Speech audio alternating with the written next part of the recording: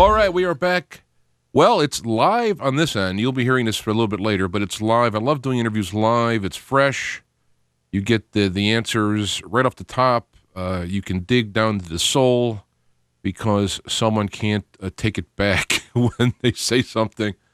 And so even though this is time shifted, we are doing it live. And I put an email out for those on the mailing list, those who are on the Facebook and all this stuff to participate with this. You can listen along live in the chat room and whatnot, so we may be getting some questions along the way. I know if you've heard any of the other, 7 interviews with Douglas and myself, we can go on and on and on and on with the interviews. So there's no problem with questions and comments, but we'll be welcome along the way. What is the talk about today? Well, Douglas is here to answer the question, whatever became of Roosevelt's Office of War Information, the OWI, that manipulated a generation into genocidal mania and national self-destruction. A little editorial along with the description. But you notice that the Department of War reestablished itself as the Department of Defense. The OSS, Office of Strategic Services, was ultimately superseded by the CIA. But what actually became of the Office of War Information? It was used to indoctrinate the GI generation into an unconditional hatred and inoculated into the American electorate a reverence for an executive dictatorship. Mr. Dietrich Exposes the facts of this department of lies went black, that's to say, off acknowledged accounts, and is the force behind the direction, limitation, and censure of the major mass media outlets, radio, television, and film. A fourth estate of free-thinking suppression, cordoned in by the military minefields of DARPA-Net and its cyber-spawned spinoff, engines of consensus reality reinforcement.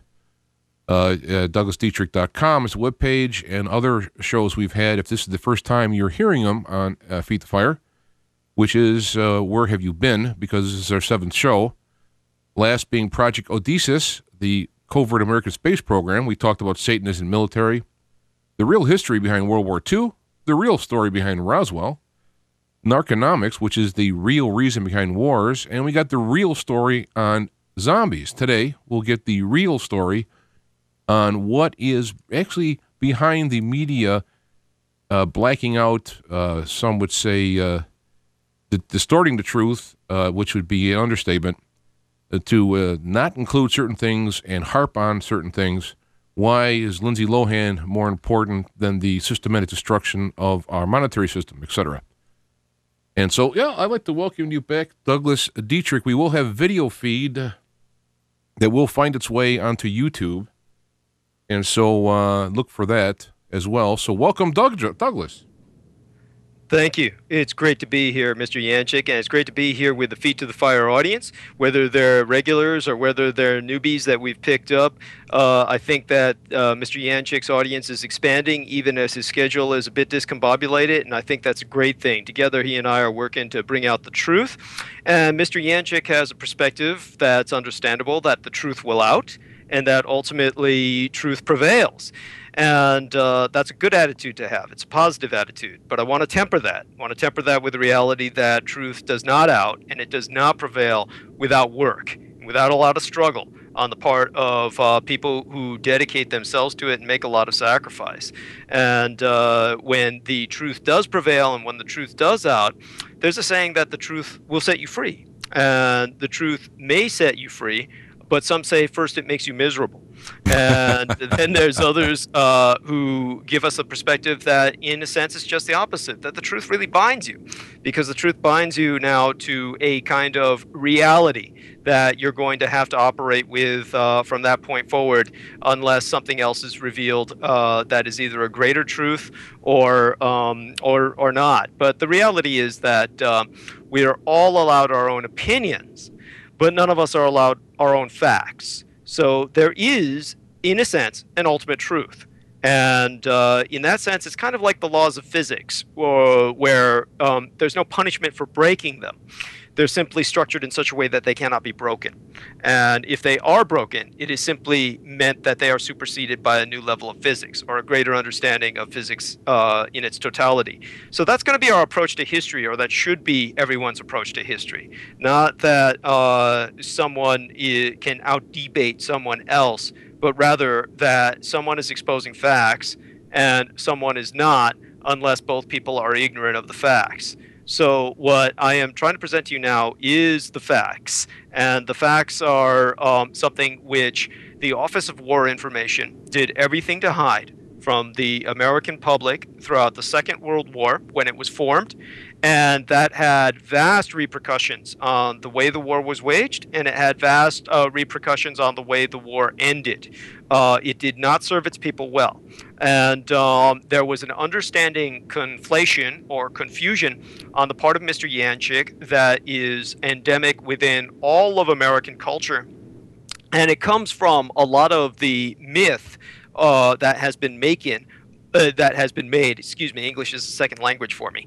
It comes from a lot of the myth that's been made of foreigners who have come to the United States after the war that deeply impacted its technological development. And what happened was, after the Second World War reached a ceasefire in Europe, there was, of course, Operation Paperclip, which was one amongst many other operations, which brought to the United States essentially Nazi technicians and scientists. And that was the purpose of Project Paperclip. There were other black projects that brought some Nazi advisors over to the United States, but Project Paperclip became the most notorious because that's what gave America its greatest shot in the arm in terms of technology. And so there is been, since that point in time, a tremendous American psychological need to deflect a lot of its own responsibility for a lot of its own atrocities concerning how it treats its citizens onto this Nazi influence.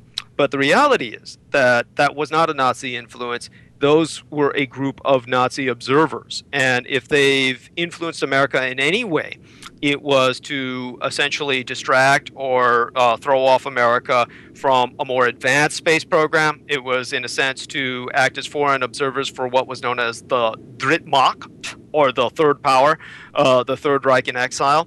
And their participation in affecting America's political, domestic politics was really quite minute. They were not impacting America's ability to wage war or commit itself to atrocity in any great shape or form, because the Americans were on their own doing that, and they needed no assistance. As a matter of fact, they could have taught the Axis and many things in terms of atrocity or darkness. And we're going to get a bit into that today.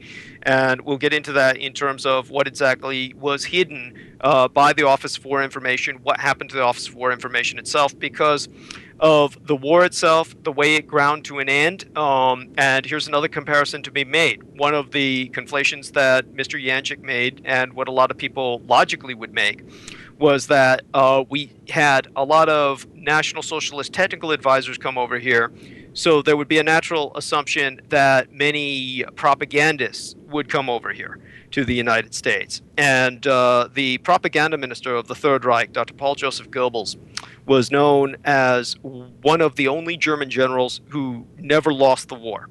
And the reason he was known with that kind of reputation, the reason he earned that kind of reputation, was because his job was to totally mobilize the German citizenry into a effort of total war and self-sacrifice till the very bitter end.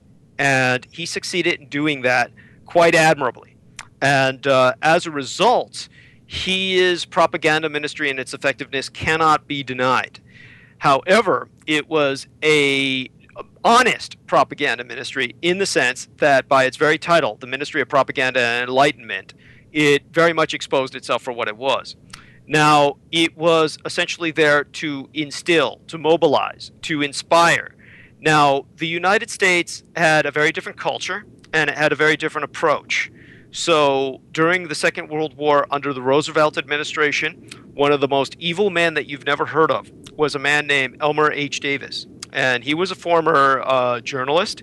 And Roosevelt put him in charge as soon as Pearl Harbor's attack took place.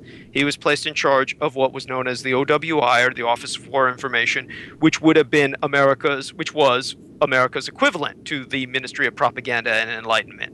But there was a very different method of operation that the Americans had, as opposed to, say, the Axis powers, such as the Germans or the Japanese, and to an extent the Italians.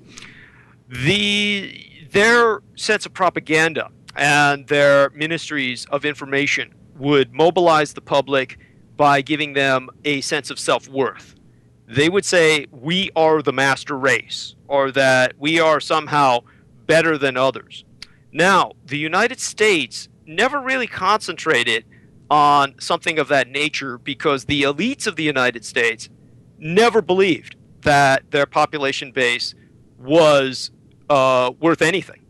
They believed that they themselves were the elite and that they were the masters and that their population was essentially rabble. And so rather than concentrating on bringing the concept of we're Americans that are better than anyone else, though that kind of imbued arrogance would later develop, the reality was that the American propaganda effort was based on making everyone else look totally vile, was to project all the evil and all the darkness onto the other. And they succeeded in this to an extent that, of dehumanization that people today cannot even conceive of. We have grown up in a very different environment. We've had several generations since the GI generation, and most people today have no concept that the war that the GI generation fought was a war of extermination. Now, there was a British economist whose name I believe was Neil or Niall Ferguson, and I'll have to look his name up, but whoever looks up the title for The War of the World was the title of his book, and he also received enough funding to make a BBC miniseries. And The War of the World, in the singular, not The War of the Worlds, but was inspired, of course, by the title of H.G. Wells' book, War of the Worlds, and he was speaking about the Second World War in the 20th century from a British perspective. And he brought up the fact that H.G. Wells was very much an ideological communist, an ideological socialist, an ideological Stalinist, had even gone over to the Soviet Union to visit Joseph Stalin, and that this British author, who was a best-selling author that far outstripped, this might be hard for people to believe, the impact of Stephen King.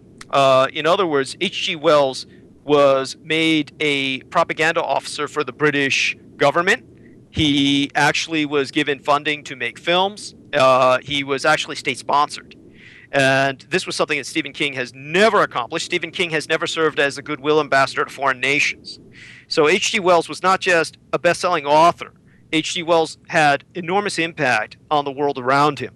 And one of the things that H.G. Wells kept emphasizing was the need for a purging of the human race, a great bleeding, and then only the quality people would be left alive, that a restructuring could be done after a good deal of the population was exterminated. So this is what the individual who wrote The War of the World, an economist, was trying to emphasize. Yeah, I looked at it. It's Niall, Niall Ferguson. Thank you. Yeah. Thank you. Is his last name Ferguson? Did I remember correctly? Yeah, Ferguson. Yeah, the book is available on Amazon, by the way, still. So, thank you for those who are interested in that. It's a quality book. It has its flaws, but there's plenty it's got that's good in it to make up for it. And so, my point is, nothing has been written from the American perspective. That's a very Anglo-centric perspective on where the British developed a very apocalyptic, modern sense of total war, that they felt it necessary to manifest and to realize, that this somehow imbued their entire subconscious, that this individual product of their culture would suddenly gel for them the concept of genocidal warfare as was waged by the Martians in his book, The War of the Worlds.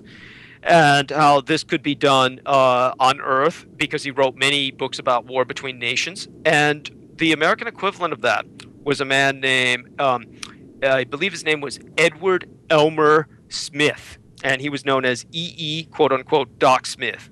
And he was supposed to have been a doctor. The reality was that he was a chemist in a donut and cereal factory. And this individual who was working with the chemistry that's made us all so healthy through the donuts and the cereals that we eat, of course, if you could only combine the two, some kind of donut-shaped cereal, then we'd be set. But at any rate, what had happened was that E.E. Doc Smith wrote a series of books called the Lensman series, in which were bestsellers in America, and they were far more influential than people can even dream of. And to give you an example of this, he was basically someone who was honored at various science fiction conventions. And in terms of his significance, in 1966, the very year in which I was born, Edward Elmer Davis was essentially honored as one of the most influential science fiction writers of all time in the United States. And so the point to make about him is that what was he writing? He was writing stories about the extermination of entire races based on the fact that they were genetically evil. And what Edward Elmer Davis presented was the concept that... Now, is it Davis or Smith? Elmer, I'm sorry, I'm getting him conflated for a moment there. Yeah. Elmer H. Davis in charge of the OWI, who carried on a lot of his ideology. This was Edward Elmer Smith. Okay. And Edward Elmer Smith, or so-called E.E. Doc Smith, began to say that basically there were certain races that deserved to die because they were genetically inherently evil, that they were irredeemable. And he presented this on a galactic level and basically said that entire planets should be wiped out, and that entire races should be exterminated without remorse. And to give you an idea, again, of how influential he was the guest of honor at the Second World Science Fiction Convention, and he was inducted into the first Fandom Hall of Fame at the 21st Worldcon. And again, they kept emphasizing his influence, but people don't realize how influential he truly was until they think about the Battle of Midway. What had happened was after World War II had essentially reached a ceasefire. It was long after World War II. I believe the year was around the 1960s, shortly before his death. What happened was he received a letter from John Campbell relayed from Admiral Chester W. Nimitz. And Admiral Chester W. Nimitz acknowledged the fact that he had used Elmer Edward Smith's display tank as outlined in his science fiction stories and novels, which was called an Executrix, which was a massive computer holographic display tank that he used to describe in his science fiction novels that could portray or symbolize entire galactic engagements. And the Admiral Nimitz admitted that the entire U.S. Navy based their concept of communications between aircraft carriers on the ideas presented by Edward Elmer Smith. And if he was influencing the operational level of the U.S. war machine to that level, you can imagine how he was influencing the ideology of entire generations that were raised reading his books. To put this in some perspective for you as well, in terms of Jack London, who was one of our most noted American authors. In 1910, Jack London, in the book that was known as it was a short story known as The Unparalleled Invasion. It was published in Collier's Magazine, which circulated worldwide. It was an international magazine. And in that magazine, Jack London had a story published in which he advocated the extermination of the entire Chinese race using biological weapons. And not only their entire extermination of every man, woman, and child in China, but the recolonization of the Chinese mainland by Caucasians under the American Democratic Program. And that was his term for it, the American Democratic Program.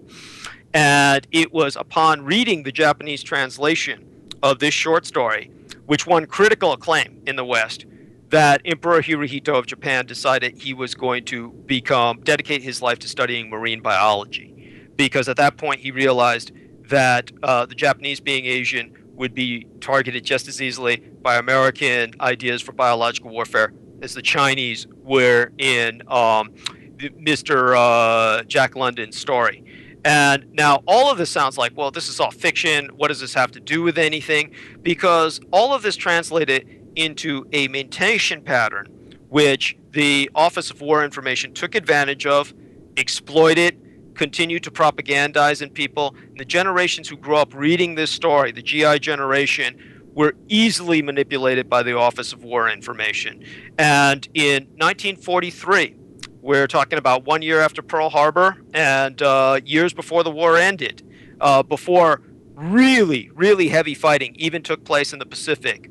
A U.S. Army poll found that the over half of the GIs basically stated that it would be necessary to kill every single Japanese person on Earth, that this was a war of absolute extermination.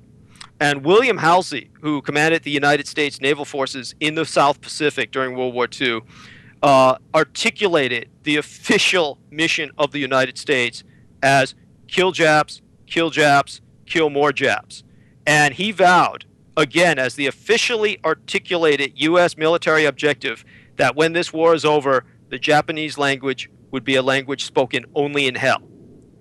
And war correspondent Edward L. Jones basically wrote in February of 1946 in the Atlantic Monthly.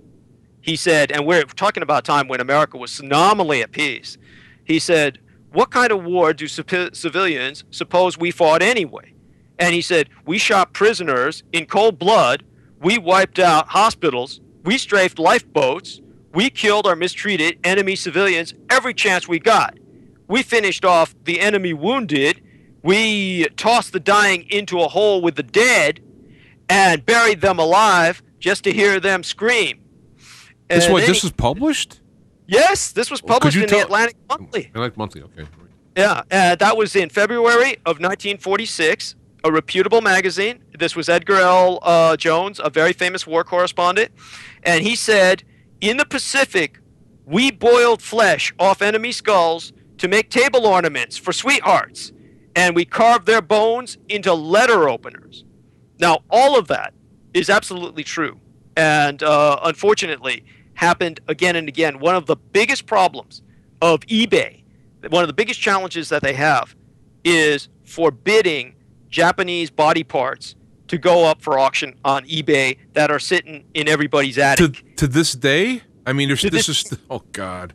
Yeah, that's a genuine problem of eBay, is that they have pickled Japanese ears sitting in people's attics. Now, keep in mind that Life magazine, which was federally vetted in wartime, as was every major source of public information, reiterated verbatim the officially articulated American military objective on June 11th of 1945. This is while the war was still on.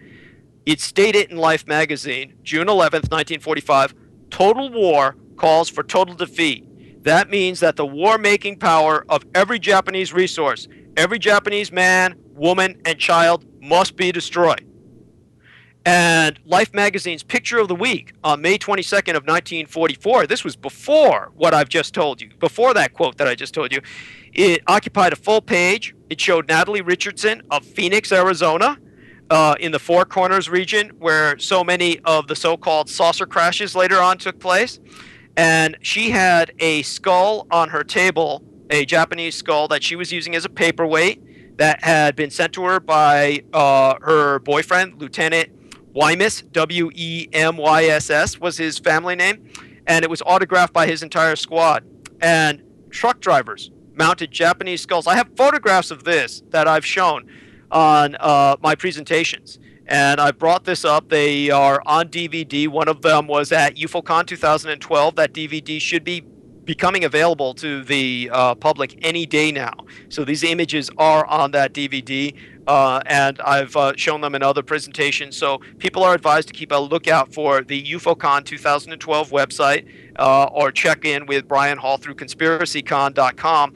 They'll be able to find access to these DVDs. You'll find his phone number there. You're invited to call him and ask him about it. That's what his phone number is there for. And these images show truck drivers all over the Pacific that mounted Japanese, often paired, because the Pacific Islands were full of Japanese colonists. The Americans would behead them and place the husband and wife skulls on either side of their Willys Jeeps as hood ornaments. They would paint them different colors just to identify which units they were. They would mount them, Japanese soldiers, on the fenders of trucks as decorations.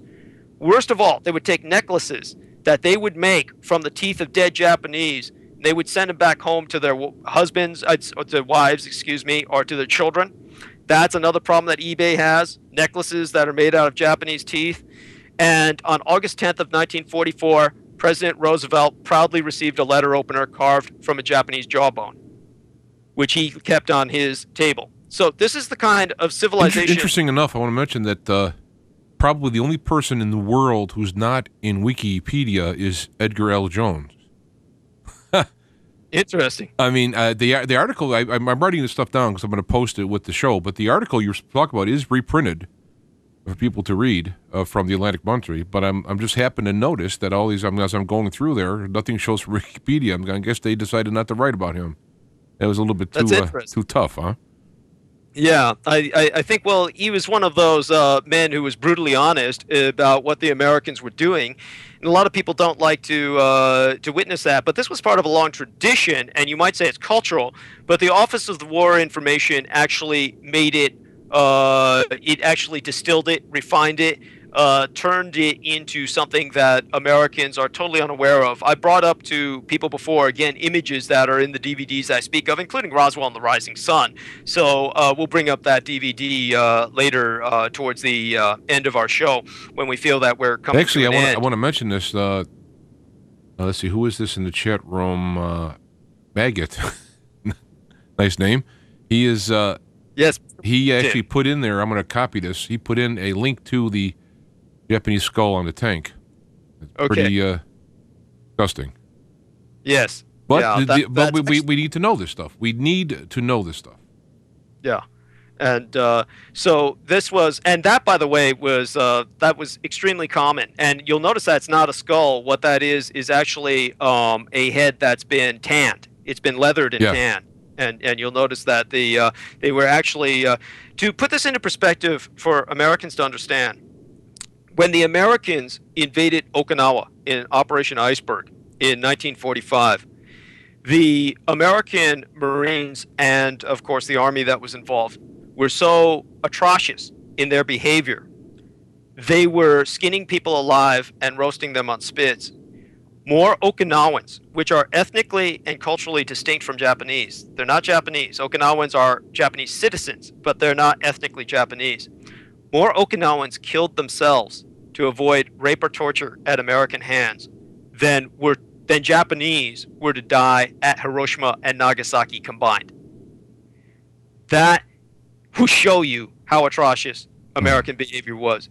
Now, one of the things, and this brings us back towards ultimately the ceasefire that we'll segue into, and the demobilization, the transition of various departments in the United States and what became of them, but particularly the Office of War Information. One of the things that the Americans did to exterminate the Okinawans, because the Okinawans, unlike the Japanese, before 1945 or deep into 1945, the Japanese never ate meat. The Japanese were strictly vegetarian. The only closest thing they would get to eating meat would be fish. They did not even eat poultry. And so the Japanese were very vegetarian, fish-eating peoples, which is one reason why they were so undernourished and so incredibly short. Your average Japanese soldier was literally 5 feet tall, if he was lucky. Now, the Okinawans ate pork, just like the Chinese do.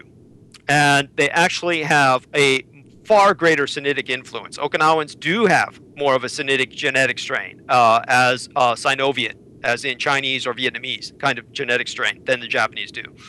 And the Okinawans eat pork, and so the Americans had learned from their extermination of the American Indians. How did they exterminate the American Indians? By killing the buffalo. The High Plains Indians, not necessarily all American Indians, but the Plains Indians in all of what encompasses the 17 western states of the United States today, had a lifestyle in the majority that was entirely centered on the buffalo.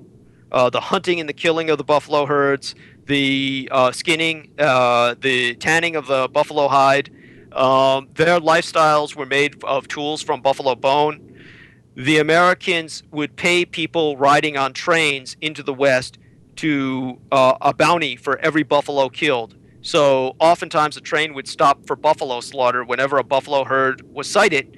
People would get off the train and just kill buffalo until no buffalo would left so that they could collect money from the U.S. government.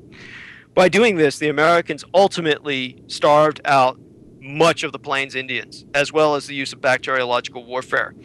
So that's what they did with the Okinawans. What the Americans did with the Okinawans was they killed every single pig on Okinawa. And the end result was that as soon as ceasefire was reached, one of the Japanese demands at the end of the war was at the end of proactive prosecution of hostilities. The war was still on under conditions of ceasefire.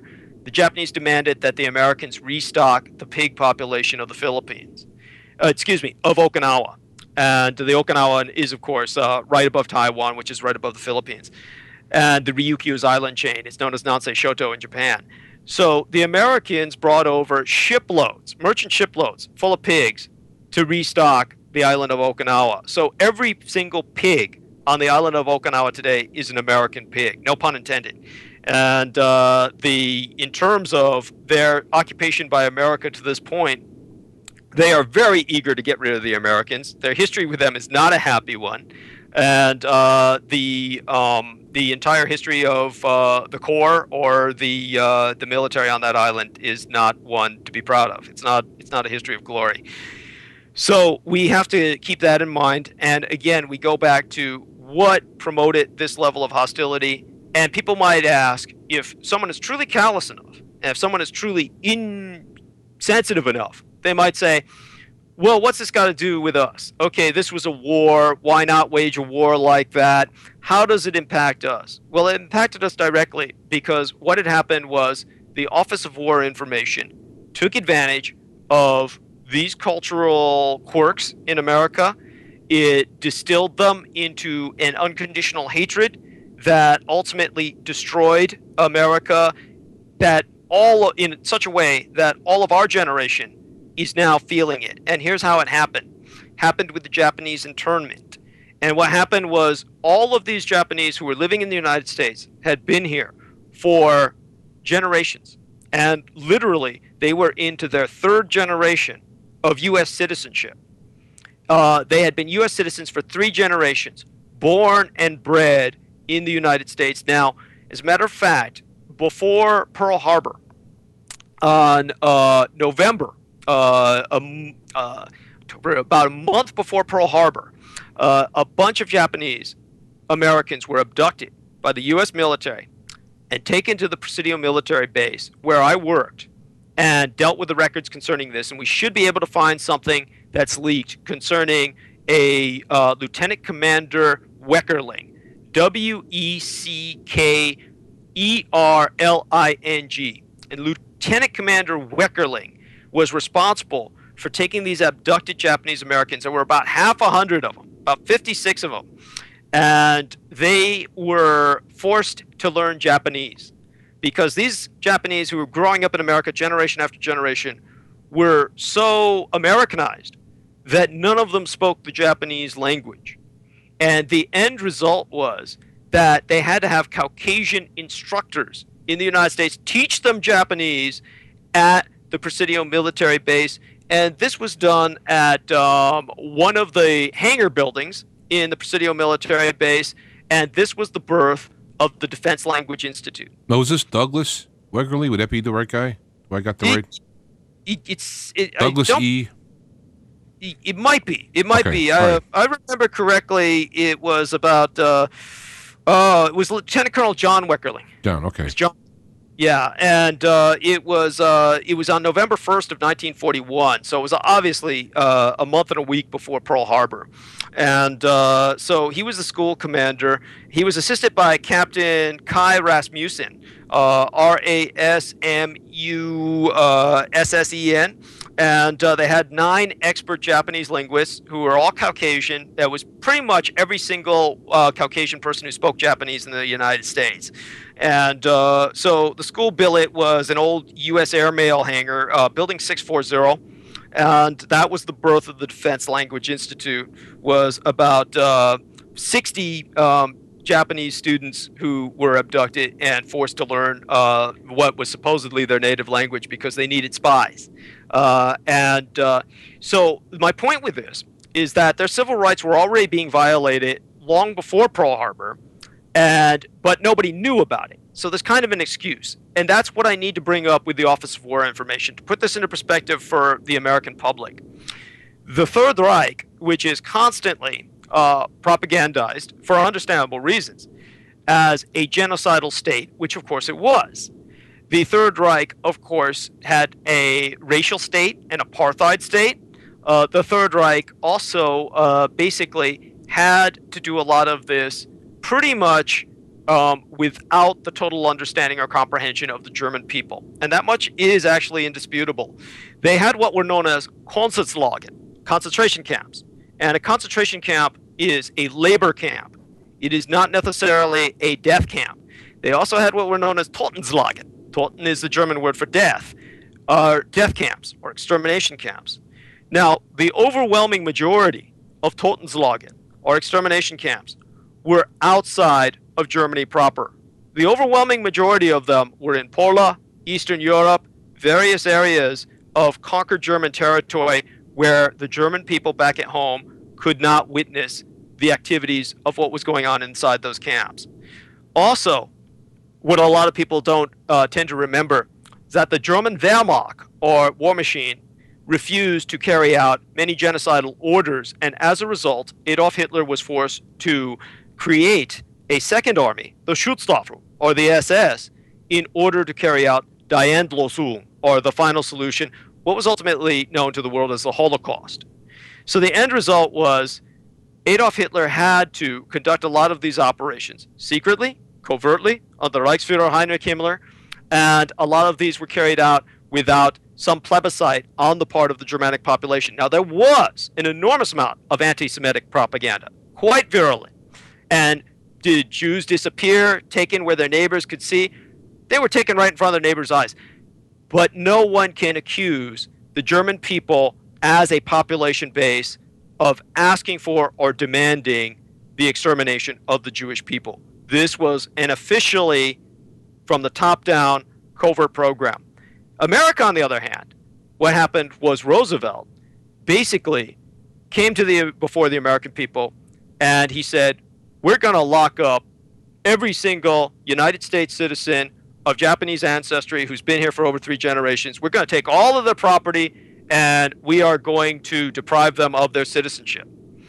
And what he stated was blatantly unconstitutional, because not only was this a violation of civil rights on a massive scale, the words of Section 1 of the 18th Amendment clearly state, and I believe it's dated July 26 of 1868, so it's been around for quite some time before 1941, that all persons born or naturalized in the United States are citizens of the United States and of the states wherein they reside. No state shall make or enforce any law which shall abridge their privileges and immunities, nor deprive life, liberty, or property without due process of the law, or nor deny it to any person the equal protection of the laws. Now, all of this was violated without declaration of martial law within the United States with public approval. When Roosevelt said, I'm going to do this, pretty much by popular plebiscite, the European American population said, go for it. Then the Japanese appealed to the National Association for the Advancement of Colored Peoples. And they said, we're colored peoples. Help us. This is a violation of our civil rights. And the NAACP, to its eternal shame and disgrace, discredited itself forever as an organization by telling the Japanese, we won't get involved. By saying, They just basically said F you. And we have problems of our own in our black community, so they limited the reach of their color at that point to African American and withdrew from their responsibility of their own plebiscite, of their own declared mission objective. And I'm going to tell you, I'm reading and I noticed it says FBI Director J. Edgar Hoover opposed the internment, but not on constitutional grounds, but because he believed that most likely all the spies have already been arrested. So it wasn't because of the color in as much as, well, there's nothing to worry about. Well, there was that, but to his credit, he actually, it did go a bit beyond that. J. Edgar Hoover, because I did see a number of the documents, because this came up in the big argument between the U.S. Army and the FBI, was that J. Edgar Hoover made himself an eternal enemy in the United States Army because he had the dirt on everybody, and he also had the dirt on Roosevelt. And so he was the one man, probably in the entire U.S. government, who stood up to Roosevelt on any number of issues, but particularly on this issue. And what he told Roosevelt was, again, it wasn't an issue of constitutionality, but what he told Roosevelt was that he felt that his FBI had been professional enough in its surveillance that he was convinced that none of the citizens of Japanese ancestry, no U.S. citizen of Japanese ancestry, was proven to be a spy. And other spies that had been arrested, he felt, were rounded up. So he felt that this was a slap in the face to the FBI's professionalism. So he was looking at this from the perspective of a empire builder, but at the same time, credit has to be given to him for opposing it on any grounds. There's many other people who didn't oppose it on any. Right. And actually, if you think about what this is you see nothing has changed because now they're focusing in on domestic terrorism, quote unquote, and it's kind of the same thing. Only it's not necessarily ethically this time. It's the same idea of just I don't know how to say it. Disgustingism. I mean, the oppressionism. Only it's a lot easier to oppress someone who has a different ethnicity. Now they're taking it to another level to be to pick anybody that's their enemy. Well, this is what needs to be gone into, because this is how it directly segues into how this impacts us today. And what happened was, because the cause of every Japanese American was the cause of every single American citizen, and unfortunately, whether black or white, the rest of the U.S. population statistically, almost down to the last individual, pretty much said, go for it, or we won't deal with it, you can do it, it's not our problem. They basically abrogated the meaning of U.S. citizenship. At that moment, what every American chose democratically was our U.S. citizenship is meaningless. Because what happened at that point in time was when they took all the Japanese and they took all of their property, back in those days, the San Joaquin Valley of California, which is one of the most fertile breadbaskets in the world, you could feed a good deal of the world's population just by what's grown in the San Joaquin Valley of California, used to be on official maps as Jap Valley. And because they had bought up all that land after working there for many years, all that land was stolen, sold to European Americans for pennies on the dollar, and a lot of African Americans, again, sadly and disgracefully at that period in history, were thinking, well, that's great, the European Americans will now hire us to help work on this land. Well, that never took place. So they never had that benefit of that. And there were plenty of African Americans, to their credit, more than any other ethnic group, who stood against this and who were conscientious objectors. I'm going to tell how they paid the price, how that got covered up by the U.S. Office of War Information. Because the U.S. Office of War Information was responsible even more so than it was for generating hatred, for generating a genocidal mania. It was responsible for making sure nobody found out anything about the reality around them. So the most important mission objective of the Office of War Information was information suppression. And so what we'll go into in terms of what they suppressed will hopefully shock people into realizing the kind of reality that is being hidden from them today. So just to finalize what we were saying about the internment, what the Americans called an evacuation, years later basically was, of course, confronted as unconstitutional. And the U.S. Supreme Court, basically in one of the strangest and most ambiguous decisions ever reached or handed down by that tribunal, said it was cool, said it was constitutional. Now, because of that extremely dangerous decision, that means no minority group in this country is safe today.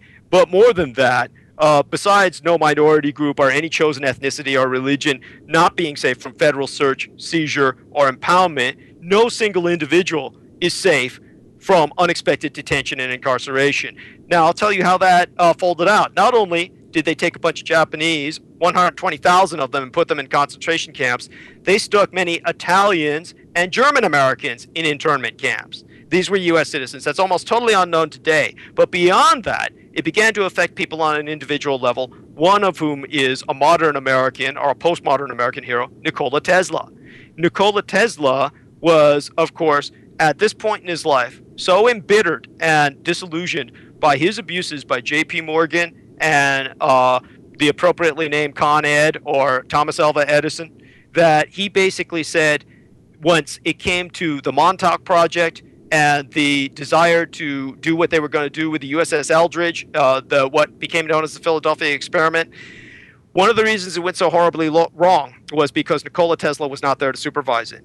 And here's the reason why, was because Nikola Tesla felt that what the Americans were getting into would give them such an edge over the rest of the world that he was determined to share that technology with the rest of humanity. And he told his son-in-law, who was a Yugoslav diplomat, he said, take all of the blueprints you can fit into every truck and car you can round up within the community, get it back to Yugoslavia now. I want this to become the property of all humanity. We cannot afford the Americans to have this in their hands because they'll use it to dominate and enslave the world. And by that time, he recognized democracy, quote unquote, for what it was, as basically another modern 20th century totalitarian ideology, another mass movement which was impacted onto other countries through the force of arms, just as communism or fascism was. So at that point in that stage of disillusionment, when he turned everything he could over to his son-in-law took it back to Yugoslavia, which at that point was in the midst of a very violent and vicious civil war. And they had no love for Americans at that point. And that needs to be put into some perspective. And that is all due to what was known as Operation Halyard.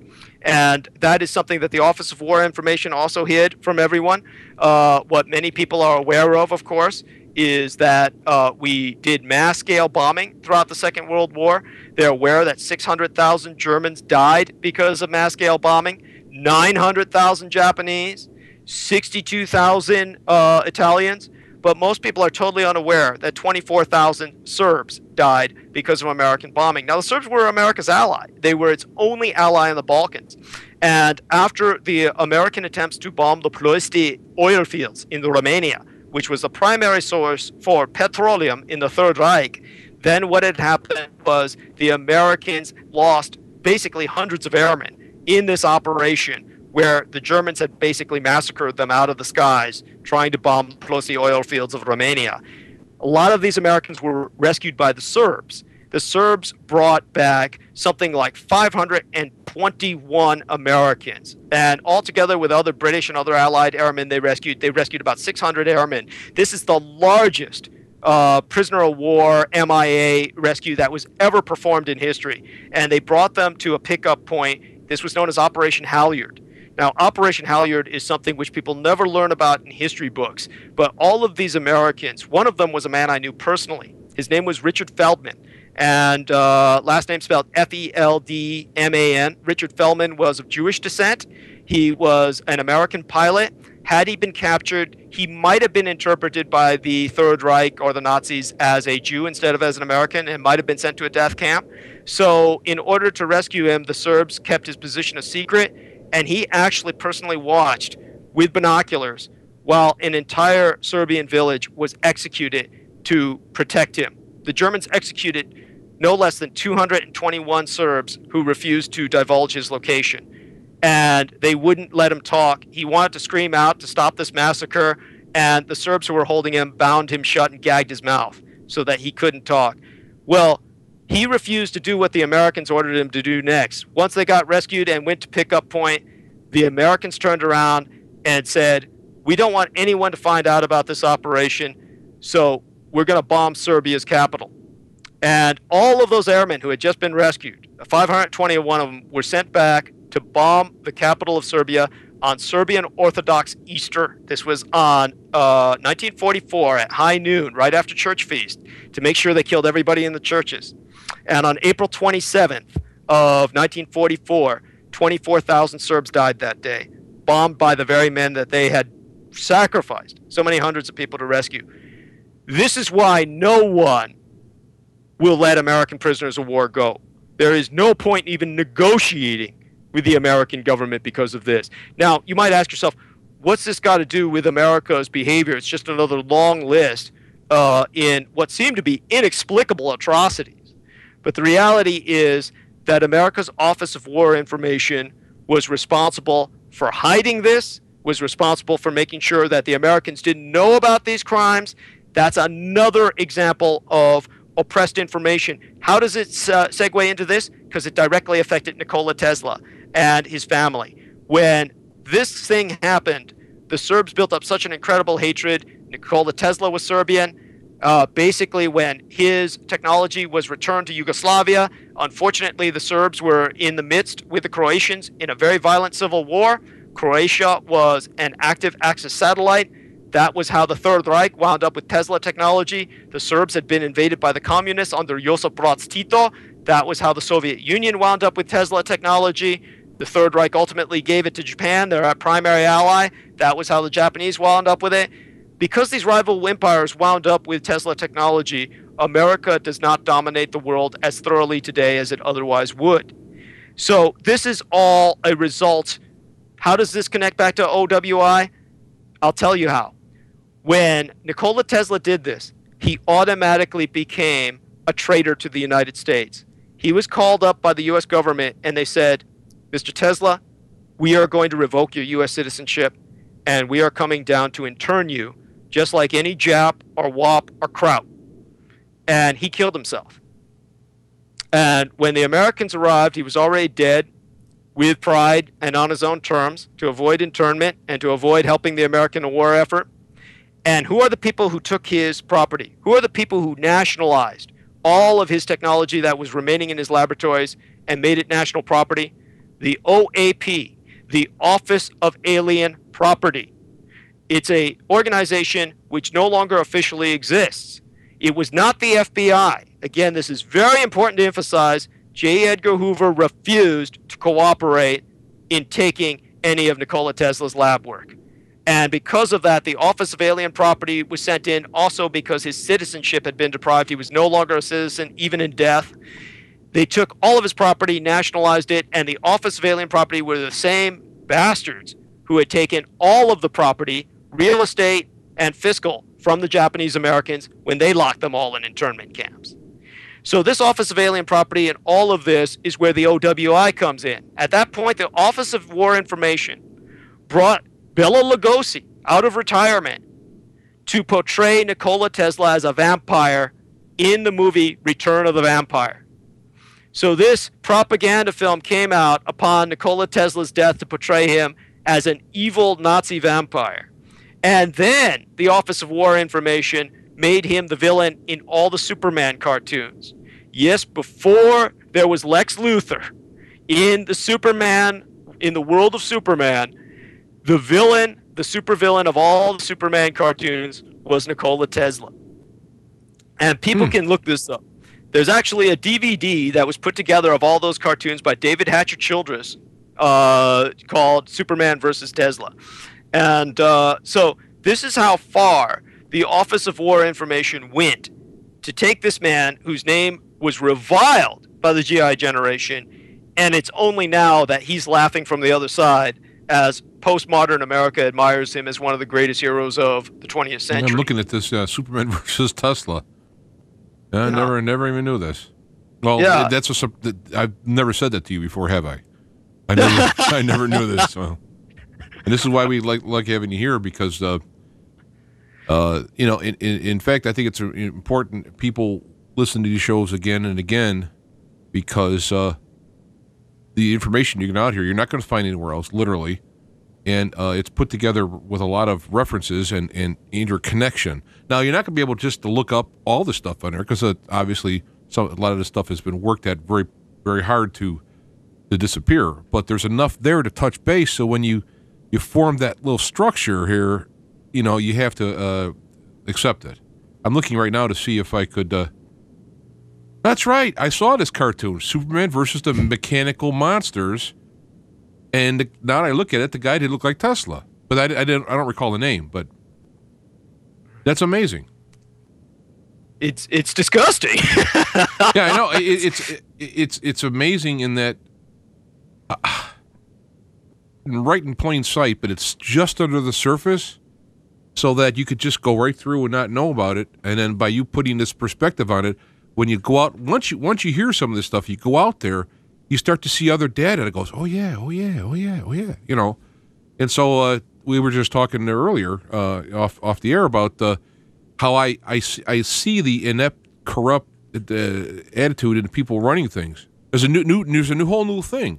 Whenever something is I analyze about the government, whatever, I bring him this. Okay, so what would be the kind of inept way this could be explained? And a lot of times it fits, you know. So this is, I think, one of the many benefits you bring with your information is to have a more reality check on the incompetence of these people, both powerful and I don't know what the word would be, monsters, and yet also corrupt and incompetent. Yeah, and I think corruption, negative and all that stuff corrupts ultimately, eventually, and this may be something that proves it out in time. But I digress. So why don't we? Do you have just something along that same path, or you want to take another turn? I think it's extremely important to get people to absorb the horror of what I'm saying, because they took a man in death and basically defamed him to such an extent that he became forgotten for quite some period of time. But in terms of another example of this, because we're dealing with taking Nikola Tesla, and of course the other thing you could look up would be Return of the Vampire with Bela Lugosi, and you will find that film, the DVD, is floating around out there. People can buy it. It's on DVD. And again, you have Tesla the Vampire is portrayed in that film in wartime. It is a wartime propaganda film. And because we're blurring the lines between fantasy and reality at this point, thanks to the Office of War Information, then what we're going to get into is how they suppressed information, basically a kind of genocide that took place inside the United States during World War II. And but before we go there, to give you kind of a side light on this, about how things can happen, when Jules Verne, speaking of fiction, wrote the novel 20,000 Leagues Under the Sea, his major character was very explicitly outlined. And Nemo, of course, Captain Nemo of 20,000 Leagues Under the Sea, it simply means no man. And the real character behind the alias of no man was a Asian Indian prince named Prince Dakar. Now, this was all explicitly outlined in the original 20,000 Leagues Under the Sea. But when the British Raj was so hated by the French, because the French had been fighting wars with the English for hundreds of years, literally hundreds, it goes into the point of almost half a millennium that they were at war with England. So Jules Verne inherited that Anglophobia, and by portraying a Asian Indian freedom fighter who had a hold of a piece of high technology, in this case a submarine, which he was using to sink British shipping. The British, of course, found this incredibly offensive. So when they translated 20,000 Leagues Under the Sea into English, a third of the book was censored.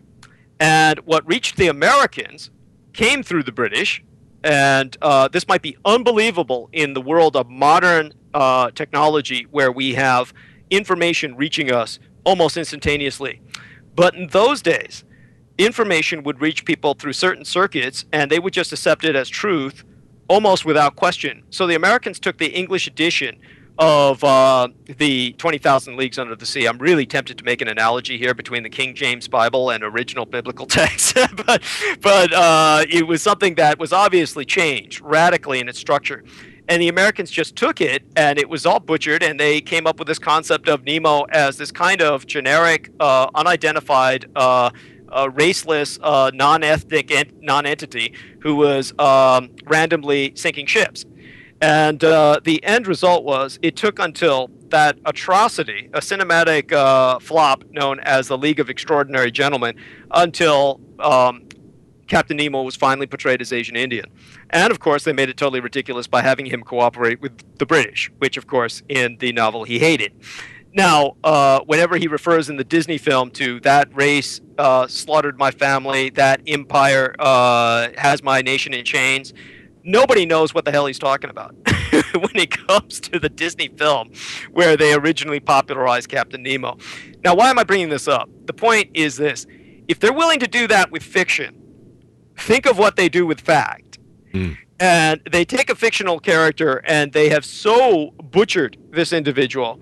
You can imagine what they do to historical figures. And the Office of War Information was responsible for doing that to Nikola Tesla.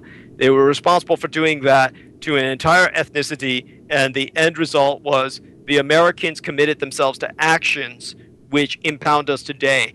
Everything the GI generation said about locking up the Japanese in internment camps, and then tolerating the Italians and the Germans, and then buying into the defamation of a single individual, Nikola Tesla, basically at that point, the American public acquiesced to the absolute uselessness and valuelessness of U.S. citizenship. And as a result, the idea of bringing illegal immigrants into the United States became a logical foregone conclusion. Because at that point, why should it matter? Why not bring illegal aliens to work the fields? Why not give them free education? Why not give them free medical care? Because the U.S. citizenship just means that you have the ability to pay taxes and you're responsible for paying taxes, but it also means that the U.S. government can revoke it anytime they want because the Supreme Court said that what they did was constitutional. And it means that anytime they want to, whatever property you own can be seized. So in the end, your U.S. citizenship is absolutely meaningless, and people are finally beginning to catch on because only 18% of the population voted in the last presidential election. I think it's finally beginning to sink into everybody that, hey, being a citizen doesn't mean anything anymore. And as a result, I think that the modern generation has to come to grips with the fact, why is it that the world I live in is like this, where the NDAA is just a bureaucratic redundancy, where the concept of FEMA camps is possible only because of the legal precedent set by the GI generation. It all goes back to that. So how else did it manifest? Well, it manifested, of course, in the slaughter of basically hundreds of African Americans during the Second World War, which is something that many people are entirely unaware of. So let's get into that and to exactly what happened. Right, and I tell you what, let's just put a little space here. I'm going to put a little space for a break, because a lot of times people get up, stretch their legs, whatever, because this has been a wild ride, and it's very dense and rich with material. So we'll take a little break, and then we will come back.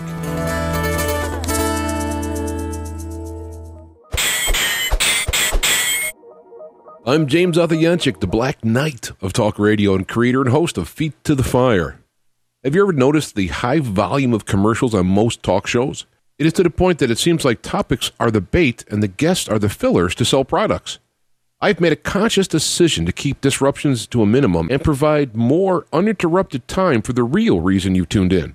You hear guests with more time to make their points, allowing me and listeners to intuitively and intelligently formulate questions by having less interruptions to break the stream of consciousness. Feet to the Fire may be free to listen to, but it's not free to provide. We rely heavily on donations to offset the expenses of producing the show.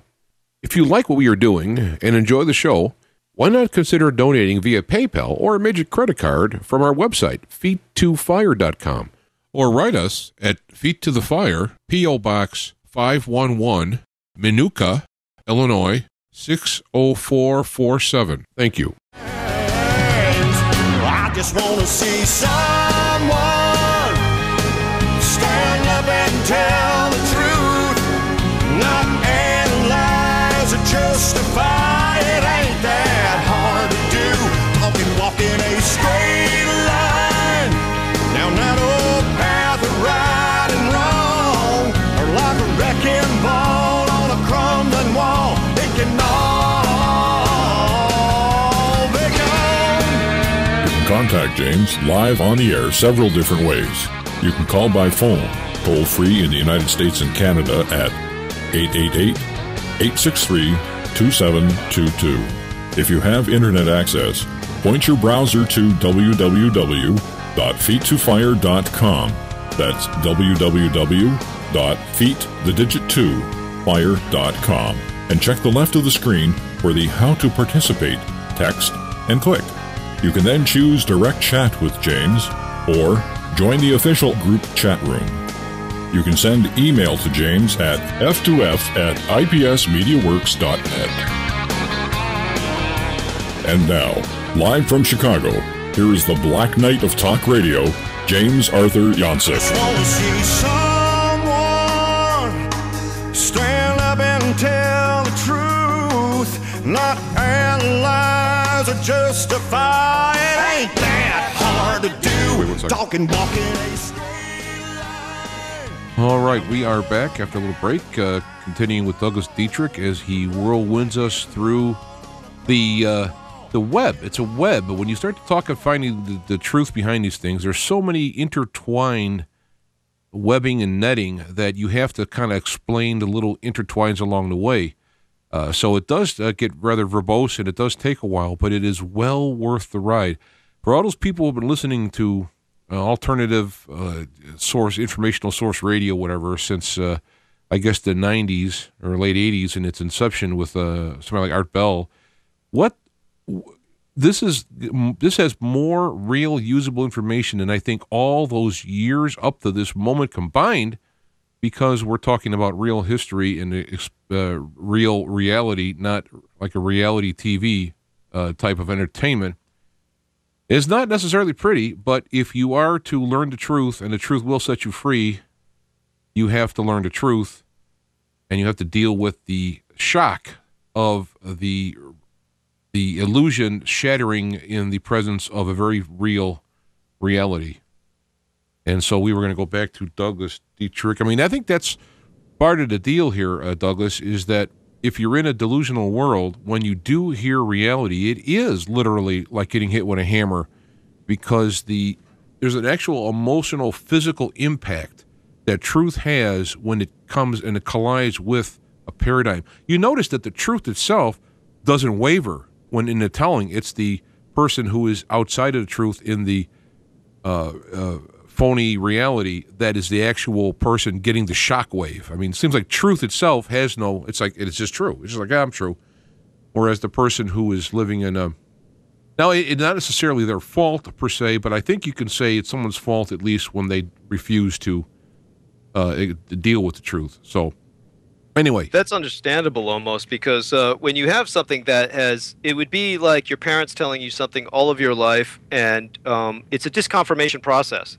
And it would be as if you found out that your parents were lying to you all of your life. And what happens is that for particularly any culture, the state assumes the role of the super parent, the ultra parent. And when we ultimately need some kind of figure of authority, what do we turn towards? We turn towards the military, because what is a nation state? A nation state is basically a perimeter of defense. And as a result, all nation states are based on mobilization for defense, a kind of mobilization for war. That seems to be the primary function of a state. And as a result, we are conditioned to basically obey what the lies that are fed to us, or basically accept them and inculcate them into our paradigm. If we suddenly find out that that paradigm doesn't work, that means that there's almost nothing in the state that we can trust. And one of the primary delusions that the vast majority of Americans have been living under, unfortunately, the one that has served them the worst, is this concept that they won the Second World War and that they were fighting for somehow the betterment of the world, something which cannot be viewed at all when, especially in light of what I'm about to share with them. So to put the backing behind that, we'll cover some territory that we've covered before, but it doesn't hurt to review it just a bit. It's important to remember that before the Second World War, Emperor Hirohito, who, because of what he had read with that story concerning Jack London, had dedicated himself to studying marine biology. He gained an international reputation in this regard. As a result, he became aware of the Kuroshiwo, which is the Japanese current. And the Japanese current only goes in one direction. It goes from essentially Japan towards the United States, and it never returns in the opposite direction. And as a result, there is an air current which follows that sea current. And this air current, which follows that sea current, basically makes it pretty much impossible for many things to go in Japan's direction, whereas Japan can send many things in America's direction. Now, the Americans didn't know anything about the jet stream, as this air current was known that followed the Kuroshiwo, the Japanese current. And as a result, the Americans started the war in absolute ignorance of what they were in for. So when the Americans started attempting to bomb Japan, one of the first things that the American bombers ran into was 300-mile-per-hour winds at about 25,000 to 30,000 feet. And because of that, we're talking about even their massive super bombers, the B-29s, had to hit the floor, go very low, and expose themselves to Japanese anti-aircraft fire. And as a result, you had no less than 5,000 American bombardiers who had to parachute over the islands of Japan. And of those, less than 80 survived. Those were the ones who were lucky enough to be caught by the Japanese military or the police for interrogation. The rest were torn apart alive by the Japanese public. Can I stop there for 1 second? I thought of this Sure. last time you were talking, and I just thought of it now. Now, what if somebody were to say, well, what about, we talk about the terrible things that the Americans did to prisoners. What about the idea of and I'm not saying this means it's okay, but the stories of the Japanese, like, literally eating the American prisoners and whatnot. And then there's that story with George Bush Sr., who threw up on the Japanese ambassador, I think it was, because somebody said that, I remember seeing you, we were coming to eat you or whatever. What about the concept of the Japanese doing atrocities in reverse? Oh, well, again, that means it's okay. I'm just curious.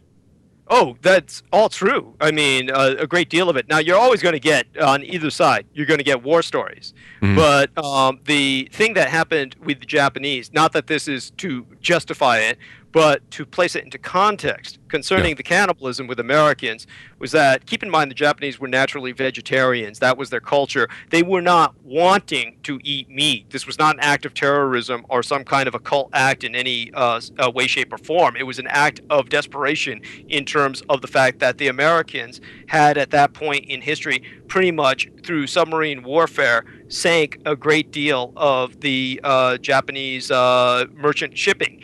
And the surface merchant shipping was essentially, to a great deal, eliminated. And then as a result, the Japanese response was ultimately to build merchant submarines.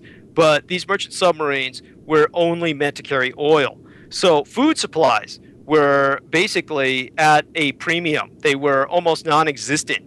And as a result, many of the Japanese on many of these isolated islands that were cordoned off and contained by the Americans, because comparatively speaking, even though the Americans had well over 100 D-days in the Pacific, they did not take the Japanese off every island. Far from it. Their entire strategy was just to take islands for airfields, and the rest of the islands that the Japanese inhabited were essentially skipped and isolated and cordoned off to starve them out. As a result, the Japanese often, on cases and situations like that, had to resort to cannibalism because there was no native fauna on a lot of these small coral atolls. And so they ate American prisoners of war. So that is a reality. But then if the Americans didn't want that to happen, then they shouldn't have sank all of the merchant shipping. This is the result of total war. If you have total war and you say, we're going to sink all of the medic ships, we're going to sink all of the supply ships, then how do you expect the people that you are doing this to respond? I'll give you an example of the Awa Maru, the second largest naval disaster in the history of mankind. Was not the Titanic. The Titanic wasn't even the first. The Titanic was number 3. Number one was the Bremen, or the SS von Steuben, which almost no one has heard of. And again, Office of War Information. And the Bremen class ship known as the von Steuben, spelled V-O-N, then a space, S-T-E-U-B-E-N, was part of Operation Hannibal, where the Germans were evacuating thousands and thousands of civilians from the Baltic littoral. A Soviet submarine sank it. That was the greatest loss of life at sea on a single ship in the history of mankind. The second one in recorded history on a single ship was the Awa Maru, which was a hospital ship, A-W-A, and then the second, then a space. The second name is M-A-R-U, which is simply the Japanese word for ship. So the Awa ship was a medical ship that was sunk by the Americans, even though it was wearing a Red Cross banner and had the Red Cross painted quite prominently on its hull. So the American submarine commander. Yeah, I'm seeing a picture of it. Seeing the picture of it. There's the cross on it. Yeah. Well, the number of people who died on that was at least 2,000 Japanese women and children and injured soldiers. And the American officer who was responsible for that atrocity got a promotion and ultimately reached the rank of a fleet admiral, if I'm not mistaken. And so that individual, of course, was never punished as he should have been, according to international war crimes, because sinking a Red Cross ship is, of course, a war crime by the laws of the Geneva Convention.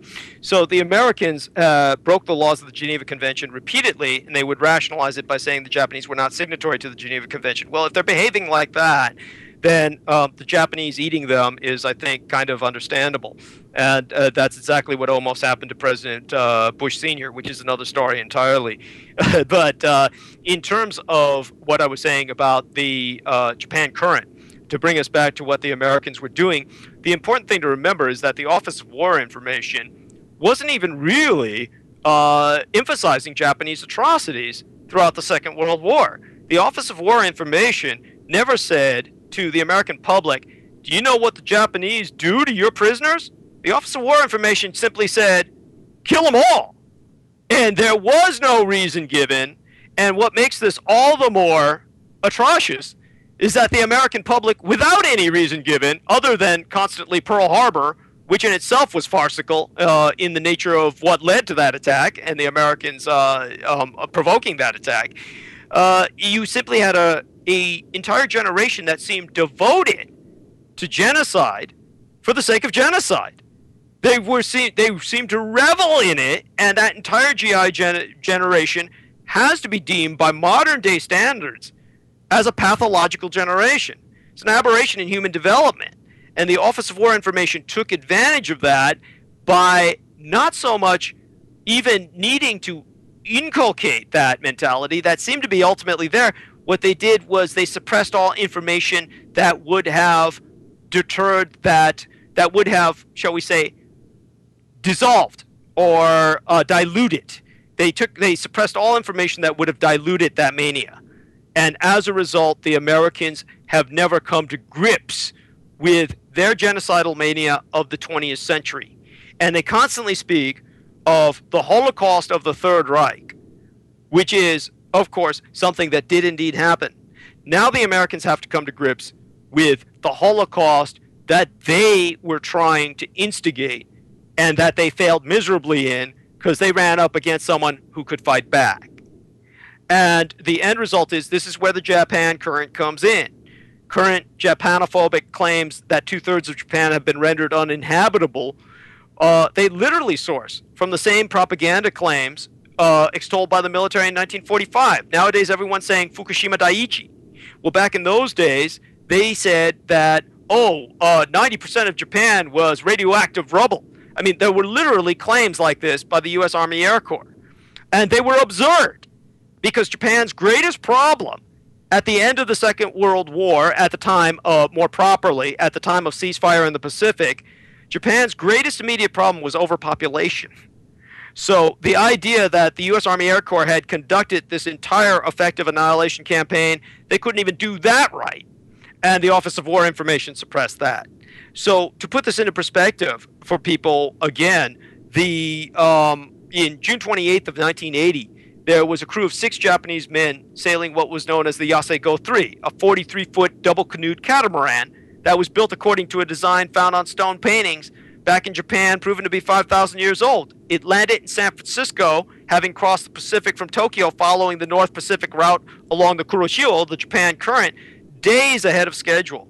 And it was equipped with only sails, a rudder, and a centerboard. It was propelled only by the winds and the current.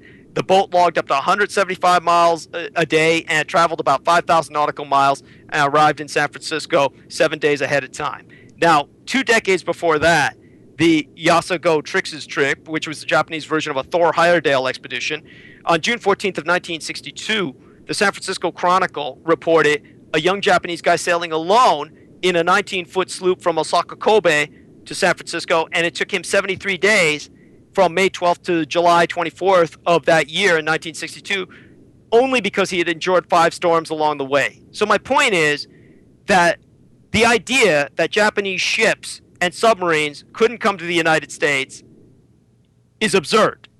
They could come here in fiberglass bathtubs, and if Fukushima Daiichi was as disastrous as they continually propagandize it, you'd have 20 million Japanese boat people resettling on the west coast of North America by now. So they're lying to you about that. They lied to you during the war that the ships and the subs couldn't come here, and the end result was the Japanese were sending ships here, they were sending subs here, and what they were doing was sending, of course, the first intercontinental weapon ever developed, the Fugo, or the Japanese balloon bomb. There were 120,000 Japanese balloon bombs that generated at least 100,000 fires in North America, most intensively throughout the Pacific Northwest. And to show you again how all this was hidden by the Office of War Information, including the African Americans who ultimately died because of this, modern Americans who can't fathom how the U.S. government hid this basically tend to forget that in 1939, the same year that war erupted once again in Central Europe, the U.S. government admitted that 503 million acres of land remained totally uncharted in the United States. So with that in mind, even today, there's about 383 million acres of Western federal land that have never been surveyed. That's 17% of the entire United States, and another 50 million acres that were last surveyed quite inadequately about 100 years ago. So that's 2.2% of the U.S. right there. And the 1990 census counted 143 counties in 15 western states with 2 or less people living on every square mile. That's 572,000 people in an area of 950,000 square miles, another 25% of the nation. So we know practically nothing about 20% of the western states. Let me stop there for 1 nation. second, because I looked up the fire balloon, and I want you to comment on the Wikipedia. I'm going to cite this, but I want you to comment on it because it says between November 1944 and 1945, Japan launched over 9,300 fire balloons. About 300 balloon bombs were found and observed in America, killing 6 people and causing a small amount of damage. Right. That's what they're going to say. Yeah, that's what they're saying. And then by contrast, what you are saying is that it was way higher, way more, and that's what we're talking about right now. Yes, the suppression of that information, because the Office of War Information, instead of like propaganda minister Dr. Paul Joseph Goebbels telling the citizens of the Third Reich that we're going to mobilize, we're going to fight to the end, we want a total commitment, the Americans didn't believe that their people, their population, was even capable of that. They held their population in such contempt that the only way they felt they could deal with their population to get them to do anything was to keep them totally ignorant of everything, and that way they would do what they were told. Now, sadly, disparagingly, it worked. And the American public at that time, unfortunately, proved itself worthy of its rulers' contempt. I want to mention that also in the same article, they do confirm these balloons reaching as far as Michigan, Detroit, Michigan, from Japan. Well, one of the things that they don't point out is that the Japanese were doing this mainly, almost exclusively. Why generate forest fires? The first thing you would ask is, one of the things that the U.S. government admitted was, had the balloon bombing campaign continued late into 1945 and early into 1946, the entire Pacific Northwest would have burned down. Okay, what would have been the point of that? Now, the Japanese emperor was not out to burn a bunch of empty forest. And so the point that he was burning all of these trees for was he was mapping the wind currents. And the reason that they were reconnoitering the wind currents by using planes that would take off from catapults from submarines. This is what Americans need to realize, is that even the standard Japanese workhorse submarine had a seaplane, at least a single seaplane it could launch for reconnaissance. The end result was there were Japanese pilots flying over the United States all the time, reconnoitering the smoke generated by these fires throughout the war so they could map the wind currents.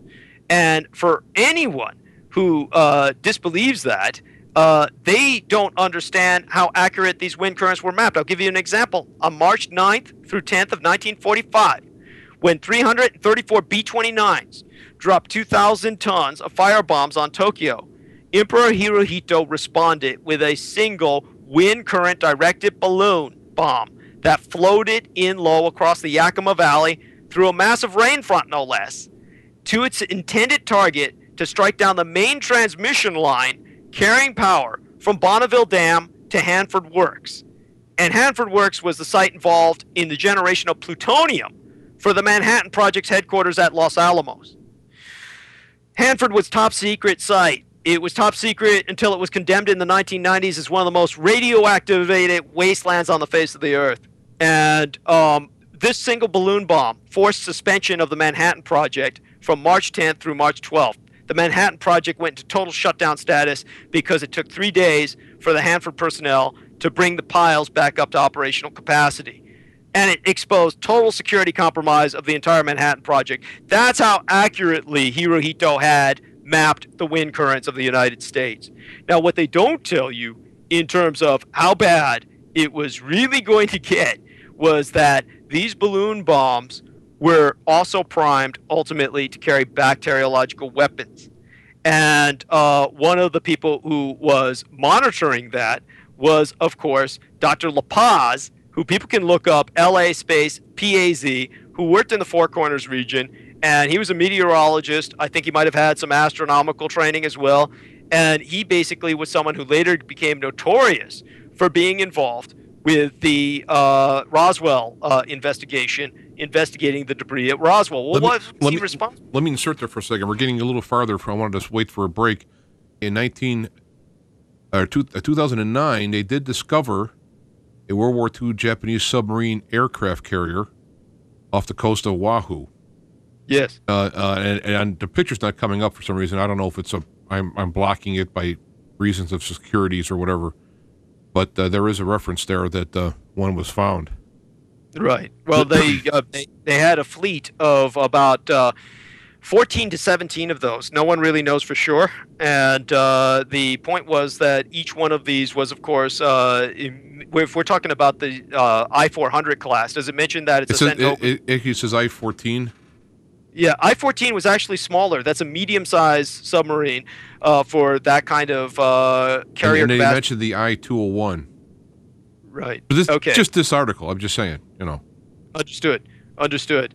And but what I'm saying is that almost all Japanese submarines could carry one plane. The one that you're mentioning, that I-14 class, could carry 2. The I-400 class could carry 3. So these submarine aircraft carriers were of different sizes, different classes. And the important thing to remember is that they were ultimately ready to devastate the Panama Canal with those, which would have been important because the Americans couldn't bring all of their troops over from Europe to rescue the troops that were going to be trapped in the Pacific.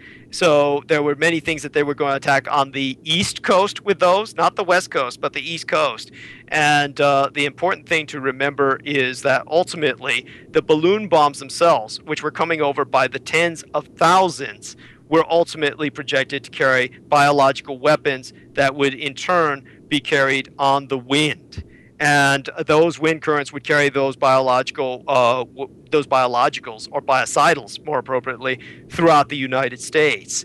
And the end result was that the U.S. government even concluded, had those balloon bombings of biocidals taken place in October of 1945. Even just later that year, the wind currents would have been higher because of the wintertime, and all of the biologicals would have been calculated to have been carried to all of the Great Lakes cities where where here's this I mean to interrupt you because I'm doing this because you remember where you left off. I won't because I have severe brain damage.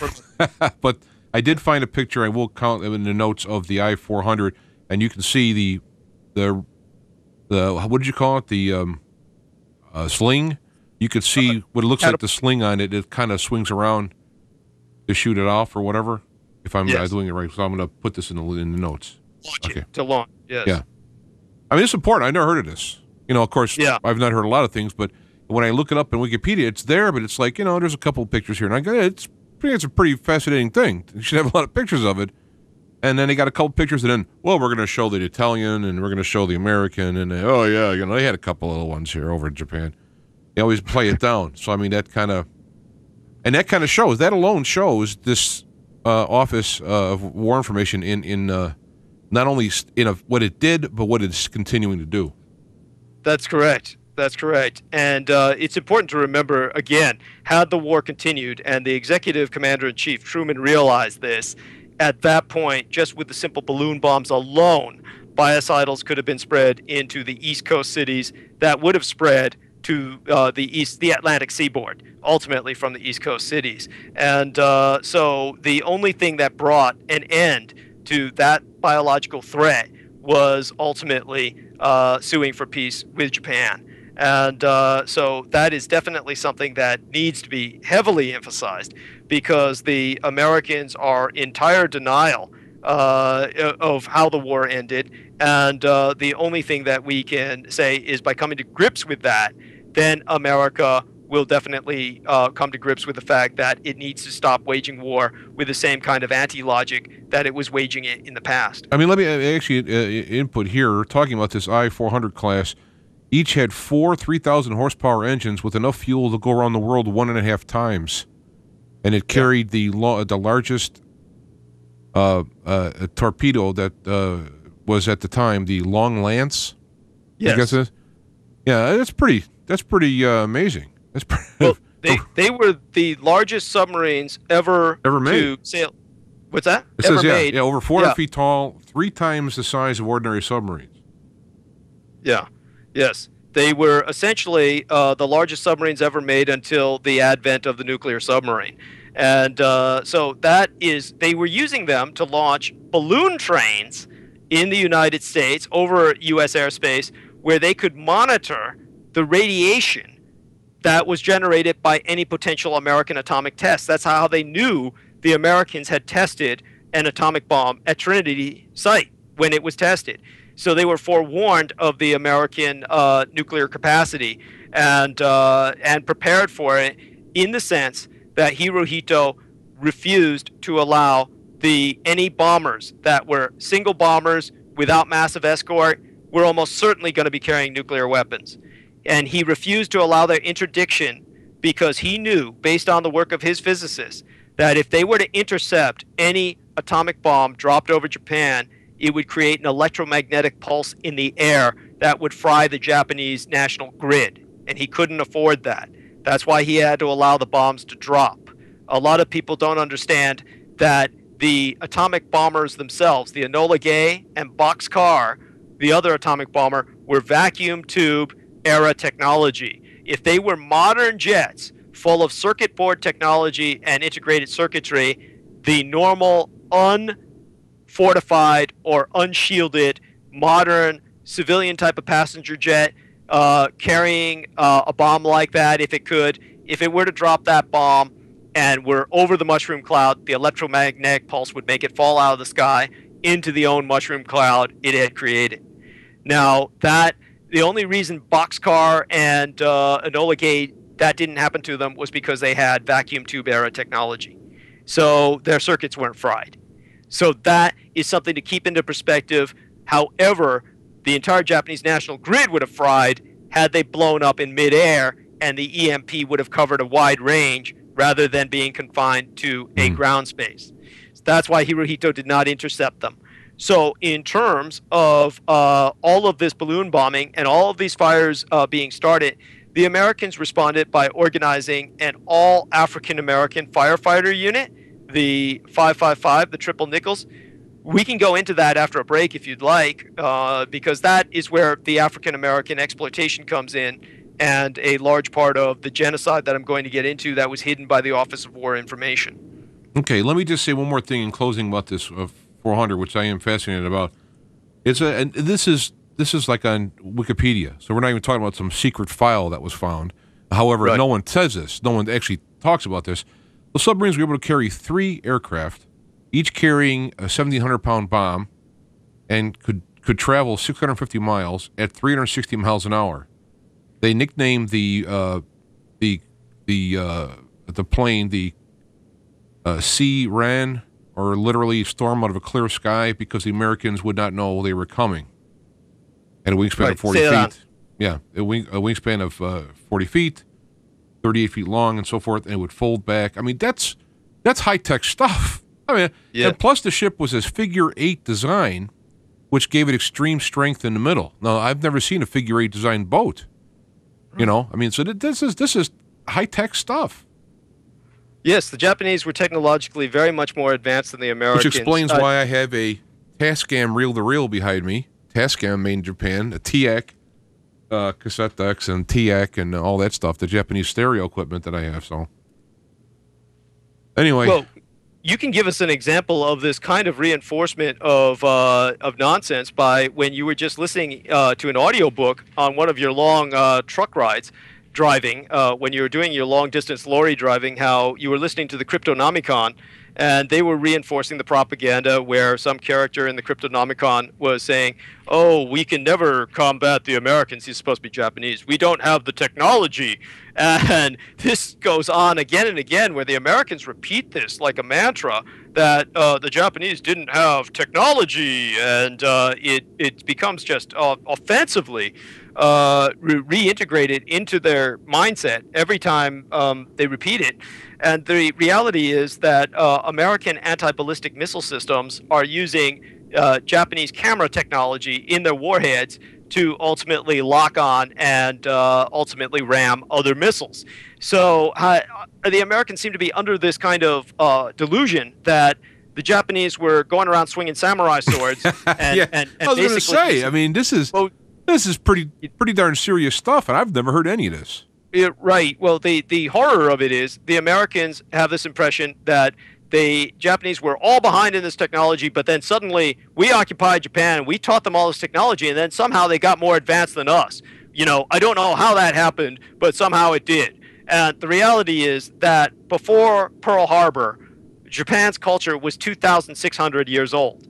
The idea that a nation that had been around as a constitutional republic for less than 200 years by 1941 could attack a nation 2,600 years old as a civilization and defeat them in some massive war where they were intending to kill them all is insane on the face of it. And the idea that they would somehow take all of these attacks and then acquiesce to them is beyond insane. And the Americans have got to get over this and realize that their World War II generation committed themselves to an insane activity, and it has to be looked on in history as such, and they paid the price for it. Our entire culture has paid the price for it. We're paying the price for it now in terms of poverty that we should not have, a quality of life that is far lower than it should be, and hopefully that puts it into perspective for people as we go into the break, depending on what you want to help emphasize before we go there. Yeah, we can do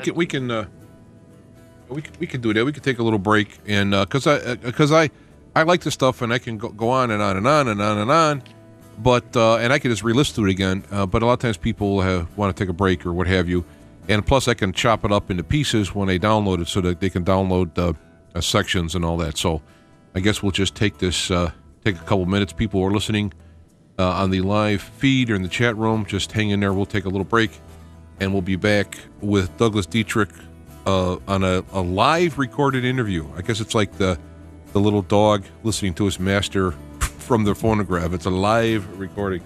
So hang in there.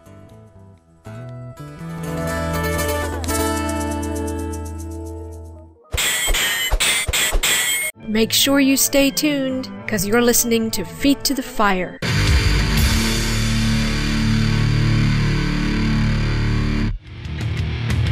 You can contact James live on the air several different ways.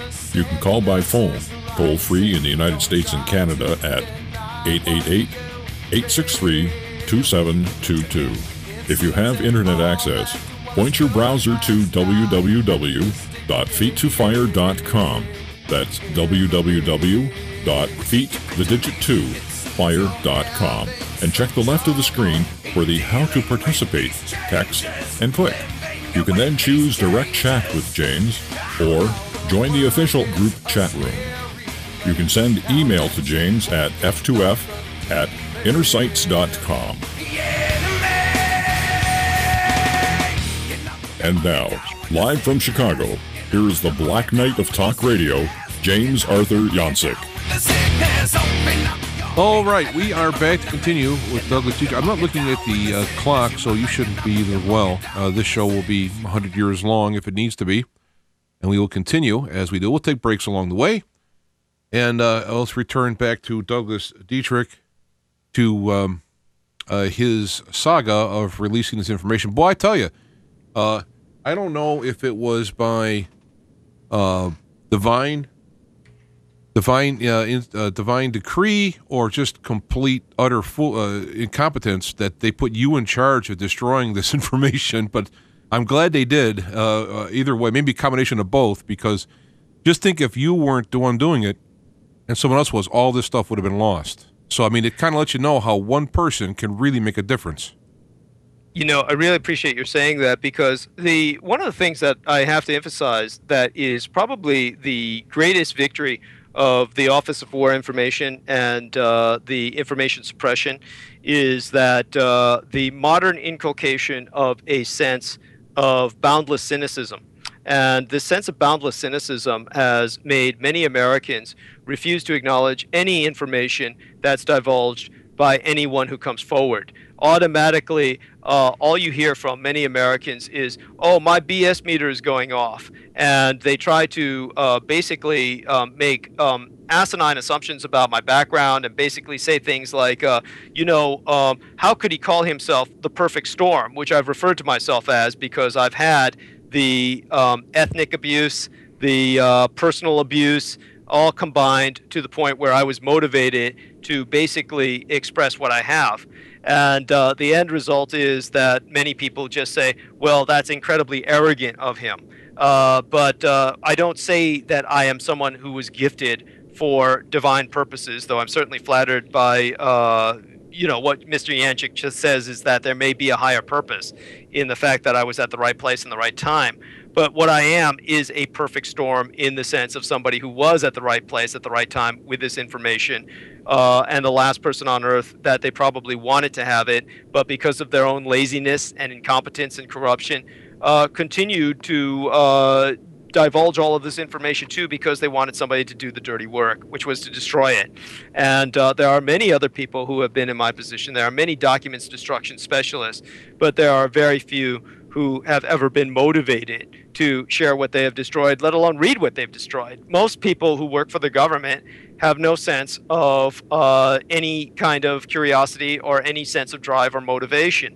That's why they work for the government. The end result was that many of the people who are, shall we say, in the military can't even understand the nuances of what I'm talking about. They don't understand the fact they say, oh, how could anyone who was a Lance Corporal in the Marine Corps destroy high-level security documents? Well, first off, I wasn't destroying these while I was in the Marines. I was destroying these while I was a civilian with the accredited equivalent of a master's degree in library science. It was a Department of Defense research librarian. People bring up ridiculous things like, well, in the military, you've got an officer watching two men who are working with the incinerator so that he can keep an eye on them to make sure that they aren't reading anything that would otherwise be memorized by them, etc. And that's of course assuming that the officer and the gentleman aren't drinking or smoking dope or joking and doing everything else. I mean, people imagine that everybody's doing everything in the military in this incredibly efficient fashion. But the reality is none of that worked with the U.S. government in terms of the Department of Defense because we were all civilians. There were no officers. There were no two soldiers working together. There's simply myself. And not only was I dealing with just American documents, I was dealing with United Nations documents because the United Nations was founded at the Presidio military base. I'm dealing with international level documents. So everything that these people are bringing up is without even understanding the immense complexities of the situation that I was working with, because the chain is as strong as its weakest link. There were 100 links in that environment dealing with United Nations documents, a civilian facility within the middle of a military base, etc., and someone who was there who had an ethnic background where I could appreciate what was being said about Asia. I was born in Taiwan, which was part of Japan until 1950, and so we've got this whole series of events which coalesced into a perfect storm, which brings us this information today. So it is important to emphasize that. Now, I don't want to overdwell on the military importance of the triple nickels or the 555, because the 555th can be explored by people when they do research on it on YouTube, or they can find out a lot about the triple nickels by researching even aspects of search engines. I mean, I always distrust Wikipedia, but you take what you can find.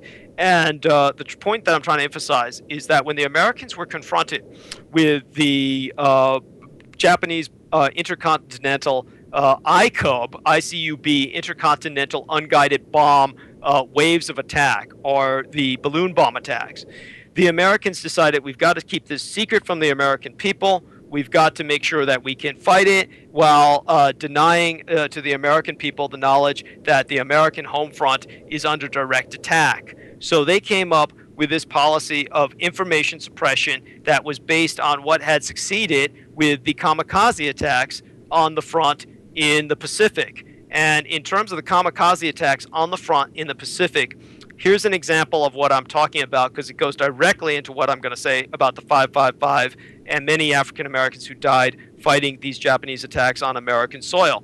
What happened was there was the development of rocket technology by the Germans that was exploited by the Japanese, and what the Germans had developed was an A4 rocket, later confused with a V2. It was a single-stage Rakatan fueled by alcohol and liquid oxygen, and basically it broke the sound barrier. And this was on October 3rd of 1942, reached an altitude of 60 miles. It was the world's first launch of a ballistic missile, and it pierced the fringes of space. Now, the Japanese turned this into a piloted bomb. Now, what is so important about this? This was known as the OHKA, O-H-K-A, literally translates into cherry blossom, O-H-K-A, piloted rocket bomb. Now, these were just that, piloted rockets with the guidance of human intelligence, making them the world's first cruise missiles with smart warheads. And they routinely broke the sound barrier to devastating impact in proximity of targets. The average OHKA never reached its target. That was not the idea. The average OHKA reached the perimeter of its target, by which time it broke the sound barrier, and the sound barrier breaking itself would do enormous damage to the hull and infrastructure, the structural integrity of the ship, along with the explosion of the rocket bomb. Now, this would deafen every crewman who was on the surface of, who was on the deck, and it would rupture their eardrums, their ears would bleed. Now, all American servicemen were forbidden in their letters. No one called home in World War II, rendering the tasks of squadron censors an easy job indeed. They were forbidden from mentioning or even suggesting the fact that Japanese airmen were deploying these so-called crash tactics. Now, the standard general operating order was, or the standing order, was known as SAR, Silence Against Reality, enforced by the Office of War Information, and it was a regulation that was strictly enforced up and down the ranks on pain of death. And once again, to emphasize this, the independent American investigator is almost certainly condemned to find nothing in his researches regards any discussion of military censorship in relation to Japanese aerial suicide attacks, let alone the breaking of the sound barrier. But this is because the damage to American ships and the loss of men was so severe that the results of the kamikaze strategy were suppressed as brutally as possible. In fact, the very existence of the Imperial Japanese Kamikaze Corps was a United States military secret. And the American suppression of this reality was rationalized as being motivated to keep the enemy in the dark about just how successful and serious the destruction as wrought by Japan's death-defying pilots literally was. So they said that to report these facts of these successes to the world at large was considered an invitation to even more accelerated kamikaze efforts, and the U.S. war machine simply couldn't afford it. So that really should put this into perspective about the success of these attacks, which they will, through the Office of War Information today, basically claim were not successful at all. This was obviously a war-winning paradigm. There's no war machine in the world that can afford to lose a ship to a single suicidal man. And so this is one of those situations of information suppression that's exemplary of Office of War Information, or OWI tactics, on the front. Now we move into the basically on the home front, where you've got all of these balloon bomb attacks which are taking place, and the way that the Americans handle them is to not allow the American public to know about them. One of the ways that they do this is by organizing an all-black elite unit, a battalion of African Americans with African American officers. This was the first time this was ever organized in American history. The reason why was because they knew that the race barrier was so strong that these African American soldiers and officers would almost certainly never be speaking in any normal situation to the American public. So the end result was this program became known as Jet Black as a general program. Also, the triple nickels, the patch of these African American paratroopers was a Black Panther on top of an open white parachute. And these triple nickels were basically assigned to put out massive firestorms.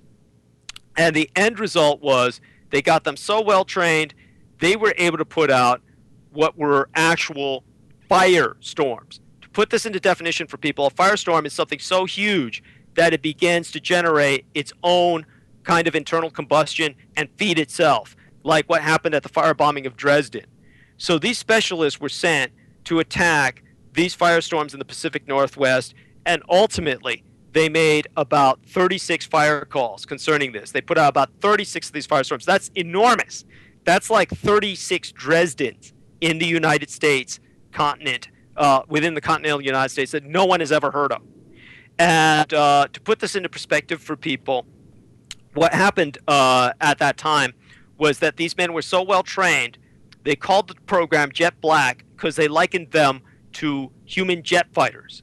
And they compared it to the Nazis, who had developed the Messerschmitt jet fighter, which had stacked up the highest kill ratios of any unit. These various German jet units were so high in their kill ratios that their kill ratio as a unit has never been equaled. And the end result was that these German jet fighters still could do nothing to stop the American bombers, because the Americans were turning out a bomber every minute, literally every minute, on the factory assembly lines. So even if the Germans were shooting down 5 bombers each, the Americans were throwing in hundreds. So the Americans were using sheer brute force to overwhelm the Germans in terms of a bombing campaign.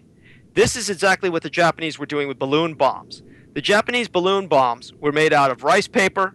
They were glued together with literally edible candy. They cost a few dollars, comparatively speaking, World War II dollars, maybe about $50 to make each one. And the Americans could not shoot them down because of the sheer enormous number of them coming from across the Pacific. The end result was They had these African Americans fighting the fires they produced, but there were not enough of these human jet fighters, as they kind of termed them, the jet black fighters, to defeat the incoming barrage and ever-increasing wave of Japanese balloon bombs. So the end result was the Americans said, well, what do we do? Because individually, with just 36 jumps, the triple nickels were made probably about 1,200 individual jumps within 36 firefights. That's a lot of jumps. Now, they said, we can't train any more men to do this. We don't have that time. So what do we do? Do we bring in more African Americans? And they came up with this brilliant idea where they said, sure, why not? We'll extend the Triple Nickels program. Now, the Triple Nickels program is spelled in the Old English. It's spelled, the Nickels is spelled Nickles. And with the old search retrieval systems of the Dewey Decimal System and library shelving, back in those days, that was enough to totally throw off any researchers. Nobody was able to research the triple nickels for decades because of the old library system of actual hand retrieval, where they could not look up whether this was an incorrect spelling or not. Everybody was spelling it by the modern English, and they couldn't find anything about the triple nickels because of that intentional misspelling. That was one tactic they used to keep this secret. Now, the Triple Nickels program expanded in a way that the 555 Parachute Infantry Battalion, PIB, never even knew about.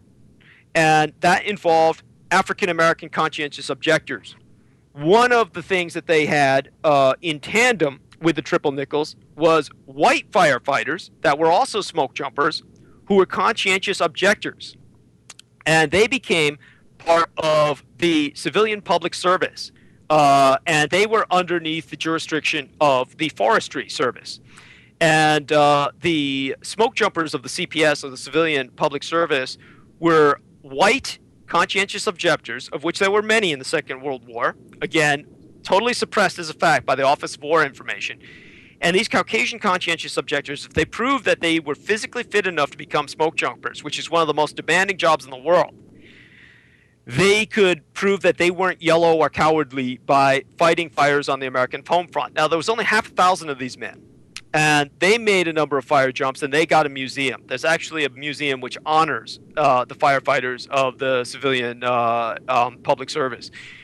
After the ceasefire with Japan, they were demobilized. Now, there was an extension of the Triple Nickels program, however, part of the Jet Black program, which was totally unheard of. And this was part of an extension of what was known as the CCC, or the Civilian Conservation Corps. The Civilian Conservation Corps was originally an army of labor organized by Franklin Delano Roosevelt to find people employment. The CCC, like everything else in the Roosevelt administration, was racially segregated. And to give you an idea of how racially segregated America was at that time, to put this into perspective for people so that they better grasp the enormity of what I'm saying about the World War II generation. In 1939, there was an African-American doctor named Dr. Charles Drew, last name D-R-E-W. And Dr. Charles Drew invented a method to preserve blood plasma, which is the liquid that carries blood cells, so that it could be stored and shipped over long distances. And Dr. Charles Drew basically organized blood drives that were so effective that they were able to bring this frozen plasma over to Britain during the war across the Atlantic. Now, because of the success of the British program, when the Americans engaged in the war, they called on Dr. Charles Drew to help use this technology to save American lives. But they told him, Dr. Drew, we want you to racially segregate the blood and refuse all black donors. And Dr. Charles Drew said, that's ridiculous. Blood types don't differentiate by race. And so in a shameful nod and victory to the segregationists, Dr. Charles Drew was fired. And thousands of lives were lost because they lost his management of blood drives. And, of course, they took all of the blood donated by African Americans and they threw it down the toilet. And I dealt with the records that contended with this. And Dr. Charles Drew, in this terrible tragic irony, when he died, it was due to an automobile accident where he was brought into a hospital, and they did not give him a blood transfusion because they honestly medically believed his body would not accept white blood. And that is the kind of world in which the GI generation lived. Now, this is the world in which many African Americans, quite understandably, especially after the other story I'm going to tell you, again suppressed by the Office of War Information, led many African Americans to become conscientious objectors, just as the white Americans who were conscientious objectors that I told you about became conscientious objectors. And what caused so many African Americans to become conscientious objectors was the story of a Mr. Herman Perry. Mr. Herman Perry was a descendant of one of the slaves of Commodore Perry. Commodore Perry was the American admiral or naval officer in charge of the fleet, which forced Japan to open its doors to American trade under threat of gunpoint, under threat of invasion. And Commodore Perry, of course, carried the cursed banner that the Japanese later demanded would fly on the bulkhead, would be mounted on the bulkhead of the USS Missouri. Now, it was under this illegal American flag that Commodore Perry forced the Japanese to open their doors. Now, generations later, one of his slaves' descendants, a man named Herman Perry, African American, was one of many thousands of blacks that were drafted into labor units. And since they didn't feel that blacks were fit for combat, many black divisions or battalions were labor battalions that were no better than slaves who existed in chattel slavery conditions, building things like the Alaska Highway, the Trans-American Highway, so that they could get supplies up to Alaska to oust the Japanese invasion of American Alaskan territory in the Aleutian Islands. 1/3 of all American materials and manpower in the Pacific went into that effort. And the many others were sent to build the China-Burma-India Road, which was known as the Lado Road, the Burma Road. And this was built with American oil, American rivets, American nails, American wires, American wood for the telephone poles, and black American labor that served under white American foremen. And the white American foremen got to sleep in huts, which the black Americans built on stilts so that the insects couldn't crawl up the stilts to bite the white officers in the huts. Meanwhile, the blacks had to sleep on the floor, being eaten alive by bugs, mosquitoes, attacked by tigers, suffering from malaria, and hundreds of them died in these conditions. Well, one of them, Herman Perry, broke while he was being whipped. And he turned around and he took the gun from his white officer and he killed him. And he became subject to the largest manhunt in U.S. Army history.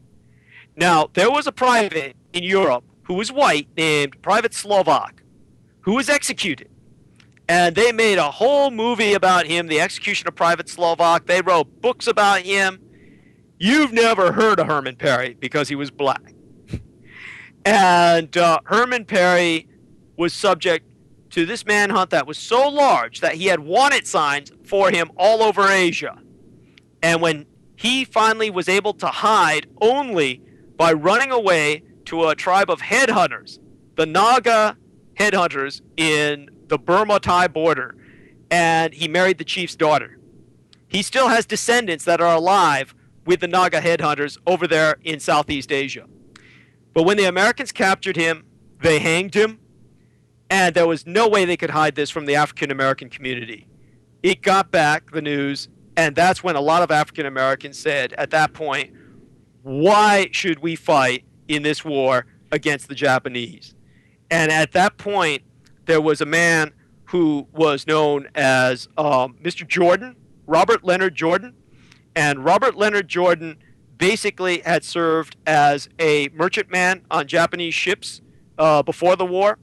And he basically told a lot of the Harlem community, we have to go into conscientious objection and not serve in this war. And we should ride the war out in jail. Well, he was sentenced to prison. The white attorney who defended him was sentenced to prison.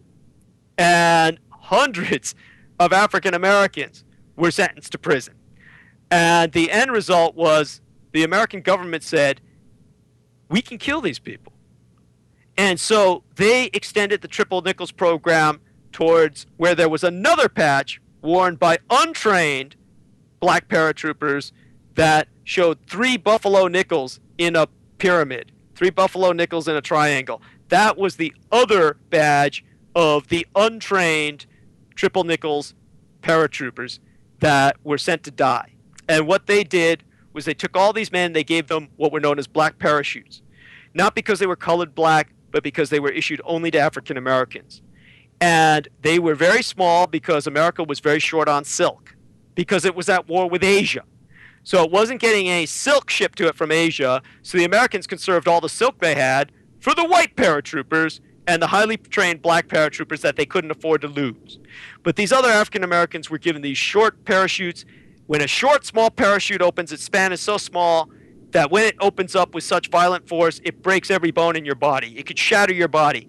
So a lot of these African Americans died horribly. Their parachutes opened when they were thrown out of planes, literally pushed out of planes.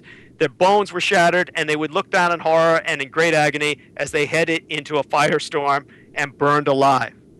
Now, we will never know how many of them died out there in the 15 to 17 western states whose bones have been bleaching out there ever since the Second World War, because the U.S. government has done such a great job of suppressing that information. This is probably the greatest atrocity of the Office of War Information. And let me put this into some perspective for you. In terms of the CCC, because it was racially segregated, and because there was a depression in which it was creating jobs to provide men work, organized labor camps all over the continental United States, within the 15 western states, and all that unexplored territory I was talking to you about. And these camps would hold thousands of men. There were something like literally a couple 100,000 men in the Civilian Conservation Corps. At the height of the Civilian Conservation Corps' activities, they had about 600,000 men, if I'm not mistaken. And by 1941, there was about maybe 200,000 or 300,000 men in it. The overwhelming majority of them African American, because the whites could ultimately find jobs, but the African Americans could not. So because they were racially segregated and forced to construct their own camps out in these isolated areas, these African Americans were in camps that no white man had literally ever seen. So they were able to take these African Americans out of prison, these conscientious objectors, by the hundreds, many of these Harlem men, bring them to these camps, train them rapidly in parachute use, and then push them out of planes where they would burn to death by the thousands. And we will never know their names. And this is an aspect of the Second World War, a kind of inexpensive, shall we say, jury-rigged oven, a series of ovens that they would use, outdoor ovens, to destroy what they considered to be a subversive or insurgent aspect of the African American community. And you've never heard of it. So the Office of War Information has done so much damage to your country, to your history, to your population, and it's about time now for people to become aware of what happened to it. What happened to Elmer H. Davis? He's ultimately deceased. He ultimately died very shortly after the war. And he was the man who ran the Office of War Information, which hid all of this from the American public. The Japanese attacks, hid all of the African Americans who died fighting these attacks, hid the kamikaze effort, and nobody even heard about kamikazes until after the war was essentially drawing to a ceasefire. He hid so much from the American public that there is no limit to the ignorance of the American public today when it comes to the Pacific theater of war. And when it comes to this, what we have to confront ourselves with is what happened ultimately to the department responsible for this. Well, with the greatest demobilization in the history of mankind, when World War II was drawn into a ceasefire, you had basically some of these departments, like the Department of War. The Japanese demanded that the Department of War be entirely dismantled, which of course it was. And they said, we want the OSS dismantled. And the Office of Strategic Services was dismantled. And the end result was that the Japanese got an enormous number of the demands met, but one of the requests they never made, nor indeed ever cared about, was the Office of War Information. So what happened was the Department of War became the Department of Defense. That was reestablished, reinstituted as something that would defend America as opposed to wage offensive war. The Japanese demanded that the Americans never declare war again as long as they existed as a constitutional republic, and America never has. Well, that's right. You know, it's from Korea to Vietnam and what we're doing now. Yes. I always thought they wouldn't declare war because they wouldn't vote for it, and so they had to come up with some kind of win-win around it. But here you go. This makes sense. Yes, the Japanese demanded that America never declare war again, and America, of course, never has. It's basically every conflict that has been waged since that point in time is called quote-unquote an armed conflict. They do not refer to it as war because America is barred from ever declaring war again. And so the end result has, of course, been disastrous for American military war efforts. Obviously, if Lyndon Baines Johnson had been given the right to declare war in Vietnam, he could have invaded the Republic of North Vietnam, and that conflict would have been brought to a very decisive and quick close. That never happened. Now, because he couldn't declare war. And the other thing that, of course, occurred was with a direct result of that was they demanded demobilization of the largest military force ever amassed in history. I'll put this into perspective for you. The Americans drafted 27 million men into plenty of them were volunteers, but only about a third into the war effort worldwide in the Second World War. The modern communist Chinese army, fully mobilized with its reserves called up, is literally around 3 or 4 million men. So that really ought to put into perspective for you. The American army was 4 times larger, if not more, so than the entire modern communist Chinese army, fully mobilized with its reserves called up. That's how enormous the American military was at that time. Now, they were all demobilized and going through a tremendous severance program. And at that point in time, in the midst of all of that massive confusion that came with ceasefire, the Americans took the Office of War Information off the books. It went black. What was known as black. Went into a black budget, went off accounted books, and basically became a covert organization. And since that time, its main purpose has been suppression of information. Now, what's one of the technologies that it's used to do this? DARPA-Net was a great example of an information medium. Defense Advanced Research Projects Agency Net, and the DARPA-Net was the original internet.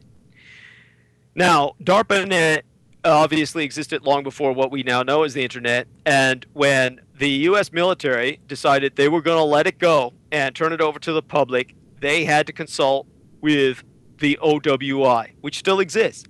And the rationale for the OWI still existing is because the United States is still legally at war with the Third Reich. Now, whereas the Japanese-American conflict had a beginning and had an end, the American war with the Third Reich was much more complicated. And whereas the Japanese conflict came to an end with the United States when the Treaty of San Francisco went into effect on April 27th of 1952, the American conflict with the Third Reich never ended at all. And there is even confusion as to the definition as to when it started. Because when America basically brought an end to the First World War and the Kaiser abdicated the throne, the Second Reich came to an end, and technically the Third Reich came into being, which means that the Third Reich spent its initial quarter century as a democracy. And when the Nazis were legally voted into power by that democracy, they declared, just as Roosevelt did, an unlimited state of emergency. Roosevelt, as soon as he became president in 1933, the same year that Adolf Hitler became Reichskanzler, Roosevelt declared a state of unlimited emergency due to the Depression. So when the Third Reich emulated him and declared that a year later, That's when Adolf Hitler was no longer Reichskanzler and became Führer, or leader of the Third Reich, with dictatorial powers. Then what you have is the Americans apparently were already engaged in a struggle with the Third Reich because of the Versailles Diktat. When the Americans brought an end to the First World War by biological attack, which I've gone over and will review as concisely as possible right now, the Americans brought the Germans into a position of unparalleled weakness where the Germans had to accept the Versailles Diktat. And how did this come about? Basically, in World War I, the Germans won on the Eastern Front. And when the Germans established the Treaty of Brest-Litovsk, it was not with Tsarist Russia because the Tsar had abdicated the throne in Russia. The Bolsheviks took over, and the communists honored what became known as the Treaty of Brest-Litovsk, Brest-Litovsk, Litovsk. And the Treaty of Brest-Litovsk gave the Kaiser's Germany 1/3 of all of the Russian population, 33%, and a quarter of her territories, 25%, and over half of her population, over 50%. At that point, the Kaiser's position was unassailable. There was nothing that could dethrone the Kaiser's regime other than an atomic bomb dropped on Berlin. Well, the Americans didn't have that. So what the Americans did was they developed a biological weapon, a super weapon, to basically end the war. And this was known as H1N1, hemoglobin 1, neuromodase 1, H1N1, the avian swine flu. Now, it's important to remember all flus are avian flus, all flus are swine flus, because viruses have adapted to birds, which vector viruses. The bird population was here long before humanity. It evolved from the dinosaurs, which were here for millions of years. The viruses evolved to live in their systems, and the entire biomass of the avian population still dwarfs that of the human population, even though we number in the billions. And that's what gives these viruses an enormous biomass in which to continually mutate. Now, all flus naturally come out of Asia, because in Asia, you've got India and you've got China. That's 2 billion people. You've got the majority of the world's population lives in Asia, and they live off subsistence agriculture. So you have people live with their poultry. Because they live with their chickens and because many of them eat pork and they still eat pigs, the chicken particulate matter from their fecal droppings, their shedding of feathers, gets into the pig feed. The people cook the pigs and eat the pigs. Therefore, they catch the diseases from the birds. So all flus vector in this manner out of Asia. They're all avian flus. They're all swine flus. And doctors knew about this ever since the American Revolution. So this is why all the flus have Asian names. Hong Kong flu, Tokyo flu, the Mongolian crud, and everything else. So the end result is, during the time of the American Revolution, when at Valley Forge, George Washington had half his men die of smallpox, to prevent the rest from deserting, he instituted vitriolation, or inoculation, by taking the smallpox virus and putting a small dab of it into open scabs or wounds on his remaining healthy men. This made them slightly sick, but immune to the smallpox. So this was one of the world's first vaccination programs. And the end result was, with this kind of knowledge as a background, the Americans were able to exterminate the Indians. For 30 bloody years after the end of the American Civil War, from the Confederate surrender at Appomattox, even though the Civil War lasted for several months after that, the American Frontier Army was confronted until the surrender of Geronimo in 1904, just before World War I, with 1,400 Indian battles on the high plains, all the way from the borders of Canada to the borders of Mexico. That's one Indian massacre a week. And during that period of time, they took all the civilians they could and hounded them into concentration camps in the open air that we call reservations. They don't call them the Badlands for nothing. While they were doing that, they gave them blankets, purposefully infected with smallpox, to all the women and children who were freezing to death in the snow on these various trails of tears. And with that, they slaughtered 100,000 Indians. So the Americans became very familiar with the efficacy of biological warfare. And so by the time of the First World War, when the Americans entered after 3 years of neutrality, And they said, we're throwing this small American expeditionary force against the Kaiser, and he's turning all his forces to the west, and he's going to throw us back into the Atlantic. What do we do? Let's come up with a super weapon. And they made a decision that would have been very similar to, say, someone in the 1980s. Say if it were Ronald Reagan decided with his advisors, we could take out the Soviet Union in a first strike. And his advisors said, well, we'll lose 100 million people. And he says, well, that's just half the population. We'll have a little over 100 million left with which to rebuild the world, and we can knock them off the map. And he says, I think it's worth it. And if he said, go for it, and he did a full-fledged nuclear exchange with the Soviet Union, lost 100 million lives, and then rebuilt America, and everyone would say, wow, that guy's crazy. That man should go down in history as one of the greatest villains in history. Well, Woodrow Wilson did just that. Woodrow Wilson said, so what do we do to knock the Kaiser off of his throne, make him abdicate, and win this war? And his advisor said, well, we can use that small expeditionary force and turn them into human ammunition where they'll vector the deadliest flu we can create, and this will kill a whole bunch of people, and we're going to have backlash, and we're going to lose millions of people. What do you say? And he said, that's great, because after that, we can rewrite the map of Europe. And so they sent these Americans, they conscripted, basically, convicts out of San Quentin, a penitentiary in the state of California where I currently reside. And they took all of these convicts, and they sent them in unrefrigerated boxcars with basically cages full of live chickens. And all along this several 100-mile ride, all of these convicts were exposed to particulate chicken fecal matter, shedded feathers, all the rest of that, and inhaling it. And they were in close proximity. They were sleeping next to these cages. By the time they got to Fort Lewis in Kansas, they had what was known as chicken roll. And they had incepted the avian flu. The avian flu. As a matter of fact, avian flu is a hemorrhagic fever variant. It's like Ebola. That means that it really kills you if you're young and healthy, which is its intent as a bioweapon.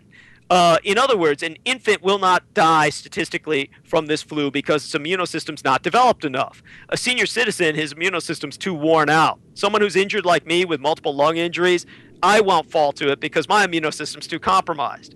But for your young, healthy, strapping man, his immune system goes into overdrive, it over-responds, it attacks everything in sight, and it melts his lungs in what's called a cytokinetic storm. And he vomits his lungs out in a pink fluid and dies within 24 hours. Now, this makes it one bitch of a weapon, but you can't spread it. This is why Ebola will wipe out an entire village, and you can quarantine it in time as a hot zone without it spreading to kill all of Africa. So they had to ratchet down its virulence and its mortality ratio till it killed only 10 or 20%. Then you could wipe out entire populations. So all of these convicts died. But by the time they died, they had infected enough of the other cadets because they brought them in with normal conscripts, and they put them all in this hastily built cantonment called Camp Funston, which was on Fort Riley Military Reservation in Haskell County, Kansas. And they wound up ratcheting down the virulence to the point where there was one patient named Albert Gitchell. His family name was Gitchell. And Albert Gitchell survived to become a carrier. And at that point, this flu was killing only 10 to 20% of its carriers. So they said, Albert Gitchell is the index patient. He was classified as the index patient. So what did they do? They made him cook. And so they had him cook for 56,000 men, and by the time they tossed the American expeditionary forces across the Atlantic, this was one of the most potent weapons mankind had ever unleashed. They arrived in nominally neutral Spain, disembarking in what were called coffin ships, because most of them arrived dead. And by the time they arrived in Spain, this army flu, as it was called in the Letterman Army Medical Center's records that I was contending with, this army flu was known as the Spanish flu. Again, to throw the information off that it was American incepted. And the Spanish flu killed more people in 24 hours than AIDS has killed in 24 years. The Spanish flu killed more people in a single year than the Black Plague killed in a century. This was known as the greatest natural disaster in the history of humankind, and there was nothing natural about it. In 18 months, it killed 100 million people worldwide. It edged out the Black Plague in fatality ratios. As a matter of fact, the modern-day equivalent of that would be 1 billion people dead. That's all of China gone off the map. And 1 billion people with their lifespan shortened by 15 years, the damage of surviving the flu. That would be like all of India with its entire lifespan cut short of everybody in that nation by 15 years. That's what it did. It wiped out entire bloodlines. It altered the genetic destiny of the human race. That's how horrible. This was the equivalent of an all-out nuclear exchange, and here's how. There was blowback. 20 million Americans died. 20 million Americans died. They ran out of coffins in 1 week. They ran out of coffins so fast they had to create mass graves to bury bodies using steam shovels. And you've never heard of this. That's how potent the Office of War Information is. You've never heard of this, but that's how they ended World War I. Because in Germany, by the time it got out of the trenches, you're talking about, to put this into perspective for you, in World War I, men would charge live machine gun fire, and statistically, 60,000 men would die in a single day. To put this into perspective for you, the last day of World War I, Armistice Day, the last day of conflict in World War I, more men killed each other than were to die during the D-Day invasion in World War II. That's how many men were dying in World War I. And what were all these men afraid of? They weren't afraid of bombs or bullets or bayonets or poison gas. They were afraid of catching the flu. And what happened was when they caught it, they knew they were going to die. And it went to Germany, it got into the heartland, and men would kiss their families goodbye. They would go to work to build munitions for the front, and they wouldn't come home because they would go to work and they would die there. And the Americans back home, same thing. So the end result was the war had to stop. The Germans couldn't even keep their industrial machine going to exploit everything they had won in Russia. And the Americans were able to force them into ceasefire and accepting the Versailles Diktat and saying Germany has to pay for all of the war, declare war guilt, and they put on Germany something like a 36 or 69 billion dollar debt that was not paid off until 2010. This would be the equivalent of somebody slapping a debt onto the United States of trillions and trillions of dollars. And yet the Germans were still able to pay it off, but by 2010. Now, when they did this, they put Germany under sanctions in 1919 under the Versailles Diktat. When they redivided Europe, Wilson conquered the world. He basically conquered Europe. He redivided it, set up a nation of Poland, which hadn't existed for hundreds of years, created it out of whole cloth, rearranged the barriers and boundaries of nations, set up the League of Nations. He was basically running the world.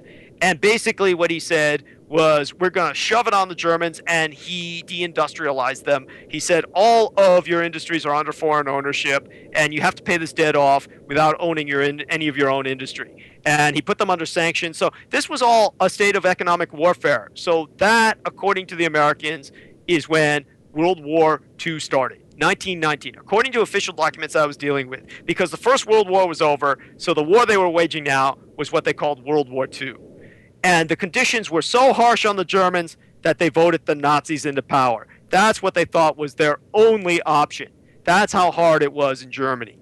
And in terms of the Americans, they made war on their own population by instituting the income tax. Because they said, now we're fighting the Second World War, we've got to tax the public to mobilize the public. Now, you can talk to any World War I veteran, and I met quite a few of them, because I was at Presidio, where we had the Presidio Military Base Cemetery. The Presidio was like an elephant burial ground. All the veterans went there to die. And even after the cemetery filled up, veterans would still go there for their funerals. So the end result was, I talked with many World War I veterans, and they would tell me, you know, before World War I, we never paid income taxes. And I said, well, why'd they start after World War I? And they said, well, because they said they were fighting the Second World War. And all you have to do is look at what happened at the end of that so-called Second World War, the so-called end, the ceasefire in Europe.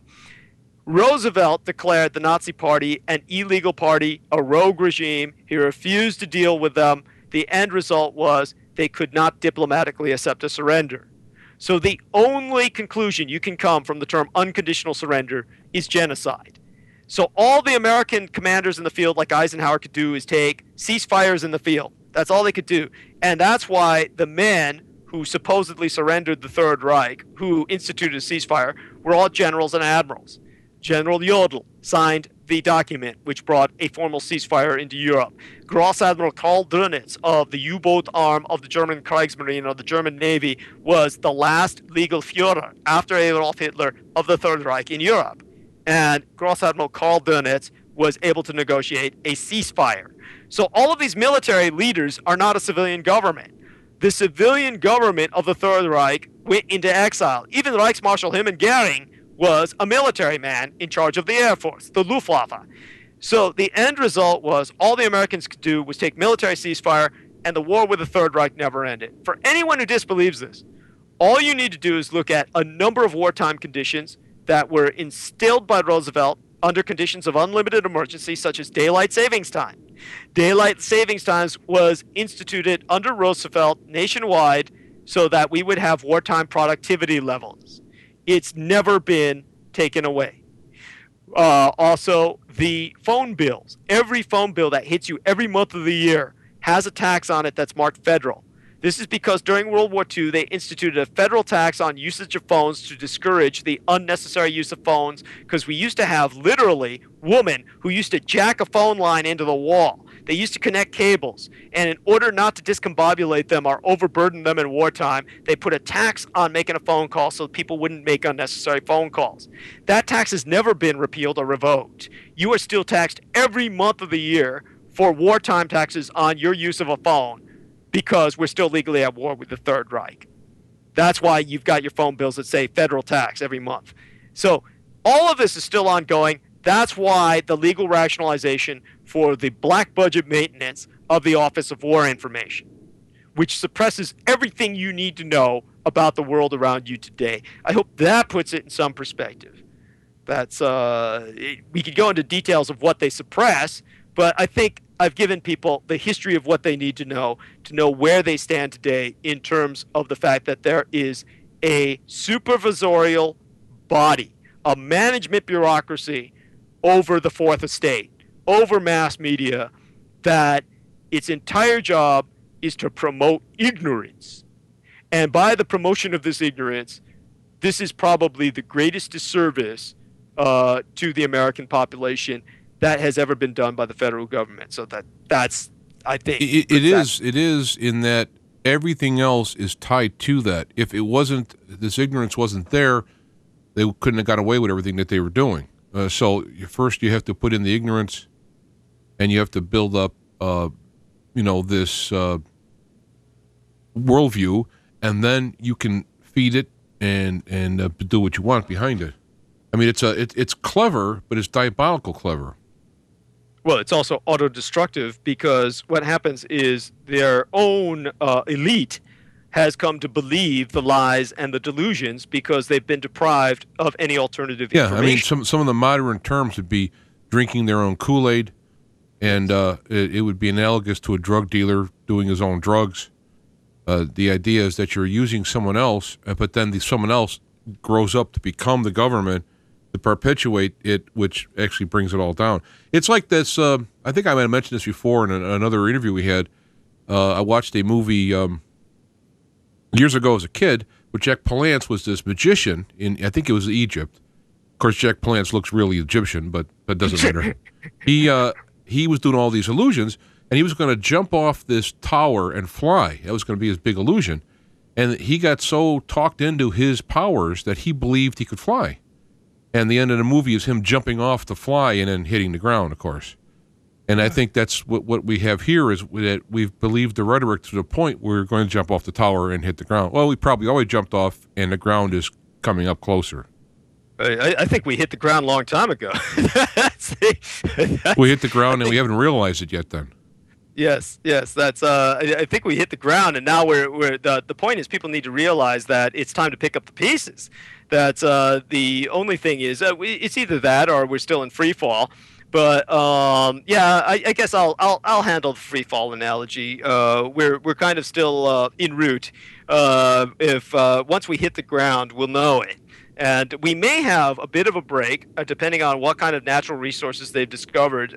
They say they've discovered vast natural oil reserves in the United States, but it's all dirty oil. It's all shale oil. It's not easy to get. But nevertheless, it might give us a breather, a stay of execution of a quarter of a century. But the Soviet Union was never an oil importer. It was always an oil exporter, and it still collapsed. And our empire will go that route. This will be a stay of execution, but it will not save the American Republic. And just as there were Russians long before, 1,000 years before there was a constitutional entity known as the Soviet Union, there are still Russians today. There were Americans here, even those of European descent, hundreds of years, well over 200 years before there was a constitutional entity known as the United States. There will be Americans here after that constitutional entity collapses. But that collapse of that constitutional entity, you can blame a great deal of that on the ignorance of the elites and the ignorance of the population that follows that elite that has been created by the Office of War Information. You know, we were talking again earlier, too. I was watching tail end of X Factor. Was sitting, like I said, I was drifting off to sleep after working. And they had a guy singing, that song, I'm proud to be an American in the land of the free. And, I'm sure he believes it. I'm sure the people who are listening believe it. And they're sincere. Perhaps the writer of the song was sincere. His name escapes me.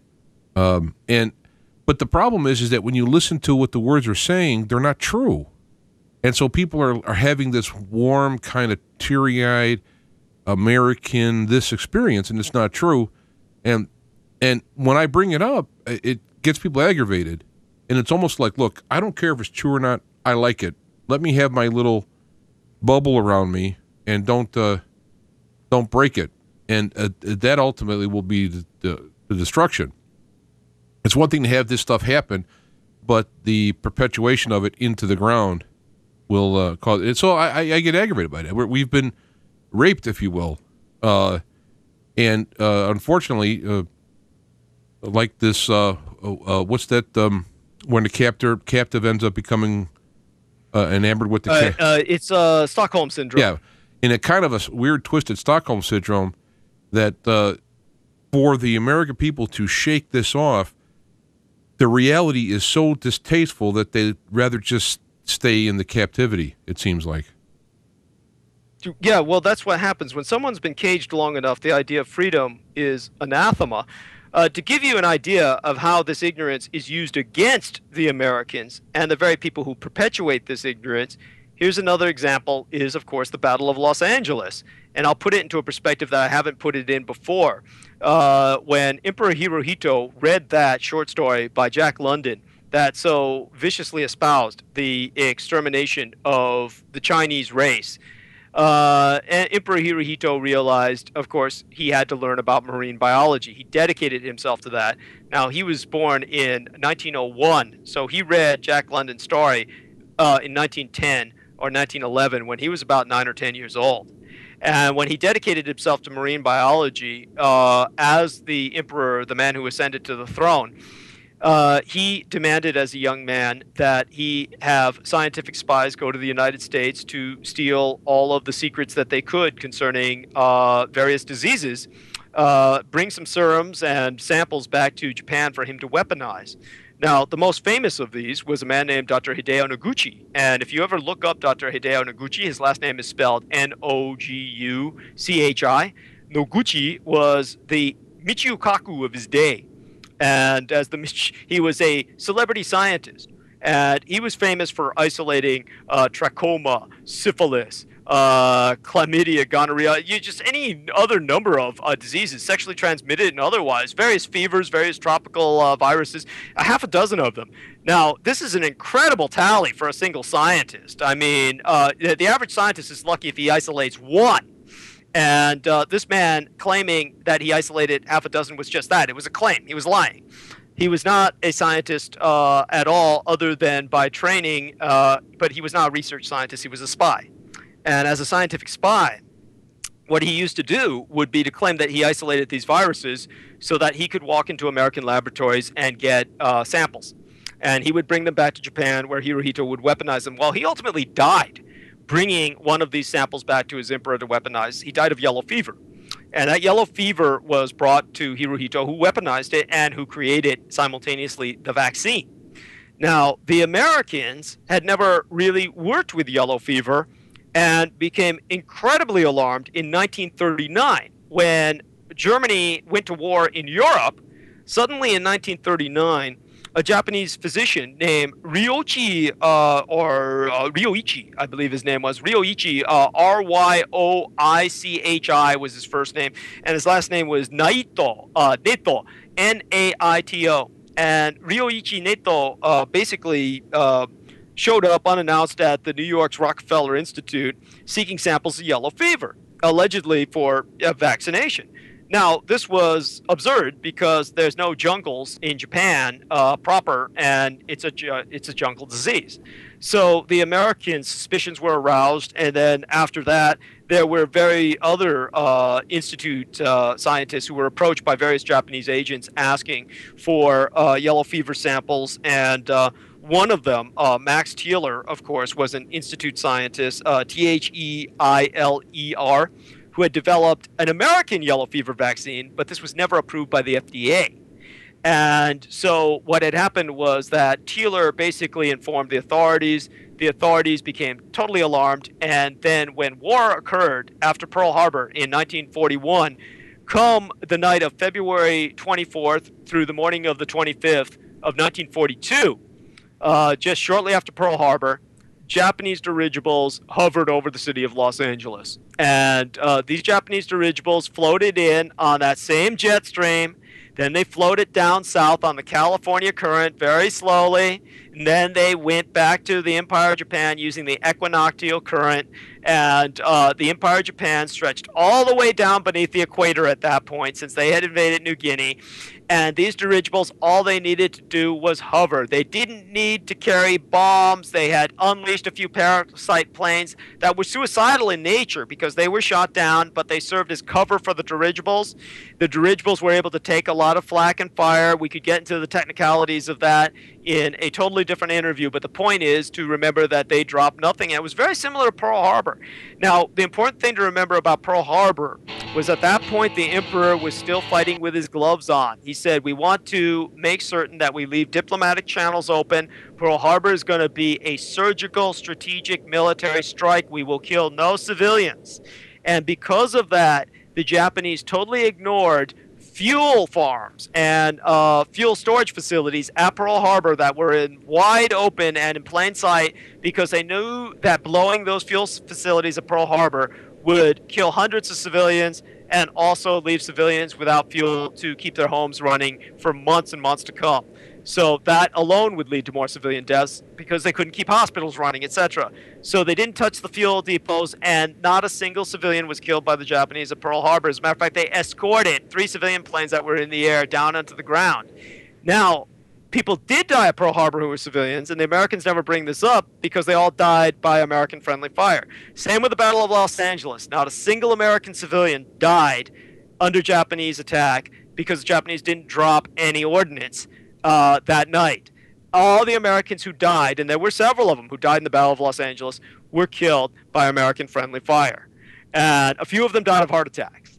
But the point is that the Americans responded by saying, well, the Japanese are hovering overhead and they didn't drop anything. They must have aerosolized the yellow fever, and they've aerosolized Los Angeles.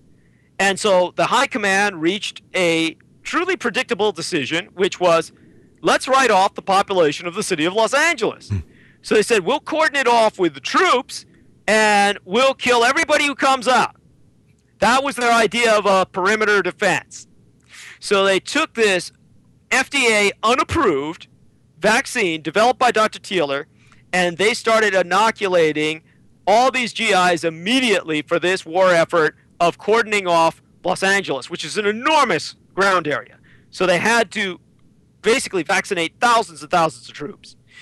They wound up killing immediately 51,000 men because the serum that they used was cobbled together, a witch's brew of aborted fetuses and cadaver materials that contained various gradations of hepatitis. And 350,000 men were so damaged in terms of the hepatitis and what it did to their liver that they had to be severed from service.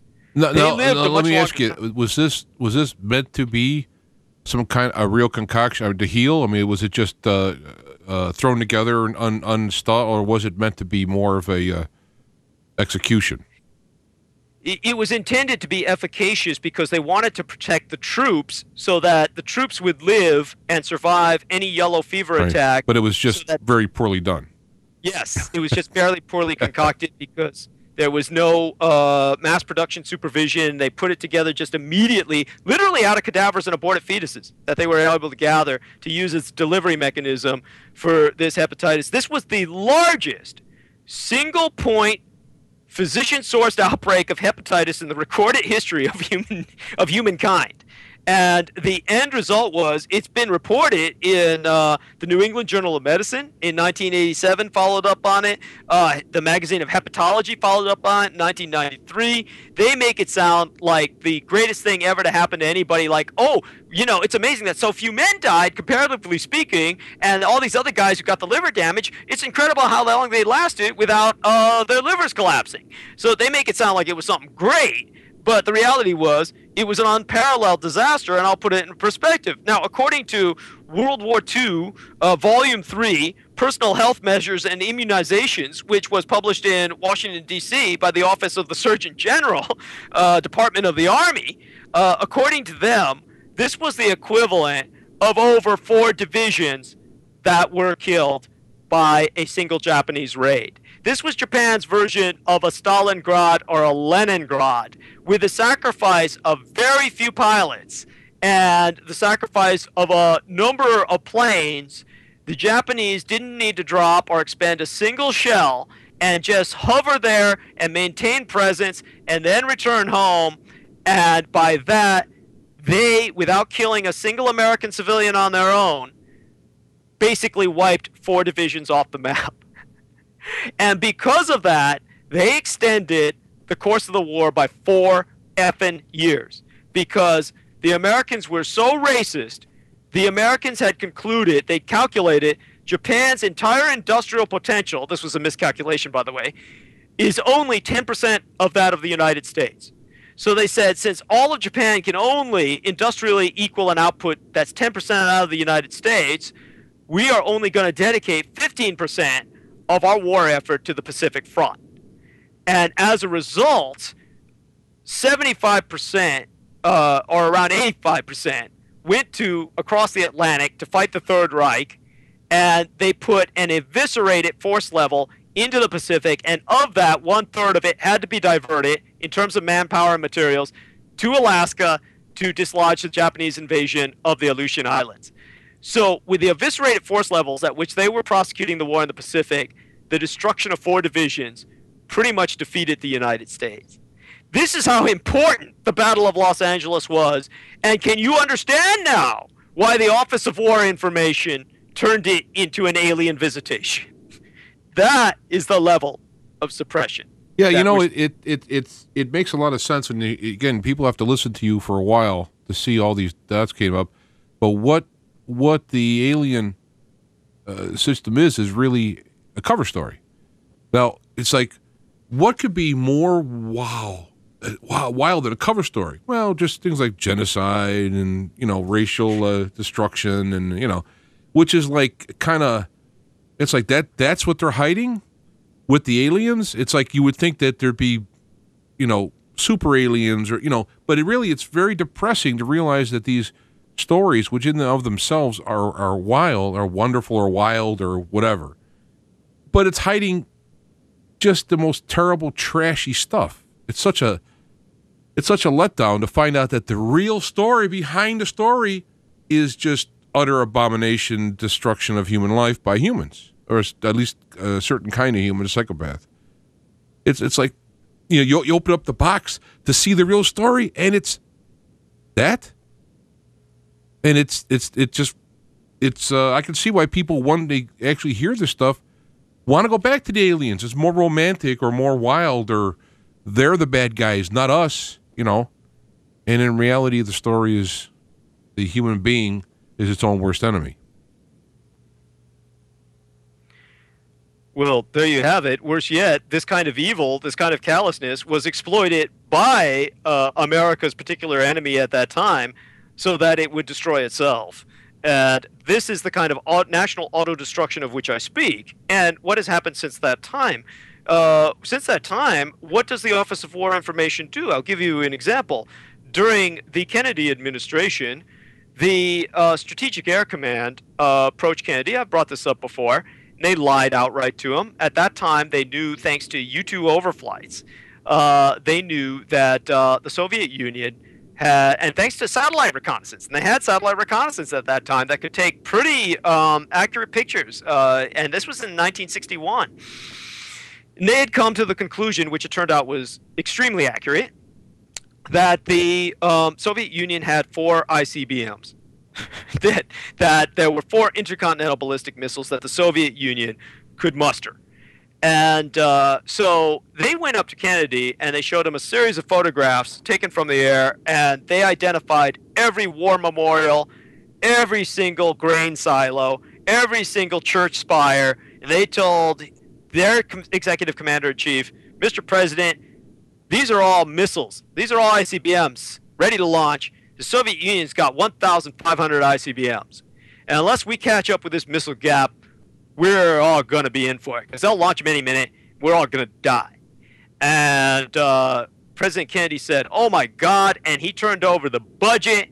And because of that, because of these traitors, who should have all been taken out and shot, they wiped out your children's future.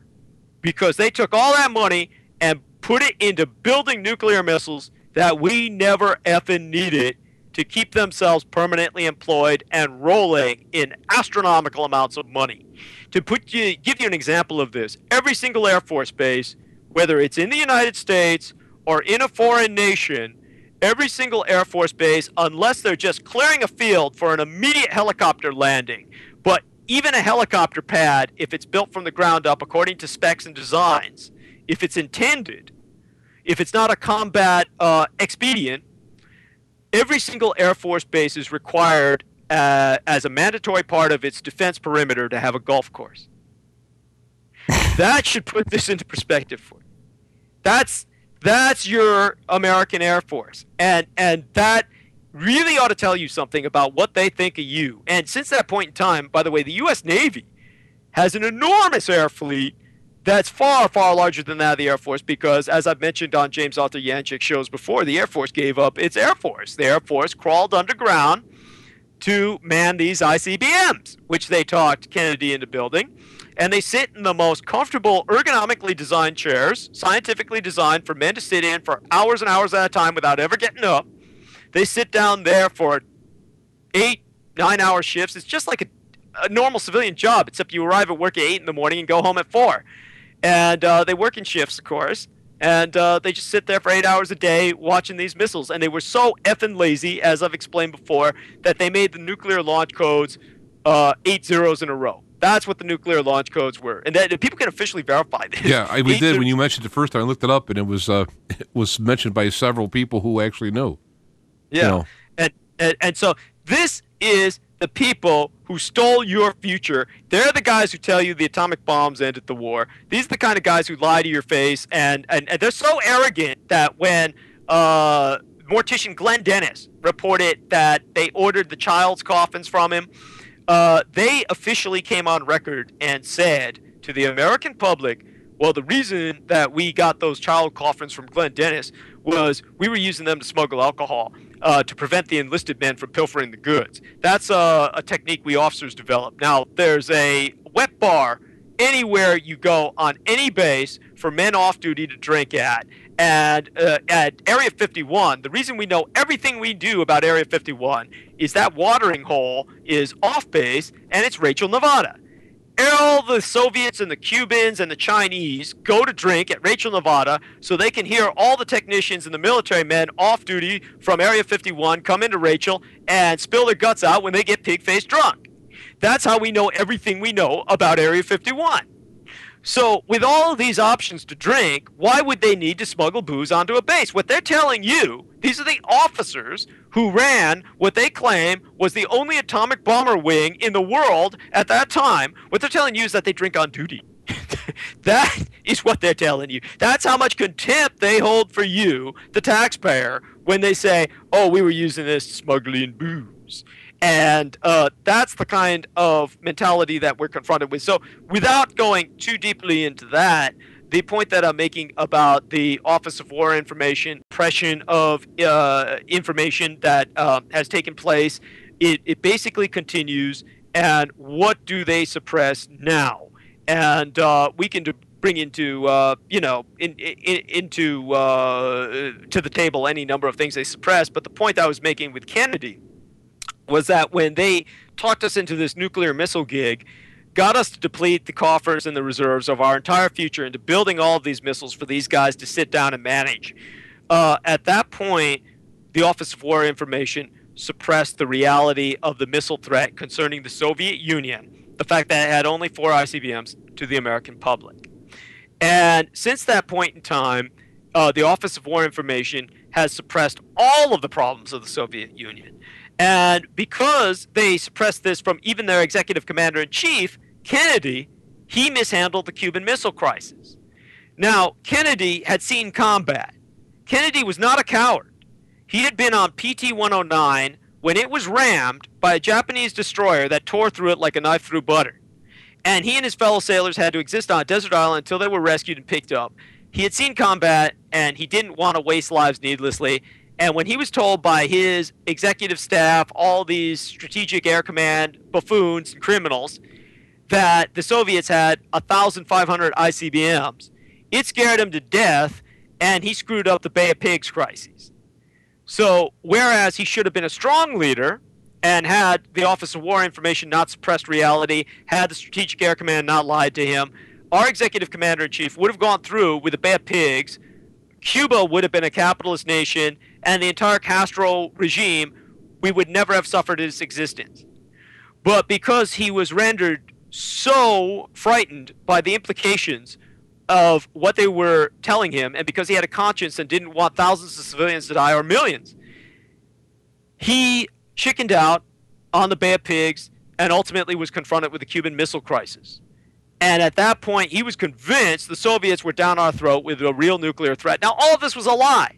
So he was making decisions based on suppressed information that otherwise he could have bluffed right through the Soviets and won the day. But because of the information that was suppressed, he acted like an idiot and was made a fool in the eyes of the world. That's why when Nikita Khrushchev met him, the Soviet Union was able to say it was a meeting between a giant and a pygmy. Obviously comparing Kennedy to the pygmy and Khrushchev to the giant. This was what America suffered because of this suppressed information and this warped reality fabricated by the Office of War Information in tandem with the military-industrial complex. Now what do?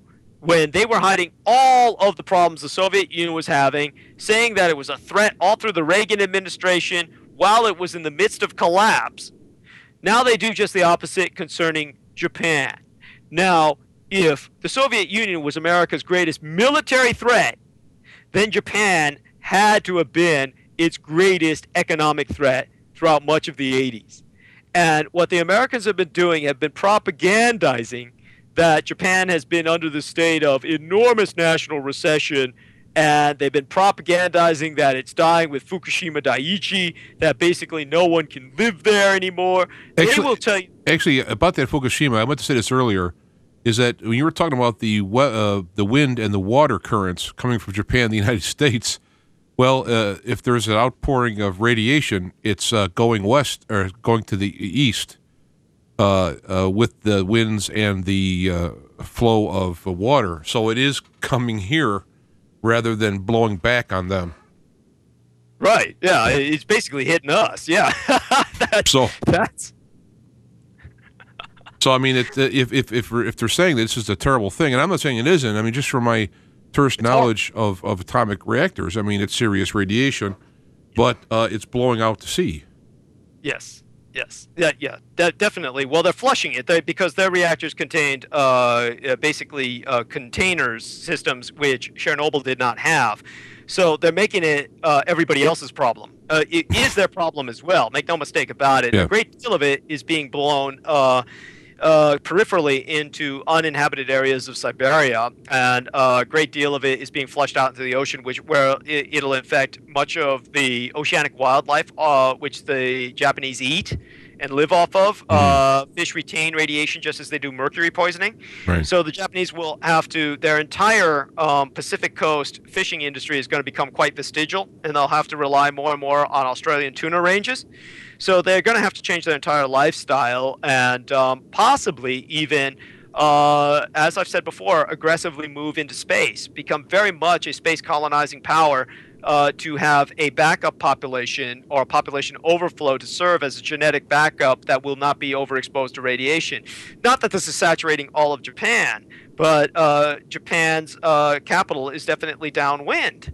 But let's put that into perspective. Fukushima Daiichi was a triple punch. It was a 1-2-3 punch. You had the earthquake, you had the tsunami, and you had the nuclear meltdown. And so all of that is catastrophic. Make no mistake about it. Now, America suffered the equivalent. America suffered the equivalent over a longer period of time that did an equal, if not greater, amount of damage. That started with the earthquake in Haiti.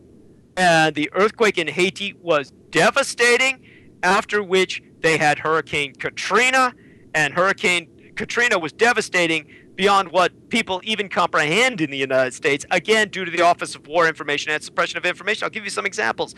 One of them was that New Orleans is the largest port in the world. It never gets that billing. But because all of the petroleum from Venezuela, Nigeria, Mexico, and Point South goes through the Gulf, it goes through New Orleans for distribution to the rest of the nation. It's been so large for so long, it was the unofficial capital of the South throughout much of the post-war period of the American Civil War. And it also was predicted by Stanley G. Weinbaum, a very famous science fiction writer, Weinbaum, an excellent author whose works are very much underrated, who died very young. He portrayed in his science fiction novel, The Black Flame, New Orleans as being the capital of the world, the capital of planet Earth, because it was the largest port in the world. Made perfect logical sense. Now, New Orleans, when it got hit by Katrina, because it's such a large port, there was a lot of Navy that was in port there.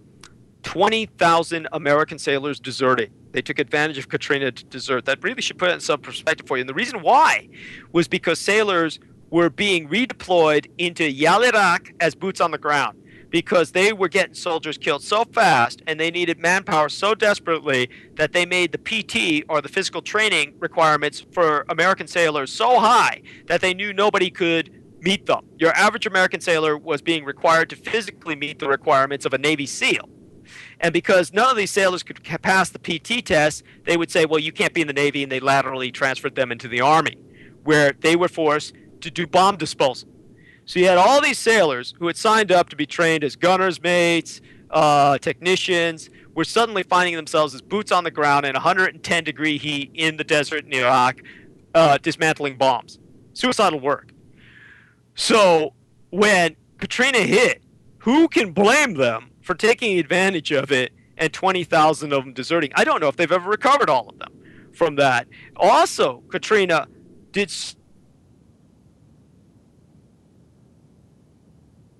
Oops. I think we had a freeze on his computer, so let me take a chance here to do a break, and we will get back to him. So hang in there, people listening live. Hang in there, and we'll be right back. Make sure you stay tuned, because you're listening to Feet to the Fire.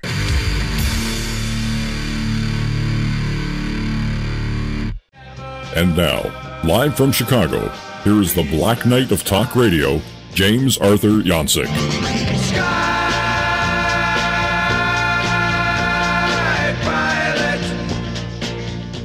All right, we are back. We lost Douglas. He's back. Actually, we did pretty good. We almost went 3 hours.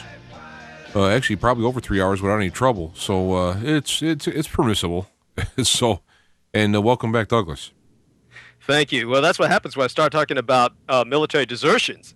It's going to get even worse, because all of those National Guardsmen and reservists were called up and mobilized for this massive, unprecedented war effort, which, of course, is an undeclared war, the longest undeclared war in the history of the United States, aside from that against the Third Reich, which is declared. That's a declared war, so we can't compare it. So in terms of what happened with Al-Iraq and also Afghanistan, this war has been infinite, especially Al-Iraq, because that started in 1990 with Operation Desert Shield, mobilizing right after the Iraqi invasion of Al-Kuwait, and it's been ongoing ever since. That's far longer than the Vietnam War.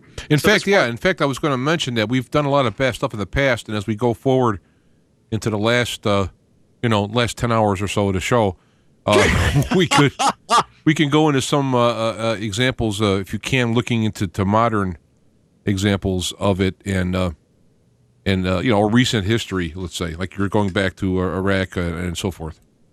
Oh yeah, I think that's almost unavoidable, and something that needs to be brought up to the American public so they can appreciate this in a better perspective. We won't overdwell on it because the history was so important to establish it. But it's true. It's, as we have that history now, as we look forward, we can see the current and recent history with a different pair of eyes. We have the glasses on from They Live or whatever. We can kind of see, so so when they say that when the Iraqis were throwing babies out of the incubators in Kuwait, then that probably wasn't true. Right. Oh God. Well, I think everyone knows that by now. The horror is that nobody cares. And I care, you care. I would hope that there are many people who care, but unfortunately, as an aggregate, the American public does not care as a gestalt. It's going to have to get to the point where the American public cares as a gestalt before there's some action that's taken to bring justice to this situation, if any is left to be had. But to finalize what I was saying about New Orleans and what happened with Katrina, to show people how bad it was, the governor of New Orleans, the governor of Louisiana, who I believe was a Caucasian female, was actually visiting Taiwan. And she was speaking in English because she didn't speak Chinese. And she was there on a trip to thank them for all the money they had donated to the state to help reconstruct. And she was bringing up aspects that nobody ever found out back in the United States due to the Office of War Information and Suppression of Information. One of these was that the Mexican army invaded the United States. And the Mexican army invaded because they were afraid of getting refugees and basically a population of camps would have to be opened up to house these refugees south of the border that they couldn't afford. So the Mexican army went through Texas and went into New Orleans to help reestablish order. And the U.S. Army did nothing to stop them because there weren't any. First off, they needed them. None of the National Guard and reserves were there, and enough of a manpower levels or ratios to restore order. They were all overseas. So the Americans allowed them to come through without interfering.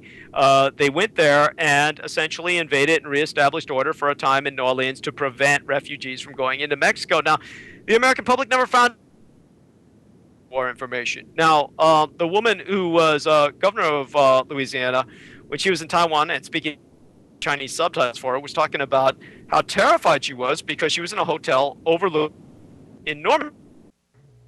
Yeah, there we go. I hear you. There we are. We're just going to keep going with the live thing. Yes, so. And till they knock us off permanently. That's until we'll keep going for a little while.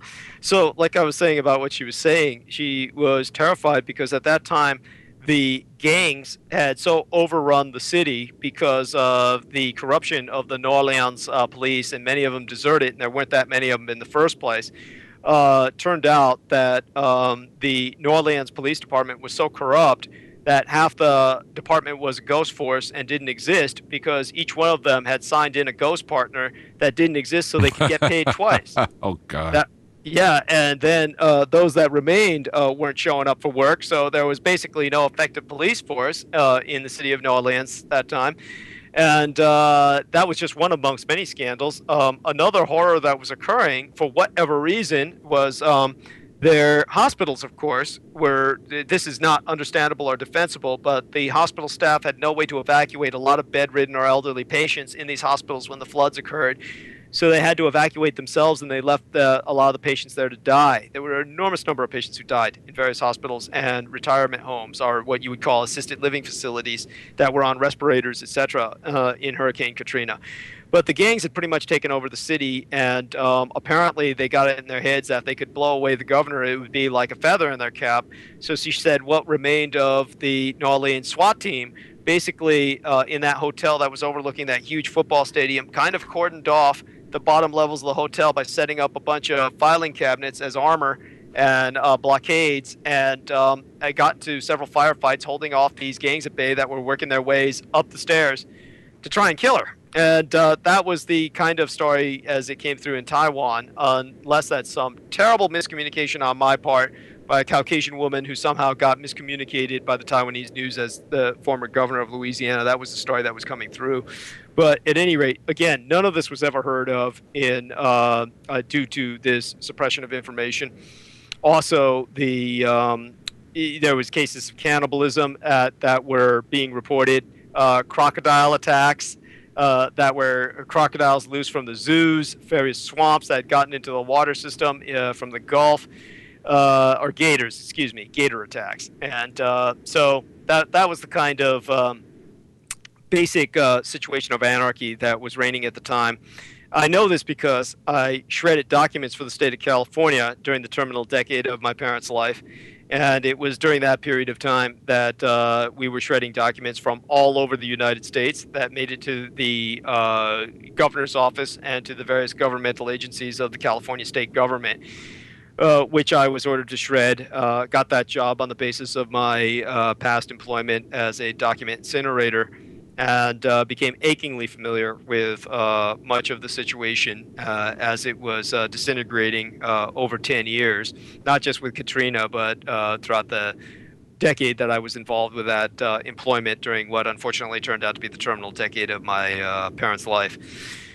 So aside from that, the third punch after Katrina was naturally the Gulf oil spill. And that is what some people are concerned or apparently interpret as an extinction level event, which I'm hoping is as much of an exaggeration as that of Fukushima Daiichi in terms of that level of interpretation. So in terms of the Gulf oil spill, that was obviously the third level of the punch, the eventual, shall we say, one that I think really sank a good deal of America's Gulf economy.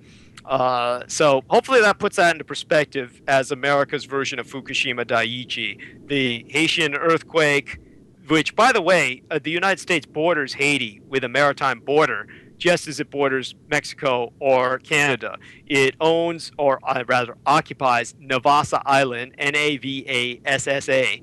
And Navassa Island is guarded by the Coast Guard. They will not allow anyone within 12 nautical miles of Navassa Island. They have the orders where they are given the right to shoot to kill if they feel it's necessary to prevent anyone from going near Navassa Island. It constitutionally belongs to the Republic of Haiti, but the Americans occupy it, and it is speculated that that is where the Scalar weapons machine is located, which probably triggered the Haitian earthquake, which is very suspect and has a very unusual scalar pattern or Richter scale pattern as compared to any natural earthquake. So between that Haitian earthquake and that human catastrophe, the Hurricane Katrina, which will be impacting many hundreds, if not thousands of people for the rest of their lives, and the Gulf oil spill, we've had the equivalent of the Fukushima Daiichi. Yeah, and notice they're all down there. Notice they're all down there. Is there a significance geographically? I don't know, but it's definitely I don't know what to make of it. Like I said, some people consider the Gulf oil spill to be an extinction level event, but you've got a lot of people who thought Fukushima Daiichi was an extinction level event. I don't think that these are extinction level events, but they're catastrophic. Yeah. And we're going to be suffering the results of them for generations. But what I am trying to emphasize is that America's had it very bad. The Office of War Information has suppressed the many residual or repercussion-oriented events, related repercussions of these events from the American population. And as I was mentioning while you were gone, there were cases of cannibalism in New Orleans and gator attacks in the streets due to the flooding of the streets that people were made totally unaware of. And I remember I brought this up with Americans, and again, there's this ingrained, and it's not healthy skepticism. What's unhealthy is how someone can block the obvious from their minds. Because I remember when New Orleans took place, there were young amateur cameramen who were in area in Katrina who said they saw body after body floating in the streets. And suddenly after that, you had all of this information suppressed, and everyone was saying on the media, oh, very few people died in Katrina.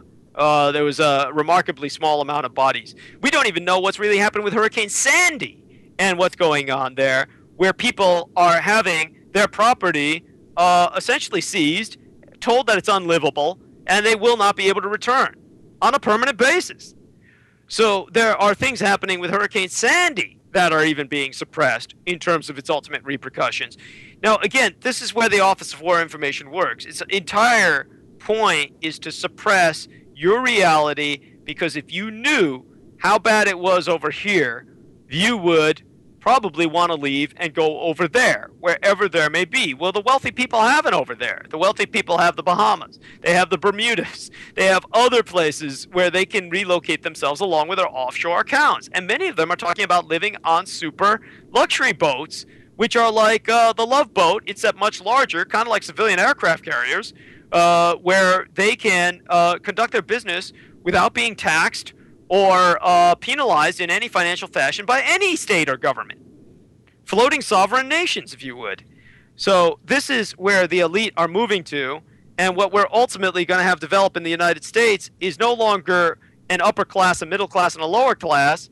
You're going to have a government class that's permanently employed, living off your tax dollars, a dole class, which is on the dole for various reasons of health, for various reasons of neediness, and you're going to have a working class, which is the poorest of them all, which would be essentially living in their cars and trailer parks and earning a few dollars an hour while the rest of their money goes to taxes to pay the government workers and the people who are on the welfare programs. And so this will be your version of an upper, middle, and lower class in the near future. This is much more of a socialized situation that we're heading towards. Learn to adapt, learn to live with it, and if we're lucky, it'll last 25 years. And after that, there will be a collapse like with the Soviet Union, but we've essentially had to collectivize because we've got a large population, and there's no other way to handle the situation that we've currently come to, because all of the wealth has been stolen by the 1%. And what is the 1%? The military-industrial complex. It's like I said before, you take all of the Department of Defense, 100,000 civilian bureaucrats, all of the reserves, all the National Guard, all the Army, Navy, Marine Corps, and Coast Guard, all the services, you put them all together, you've got 1.5 million people, less than 1% of the population, yet they get over 50% of the discretionary fiscal income every single year. Where do the bankers come into this play? You know, the bankers are being labeled as the people driving this whole mechanism. Are they over those military class? Are they using the military class? Are the bankers being exaggerated as far as how much, what they're doing to the world and all this stuff? Well, I think the bankers are indeed being exaggerated. They're a criminal class. Make no mistake about it. They're definitely correctly referred to by the the nickname banksters. I think that's a good name for them. They're certainly no one to be affiliated with as good people. They're definitely evil, and they're definitely leading us down the lane to total economic collapse.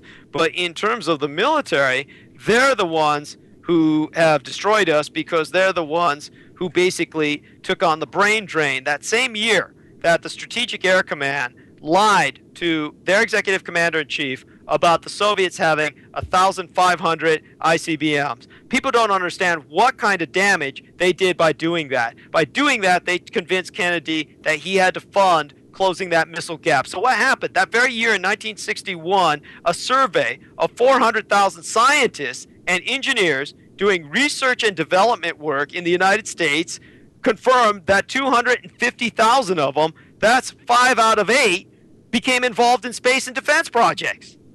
That took all of our brain power out of a quality of life and put it into maintaining effing nuclear bombs. And it got worse. The move towards military-supported research just became more pronounced amongst all the graduates that were coming out even before 1961. Basically, I think the number of scientists in industry had increased by 160,000 because of Kennedy's education program, but of those, 30,000 went to work on government-supported military projects. I mean, the government and space race, which were directly intertwined, all the astronauts were military men. They ate up all the scientific talent faster than America could produce it. That became the wave of the future. It altered the entire business of science and the entire science of business. It destroyed America's future. And that on the basis of a bunch of criminal clowns with the Strategic Air Command lying to their commander-in-chief. So these men have destroyed us. The banksters could do nothing like that. All the banksters could do was steal whatever was not nailed down. They're gold-collar criminals. We have white-collar criminals. These guys are gold-collar criminals. Yeah, and they could fund these things. And these guys want to do all this stuff. They can help fund it and get usury out of it. So when these guys want to do all these weaponry, they can be involved in some of the financial work of it. But they really weren't. Not statistically. Most of what the government gets is from tax money. So the banksters are just stealing everything that's not nailed down. They're essentially the truly destructive parasite. They take what they can and they basically smuggle it out of the country so that they can keep their family in some kind of foreign dynasty situation they're hoping for the next couple hundred years. Whereas the government just relies on you and I staying at home, unable to escape, collecting our tax dollars, and putting it into this science industrial complex to, basically build and maintain these bombs. The banksters are not funding that. It's Congress. It's Congress which is using our tax dollars to fund that and continually giving the, what do you call it, the allocations to these So you would think that it's a disservice to solving this problem to focus on the banksters rather than the military-industrial complex and so forth. That's right. I would say, well, one of our major problems is to realize the lies that have been fed to us by the Office of War Information, come to grips with the fact that everything you've been told militarily about your military history is a lie. Once you come to grips with that and you say, hey, these efforts lost the war, these guys lost the war, they don't even deserve our respect other than the fighting men who were at the ground level and at the service level, who were on the sea and in the air, who were fighting this as fighting men. The high command, on the other hand, needs to be condemned. And then you need to take this entire military service and say, what can we do with it? Basically, you can't aggressively audit it. The last time they tried an aggressive audit, look at what happened. All the auditors were in the fifth side of the Pentagon, the west wing of the Pentagon, when whatever happened, happened. And that destroyed so many of the efforts of the attempts to audit the Pentagon. Now, if they're just going to do that every time you try to audit them, you got to realize we can't audit these guys. We've got to deconstruct the entire military. There's two ways to handle this. Either you reconstruct the military while it's floating, which is kind of like trying to reconstruct the Titanic, or you just dismantle it completely and say, look, it's sunk, it's defeated, dismantle it completely, go over to an armed militia system, go over to a mercenary system, and in that meantime, get rid of the military. And even if we were paying Blackwater thugs to establish a defensive perimeter at the city-state level, along with a well-armed civilian militia, we would still be saving billions and billions of dollars compared to what we have with the modern American military. Yeah, but just imagine if we did that. Just imagine if we stood down the military and did that. And just imagine how the Afghanistan rebels would just flood this country and take it over at that point.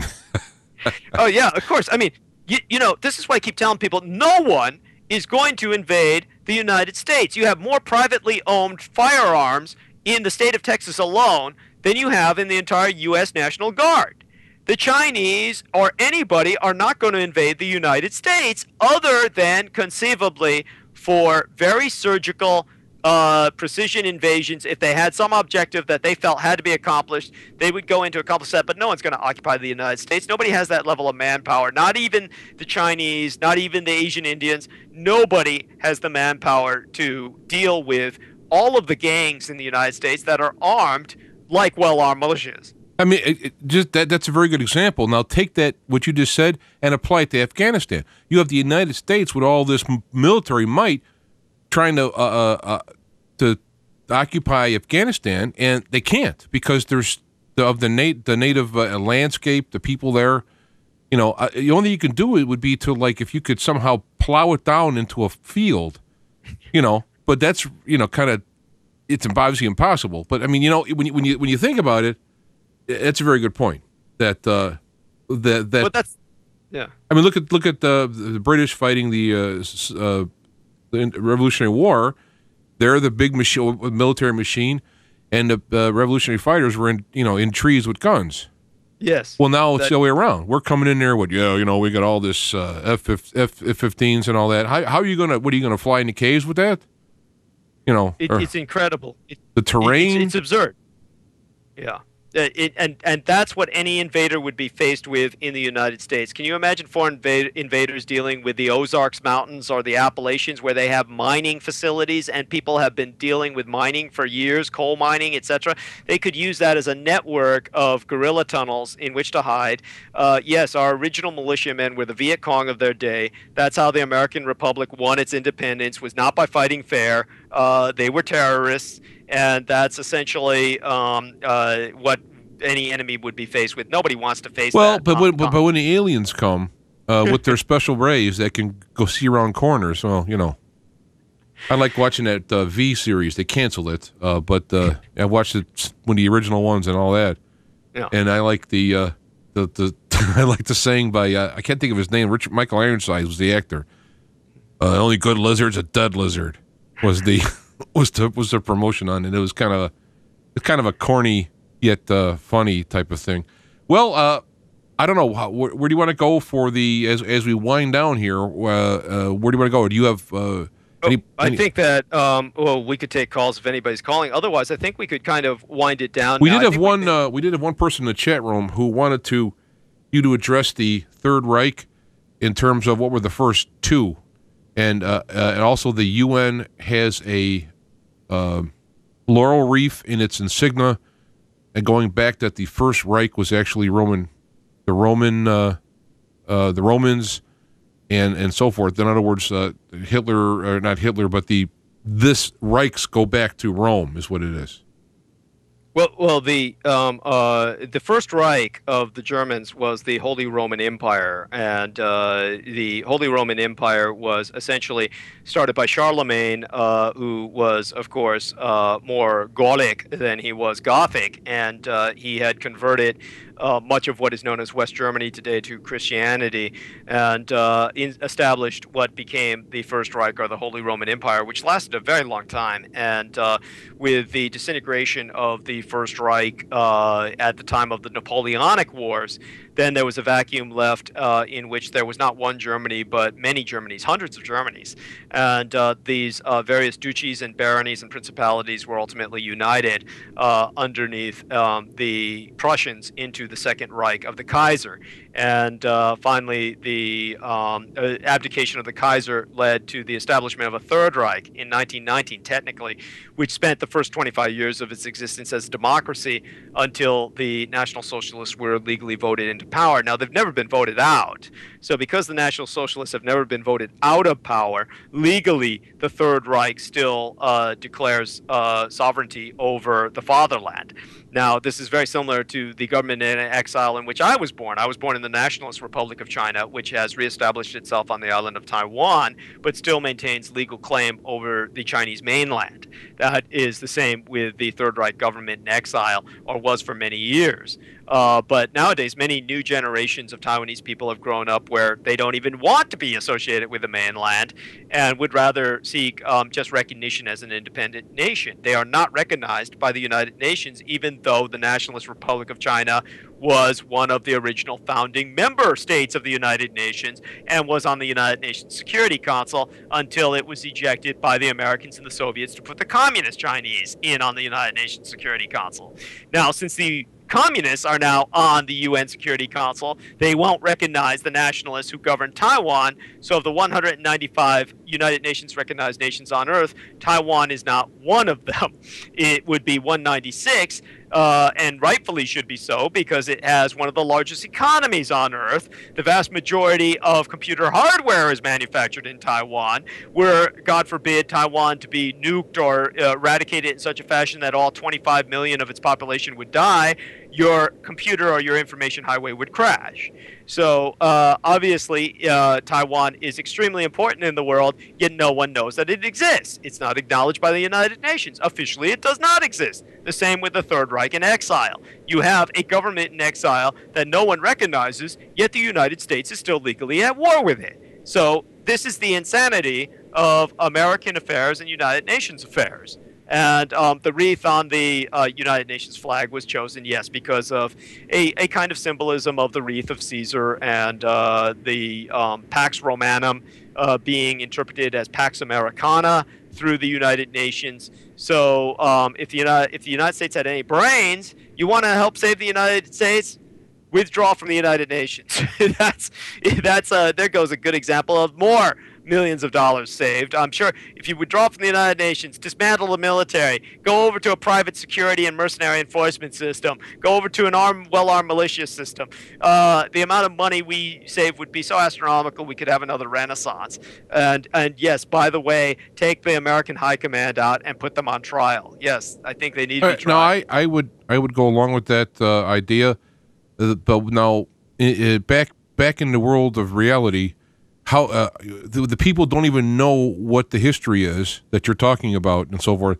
I mean, how is that realistically possible? I mean, is we having just an intellectual discussion here, or are you saying that that's actually possible? I mean, I like a solution, but I look out and I go, there's no solution. I don't see how it can. I mean, people are waiting for aliens to come, Jesus to return, the end of an age. We're going to go into. I mean, I would like any of them. Provided the aliens didn't come to eat me. I would go for any of that, but I don't see. First of all, I think those are all just fantasies, but I don't see a solution. Well, we could talk about potential solutions, but you're right. It really is an exercise in intellectual semantics. This is why we will ultimately come to the point where the solution is survive, do what you can to maintain what quality of life that you can, and live to participate in reconstruction. And no matter how old you are, you can always help, because the more elderly you are, the more you are key to the past. And what Dark Ages are all about is forgetfulness. And people forget. The entire purpose of anyone staying alive is to educate the new generations as to what once was, what was positive about what once was, and what we can do to reconstruct it or use as an objective of reconstruction, because we are going to enter a new Dark Age. And this new Dark Age is inevitable because, as I say, the solutions that I present may be logical, but they're not going to be followed, not by the powers that be. So they're going to run it to the ground, and our job is to survive it as it runs to the ground, to rebuild it from the ground up. Now, let's since we're on this topic, so it runs to the ground, we survive it. The people who are at the top of the food chain have prepared immensely for this. How would it, if we can't change it at this point, how can we even think to change it at that point when the population is so decimated, while those in charge would have been revigorated and equipped to even more squelch any kind of rebellion? It doesn't work like that. These people are so corrupt. They're so incompetent. I'll tell you something. It's not the gold that makes the rules, which is what these people are all about. It's the guns that make the rules. And the end result is whoever they're paying as their private security will ultimately realize, and this is inevitable as famine after flood, will ultimately realize, hey, why should I wait for this guy to pay me out of his bullion and out of his safe when I can turn around, kill him, and take anything I want? There's no safe in the world that can't be blown. And ultimately what will happen to the majority of them is they will be killed by their security, which will take over in a form of warlordism. But warlordism is transitional. That's what a dark age is all about. And as a transitory phase of social existence, it will ultimately be overcome by a civilizing influence. It will have to be, because even warlords want a quality of life. And the end result is that for the wealthy, we have to remember that if they had any ounce of sanity, if they retained any modicum of common sense, we wouldn't be in the position we're in today, because they would redistribute the wealth to make sure everybody had something to lose. And what they've done instead is they've stolen everything that's not nailed down so that we all have nothing to lose. And nothing could be more self-destructive or insane than a maneuver like that. They're crazy. And the end result is they're not planning ahead. The only thing they're planning is basically hiding out, and they don't have a plan. I mean, that's basically it. They're going to, people who attribute a plan to them are truly naive. Because if there was a plan, then we wouldn't be here. Right. If there were a plan, they'd say, you know what, let's educate all these people so that they will be able to maintain a high-tech society. Let's make sure all of our children are literate. Well, I was destroying documents, not just for the government, but during what turned out to be, unfortunately, the terminal decade of my parents' life, I was shredding documents for the state of California based on my former government experience. That's how I learned my living while taking care of my parents. Well, the state of California, of course, got information from the federal government. We were dealing with statistics for the government of the state of California that I was ordered to shred as opposed to incinerate. One of those statistics was that by the year 2000, 2/3 of the United States population was considered functionally illiterate. This was like over a decade ago. And how on earth could the United States continue to function with statistics like that? Now, keep in mind what I said, functionally illiterate. That didn't mean that they absolutely can't read or write, but they're pretty close. And it's just getting worse. With texting and all the rest of that, our entire language is bastardizing. LOL. LOL. Yeah, degenerate Creole. We're degenerating into a pidgin English, and so with this happening, how can you maintain a high-tech society like this? Well, it's all living on a string and a prayer, based on a lot of foreign technicians, Pakistanis, Taiwanese, people from all over the world come here to maintain America's civilization. Well, this can't keep up. I mean, the first time I went into a intellectual minority being majority, was when I went to college. I was in the engineering college, and when I was in the computer sciences, it was Indians. And when I was in the chemist, it was Japanese or Chinese. Yeah. Right. It was it was dominated by those two when you're in the area, and I was like, huh? What is this? And that was in the 70s. So I could imagine by now, all that has happened. And so I often wondered, and there's an example of the growing of the growing of the falling, I should say, of what would you call? I want to say the indigenous white race in America, but they're not indigenous. Right. So I don't know how to refer to it. The transitional American inhabitants. I think that's a good way of putting it. We'll just call them European Americans. I think that at this point, it would be like myself. They're kind of like African Americans. African Americans cannot go home back to Africa, not in any realistic sense, and European Americans really can't go home back to Europe. And I think as the history that I bring out, for instance, has only recently started being discussed in Germany. There was a Professor Peter Schmidt, who held a small conference in Berlin, the capital of United Germany, concerning the articles that were published in Nexus magazine about what I exposed about the Thousand-Year Reich in exile and what effect this might have on German foreign policy today, and his suggestions regarding that. So it's only now that Europeans are really beginning to discuss a lot of what I exposed through a lot of American documents. You think that we're going to earn any friends as more Europeans find out that we started the Spanish flu, the Army flu? And yeah, that's a good point. You know, there's a whole another area of this stuff getting out. All the people who have felt the oppression but didn't know the details will now be even further. Let me just mention that there are people listening live from the mailing for this kind of, we planned it, but it's still somewhat impromptu recording. If you do want to chime in with questions, it's 888-863-2722 is the live radio, the phone, and of course the email is F2F, that's the digit 2 at innersights.com. There's also, if you're listening live, there's a text, fast blast text or whatever. I should have mentioned that a lot earlier, but I don't know how many people are actually listening, and a lot of them are just listening as opposed to having specific questions. But if you can do that, because we're getting close to the last, I don't know, a part of the show, and if you want to get that in there.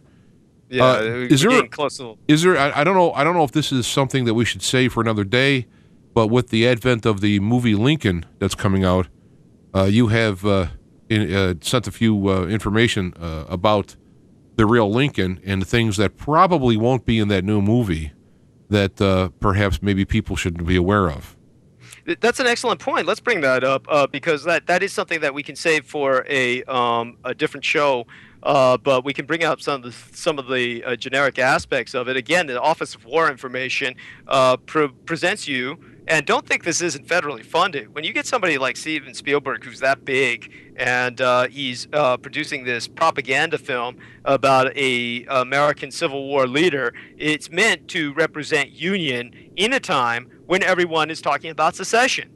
So he brings up this figure of Lincoln, and he mythifies him, and what they are denying you is the reality that Abraham Lincoln was not only a madman and a bigoted racist, but he was someone that if he had had his way, there would be no African Americans in the United States today. One of the things that he started was a massive deportation program to send blacks back to Africa. And the point about this was he was copying the Anglos. The British are not famous for a large African minority on the British Islands. And the reason for that is that when they liberated their slaves and they said, okay, we're going to render slavery illegal, one of the first things that they did was they deported all of their African slaves to Africa, and they formed, these slaves did, a nation that is now known as Sierra Leone. And Sierra Leone is spelled S-I-E-R-R-A, and then there's a space, and then Leone, L-E-O-N-E. This is a nation of Africans that were formerly British slaves, and the generations that have inherited that nation from the original deportees. Now, Abraham Lincoln said, let's get rid of all of America's blacks like the British did. So he sent them in an experimental deportation, thousands of them initially to Haiti. Then he sent them across the Atlantic in what later became a nation known as Liberia, L-I-B-E-R-I-A. And the nation of Liberia was established with all of these former slaves. And because they had come from the Deep South, the agrarian economy was all that they understood. So the first wave of deportees became the plantation owners and staked out all the land. The second wave became the house hands. The third wave became the field hands. And that's how their economy existed for, maybe 100 years until they began to expand into other areas, such as philately and numismatics, which means stamp collections and coin collections, which meant they were able to do this because if you ever take a look at the Liberian flag, because they were all former Americans who were shipped overseas, the Liberian flag is an American flag. It has 13 bars, red and white, and a blue field with a single star. So they considered themselves the 51st state of the Union. And they are the only nation on earth that legally, officially, uses the American dollar as their national currency. And the end result was they could make those collector's coins you used to see late night showing living presidents or living celebrities' heads on coins, or living celebrities or living presidents' heads on stamps.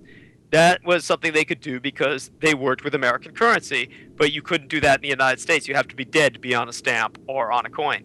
So that's exactly where they were coming from until they degenerated into anarchy, when an African-American sergeant, whose name I forget, I keep thinking it's Taylor, I might be wrong on that, went over there, turned himself into a petty dictator with American help, and after his death, the nation degenerated into anarchy. And so yeah, it's Charles Taylor.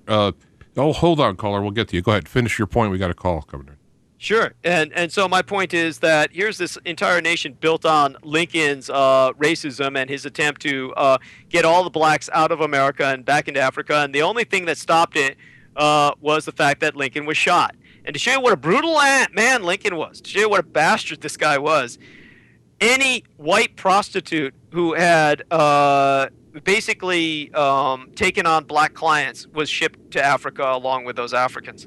And so that was how racist this individual was, and what he did. And the ultimate fate of those prostitutes is unknown to me, but gives you an idea of where he was coming from. And of course, you can bring up some of his quotes later on. Yeah, we'll get that. Hold on, let me get this before.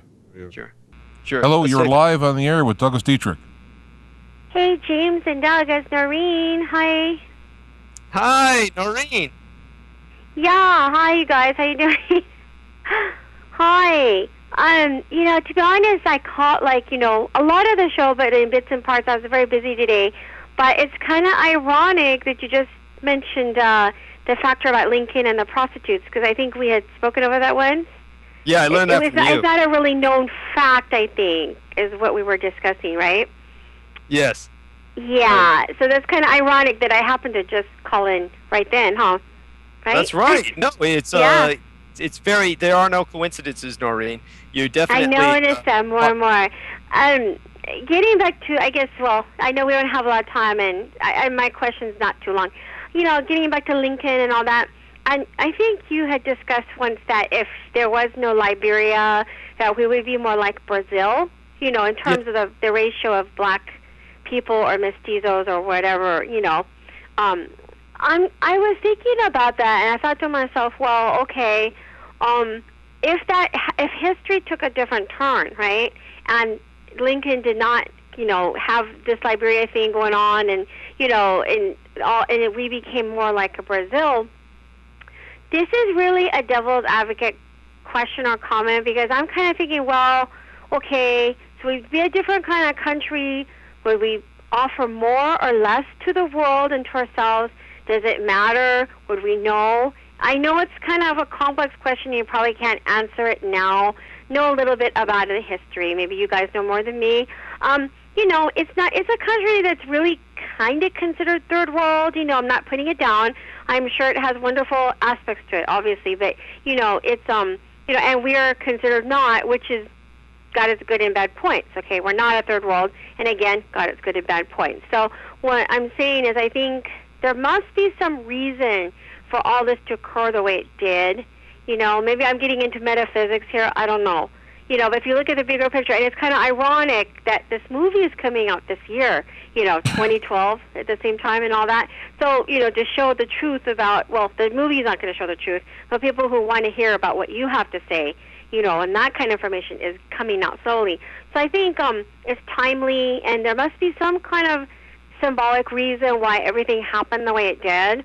So I guess the way I feel about this is more kind of like, I don't feel extremely negative or positive about how this happened. I think it was destined to happen for a reason, and in the end, it's if the whole world is going to have a problem in the next 10, 20 years, it's not going to make any difference anyway. But that doesn't discredit, what happened. Okay, well, I'm not discrediting history, but I'm just saying it would be interesting to speculate what would have happened if there was no Liberia. So it's kind of like something to put out not just for you guys, but the audience just to think about. And you don't have to answer, but it's just food for thought, and that's really all I wanted to say. So.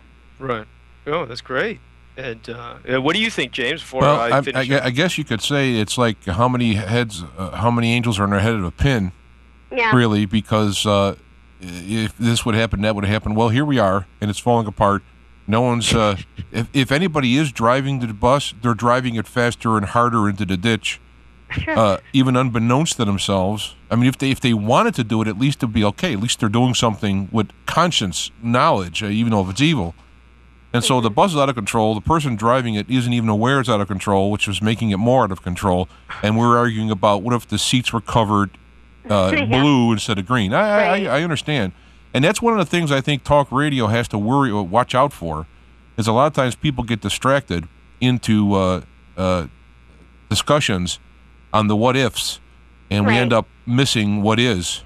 And so that's a good point. And actually, most talk radio is that. You know, can you believe about the girlfriends that Petraeus betrayed his wife? Can you believe that in our lead? It's like, what? You know, that's what people get out of it. I mean, the first thing I heard that, I went, wait a minute. In fact, I called you, Douglas. I went, wait a minute.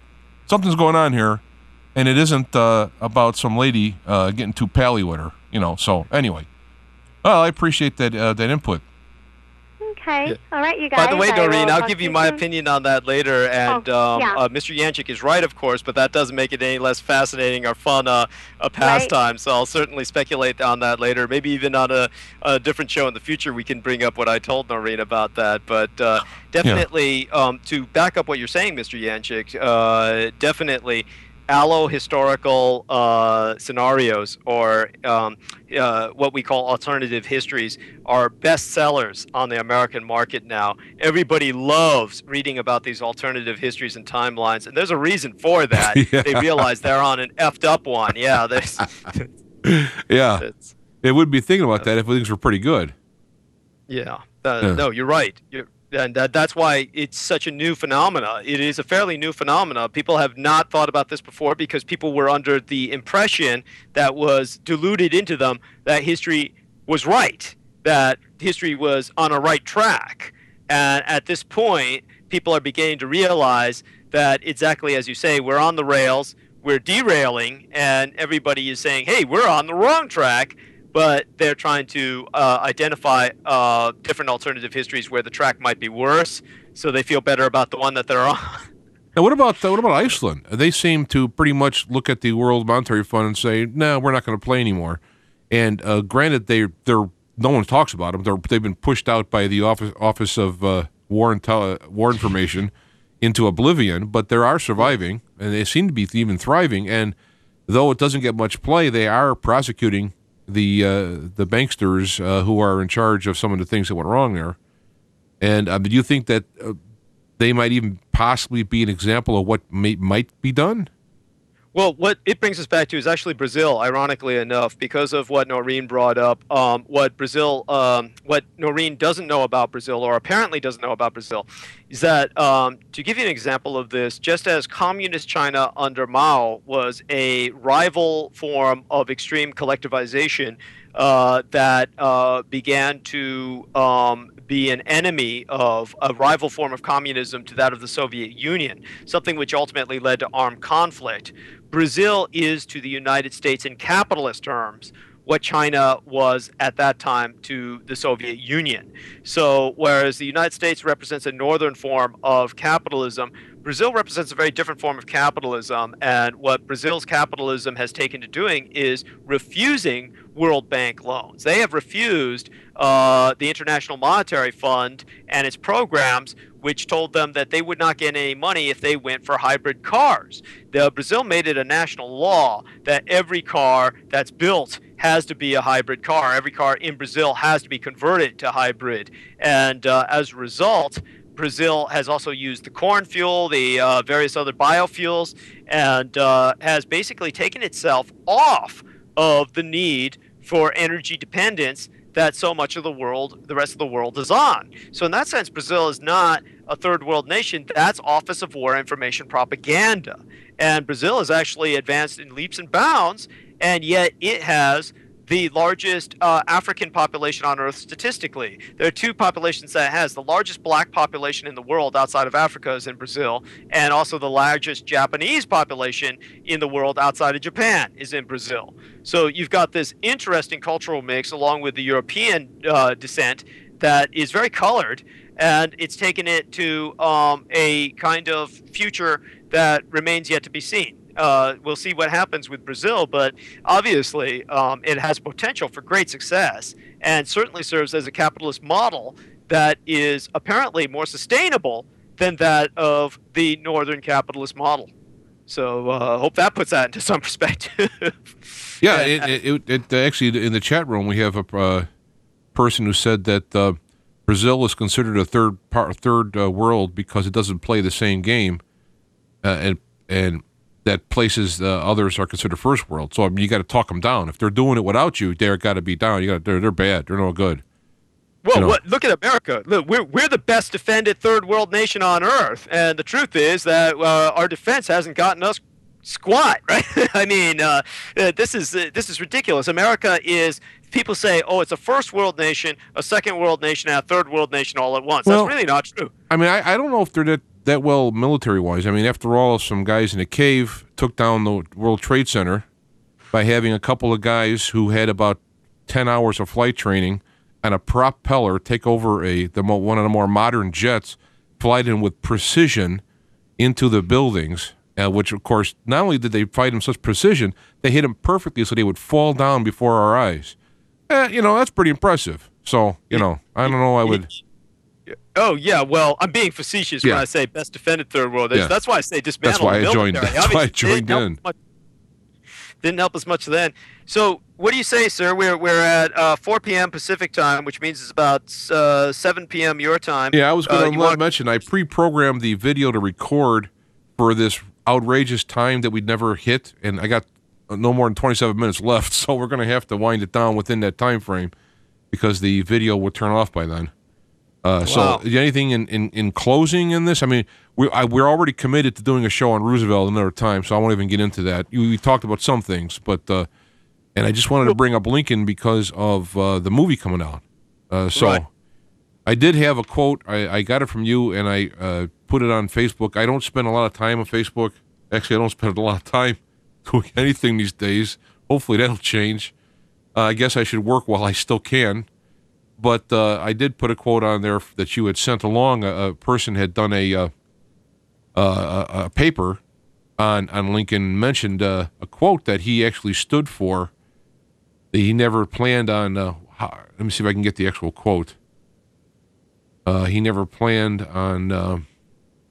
I will say then that I am not nor ever have been in favor of the bringing about in any way the social political equality of the white and black races.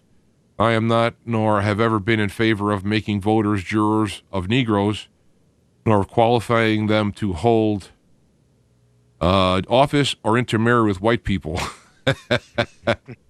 I will say that in addition to this, that there is a physical difference between white and black races, which I believe will forever forbid the two races from living together in terms of social and political equality. Inasmuch as so as they cannot so live, while they do remain together, there must be a position of superior and inferior, and as much as any other man, I'm in favor of having superior position assigned to the white race. Oh, lovely. That's the opening scene of the movie, right? Yeah, well, of course. Of course, yeah. That by the way was from his debate with Stephen Douglas, and were they attorneys or something like that? They were running for office, and they went around the whole there was no national TV there, so they went around doing these debates, made it into a big thing. They probably had a little circus, music and food, and it was a whole day event. The family would come out, and it's September 18th, 1858. Lincoln said that in his debate with Stephen Douglas. Now, I'd like to know what Stephen Douglas said back. I mean, I would imagine he probably went along with that to some degree because, The book, by the way, apparently that's popping up in this is The Real Lincoln. I don't know if that's what this person is supporting. It could be just the Amazon thing. Right. But this goes along with what you're saying. We have to know the real history in order to be able to make decisions, to understand things. We don't, how are we going to say Lincoln is the man when he really wanted to be the man. Well, that reminds me. One of the things that I wanted to cover that the Office of War Information suppresses is how high the quality of life is in Japan compared to the United States. And again, that fits into what I was saying about the genuine outcome of the war, exactly what's been going on with reality. We might have to save that for another program, but it's definitely something that it would take a long time to explain to Americans just how much they've been lied to concerning that situation. And when I've tried to bring it up before, a lot of people's eyes kind of glaze over because they don't understand the enormity of what I'm saying or why does this matter. And what I'm trying to bring up is the fact that just as the Office of War Information continually exaggerated the quality of the Soviet Union's ability to sustain itself, they continually exaggerate the problems that Japan has and make it look like it's totally unlivable over there, because they literally don't want Americans to know how much better it is over there than it is over here. And believe me when I tell you this, I am not at all exaggerating. There's two factors. One is, this was while I was working at the Presidio military base even. The United Nations, on its statistics at that time in terms of national synopses, where they were giving kind of like State Department styled analysis of different nations for United Nations purposes, they listed the United States as semi-nomadic because there were so many people at that point living in trailer homes that they considered to be mobile. So the United States had such a high amount of population, and we're talking about 1992. And since that period of time, it's really only increased. The amount of people who are living in trailers, living in their cars, we have a population that is increasingly veering towards third world shantytown status. And so when I got on Red Ice Creations Radio, and was mentioning this, I was excoriated. And I am, how would I say it? I am left bemused that I would be excoriated for basically stating a fact. The United States has more and more people living beneath the poverty line. They can't even afford to live in a home. They're living in studio to studio, going from job to job. Most people who have their homes are underwater financially. It just goes on and on. So when you compare that to the state that Japan is in, believe me when I tell you this, there are pets in Japan that people in the United States would envy their life. There are people in the United States who would only wish or dream to live the lifestyle that pets in Japan lead. That's how different the quality of life is. Yeah, I know. One of the things that I noticed a long time ago was the average internet quality in Japan. Just the average connection is far superior to America, not only in speed but in quality and in price, so forth. So that was one thing. I said, well, wait a minute. It actually said, well, wait a minute. We're like we invented the internet. Why don't we have it here? Type thing. Al Gore did all that work. Didn't do a good enough job, but. Yeah. Japan, basically, in terms of its internet infrastructure, basically, the Americans were ridiculing it as lagging in the mid-1990s. Now, this was Office of War Information propaganda. Basically, the surveys that have been conducted by both Japanese and foreign internet specialists have concluded that of the 50 cities in the world with the fastest internet service, 38 are in Japan, whereas only 3 are in the United States. And as a national average, Japan's internet is 10 times faster than that of the United States. That's because the United States now has Predator and various other, net scouring programs that are initiated by the National Security Agency and various other intelligence agencies that slow down the internet so incredibly that it's as retarded in its service reaction as that of communist China's. So we're like someone who sits in communist China. Every time you send a message, it can literally be interdicted multiple times before it reaches the recipient. This is the kind of situation that we're in. But going beyond that, of course, Japan's yen from the end of 1989 until recently, it's risen 87% against the U.S. dollar, 94% against the British pound. It's even risen against the Swiss franc. Unemployment rate is half that of the United States. I mean, I could go on and on. The widest measure of its trade, which is its current account surplus, totaled about $196 billion in 2010. That's 3 times what it was in 1989. So its economy has continually been growing, whereas America's current account deficit has ballooned from $99 billion in 1989 to $471 billion. That is the kind of differences we're facing in economy, whereas Japan has broad trade balance with China. And so it's divested in the United States, revested in communist China. It's behind the made in China boom because it's gone away from consumers' goods to producers' goods. It produces assembly lines, the control systems, the industrial control systems for those assembly lines in China. Everything that's made in China is essentially made possible by Japanese materials, design technology, and production technologies. So the end result is that Japan is now got a life expectancy that's basically half a decade longer than that of the United States. I mean, their quality of life is astronomically higher than that of the United States. I could just see me trying to learn a language, though. I have a hard enough time with English, let alone trying to read Japanese. You can imagine. I hear you. Yes, I hear you. It's definitely a very difficult language. But my point is, just with that alone, people should get some grasp of how much they're being lied to. But to truly put this into perspective for people, when you think about the capital of Tokyo, remember that it is by population and by area the largest city in the world. Basically, you have in the greater Tokyo area, to include the entire prefecture, you've got 45 million people. And all of the Fortune 500 companies there's about 50 of them that are headquartered in Tokyo. That means that there's more there than in any other city on Earth. And they stretch out into the Pacific by basically 1,000 kilometers or more. Actually, I think it's around 1,000 miles because of the islands that are underneath the Tokyo jurisdiction, municipally. And all in all, when you consider it, they have the largest urban economy in the world, larger than that of New York City, which ranks second.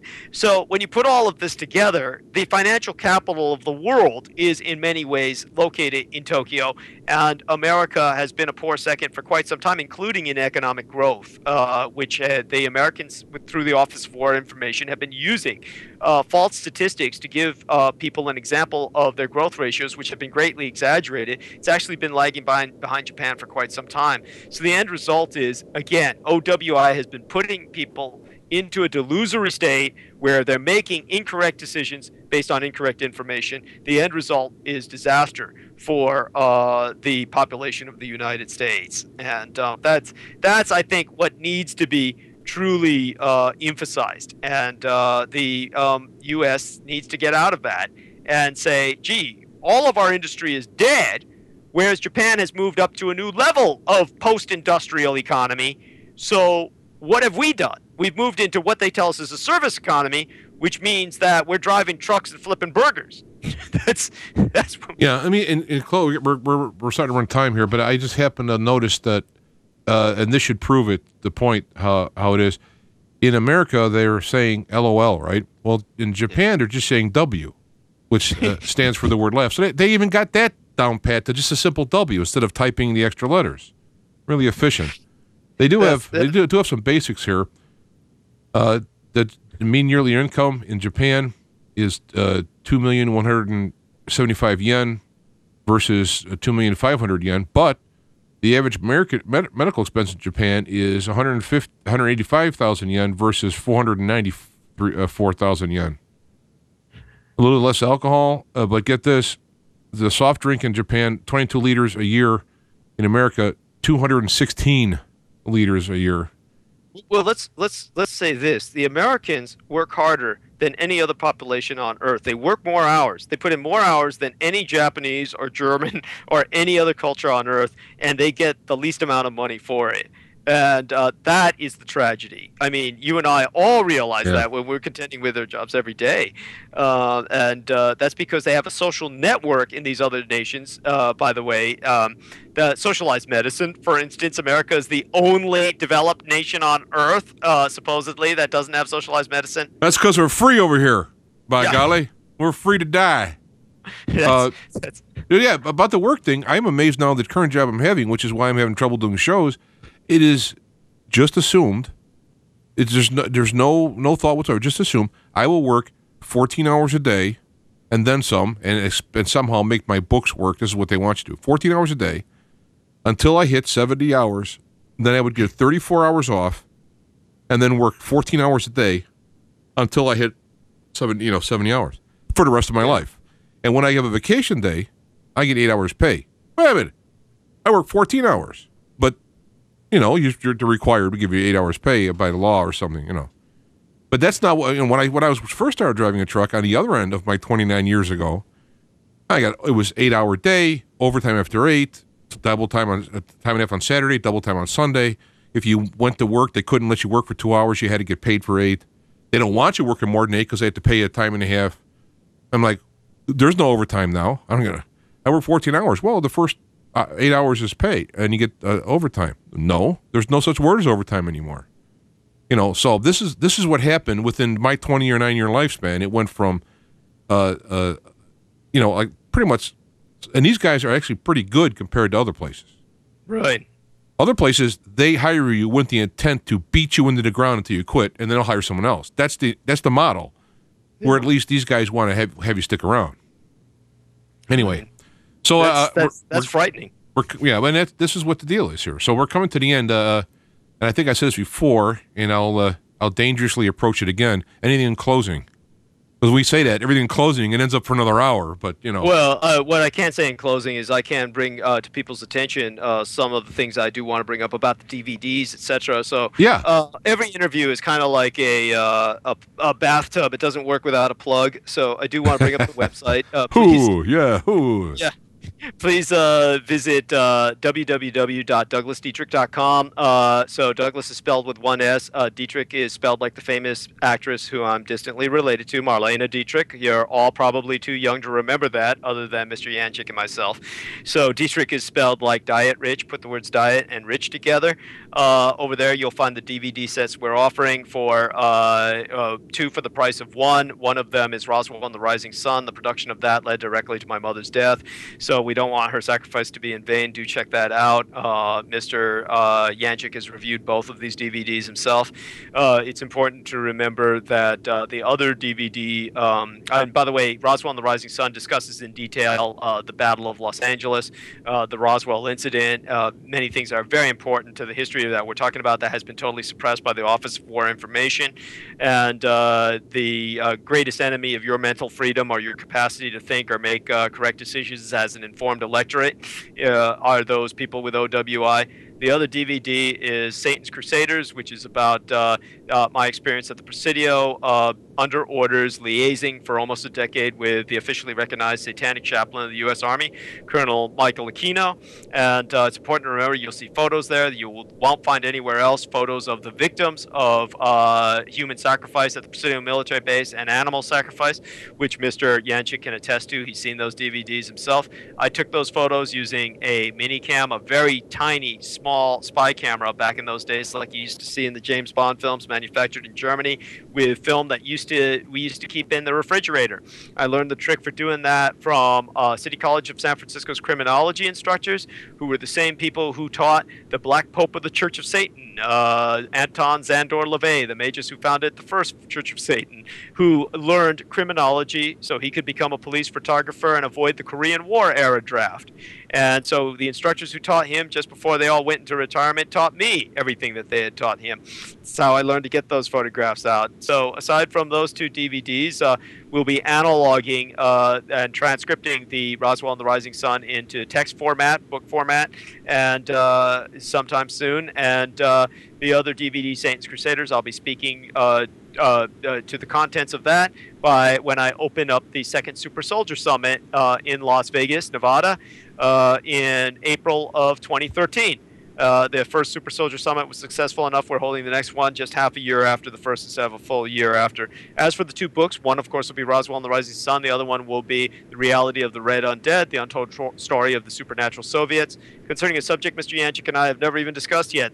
We did the zombie thing, but we never got into the Soviet thing. So that's another. We'll have to write that another show. We at least got two more. Yes, that's right. Well, we've got plenty. Well, the one thing good you can say about living a life from one hell to the next is you're never at a shortage for stories or things to discuss.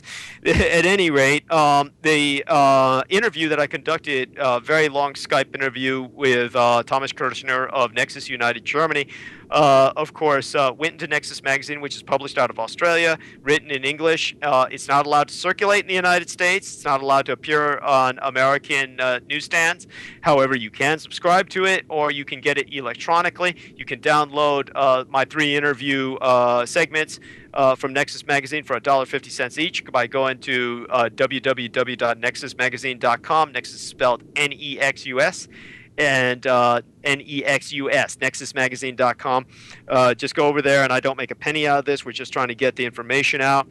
Of course, my co-author, David West, has taken a lot of what we worked with James Arthur Jancik concerning getting out the news about America's covert space program, and he took a lot of what I said concerning hand-to-hand combat in space and incorporated it into a novella, Gods in Darkness, which has been anthologized into the book Space Eldritch, spelled E-L-D-R-I-T-C-H. Space Eldritch is published by Cold Fusion Press and made it to number 2 in terms of science fiction on Amazon.com.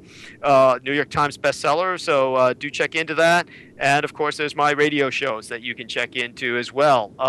Douglas Dietrich hosts Critical Omissions on Tuesday nights, where I interview guests like James Arthur Jancik, who I'll have to have on again soon. I've had him on before.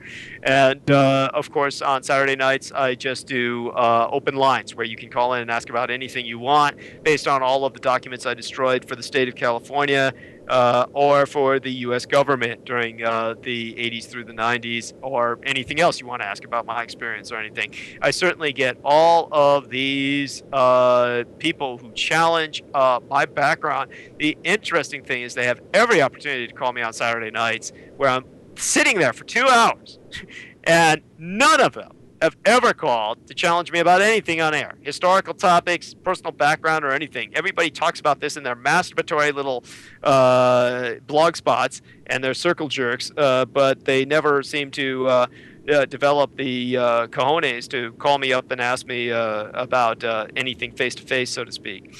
So do look forward to that at some point. Yeah, I'm looking at the I'm looking at the nexusmagazine.com, and apparently they have your part 3 is online. I don't know how much of it is. Now, are you saying that you can't sell it in the United States because of you, or just because of the way that they do it? They ostensibly, several years ago, they ceased circulation in the United States because the FDA did not approve of their alternative health ads. Oh, I gotcha. Yeah, and they're trying to negotiate so that they can be sold in the United States again. But for right now, they're the major alternative alternative information magazine periodical for the rest of the world. They come out bi-monthly, and so they only come out every 2 months. Therefore, by having me in 3 of their issues, I've been the major force in their magazine, their major feature, for no less than half a year. So that's an incredible. I'm very proud of that. And definitely they've been very good. We want to make sure that people continue to go seek them for information, because Duncan Rhodes has sacrificed quite a bit to go into that, as I have with what I've done, and what James Arthur Jancik has done with what he's done. We've all made great sacrifices, and I hope that people, appreciate that and reward us by continuing to come back to us and giving us moral support. And obviously one way to do that is check into my radio show that's at Revolution Radio, accessible through freedomslips.com. Think of Freedom's Lips as in speaking of freedom, but an easier way of saying it would be www.freedomslips.com. So freedomslips.com, and you can access my shows 10 to midnight Eastern time on Saturdays and Tuesdays. So thank you so much for that, Mr. Jancik. We've really run the marathon with this. I think this is better than even the Covert Space Program interview. Yeah, well, I have to put the two together, and we're looking at about 4 hours. So obviously someone's going to be edited out because of the breaks we took. But, we're talking almost 4, probably. And what I'm planning on doing is this will be released, with God willing, by the end of the week. And then hopefully soon, maybe this weekend, if my work, I apparently not working till Monday, so I'll actually have 2 days off, plus today. That's 3 days off I had. I mean, I feel like, I had a vacation. So hopefully I can get this up on YouTube. I do have an account there which allows me to put the whole thing up, so I don't have to put up 15 or 30 different episodes.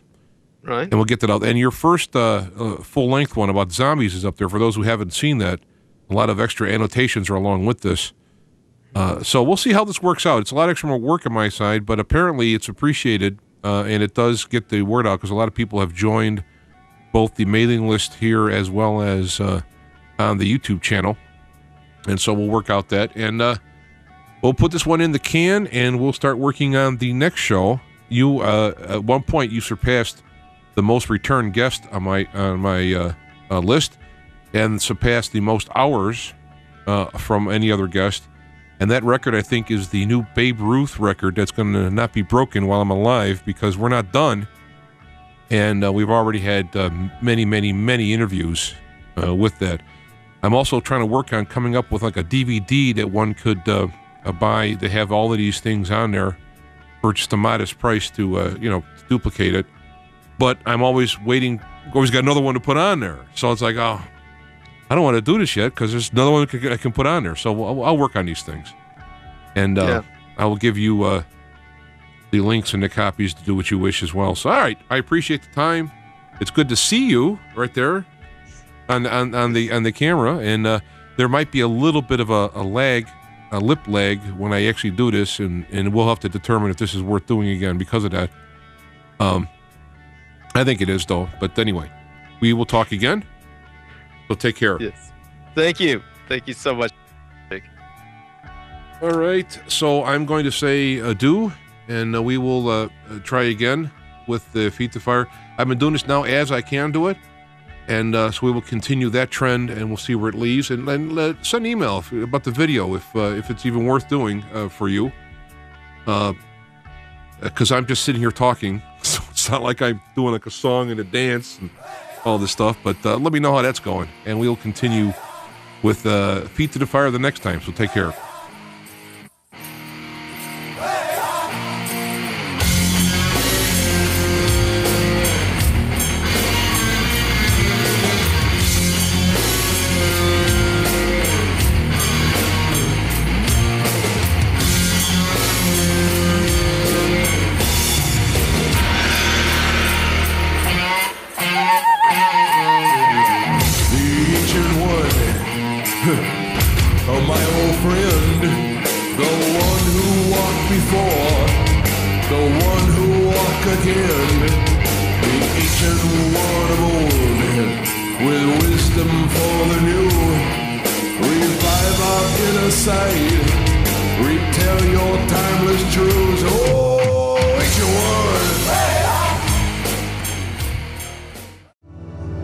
Feet to Fire is a production of IPS Media Works on the ONSIG radio network of stations.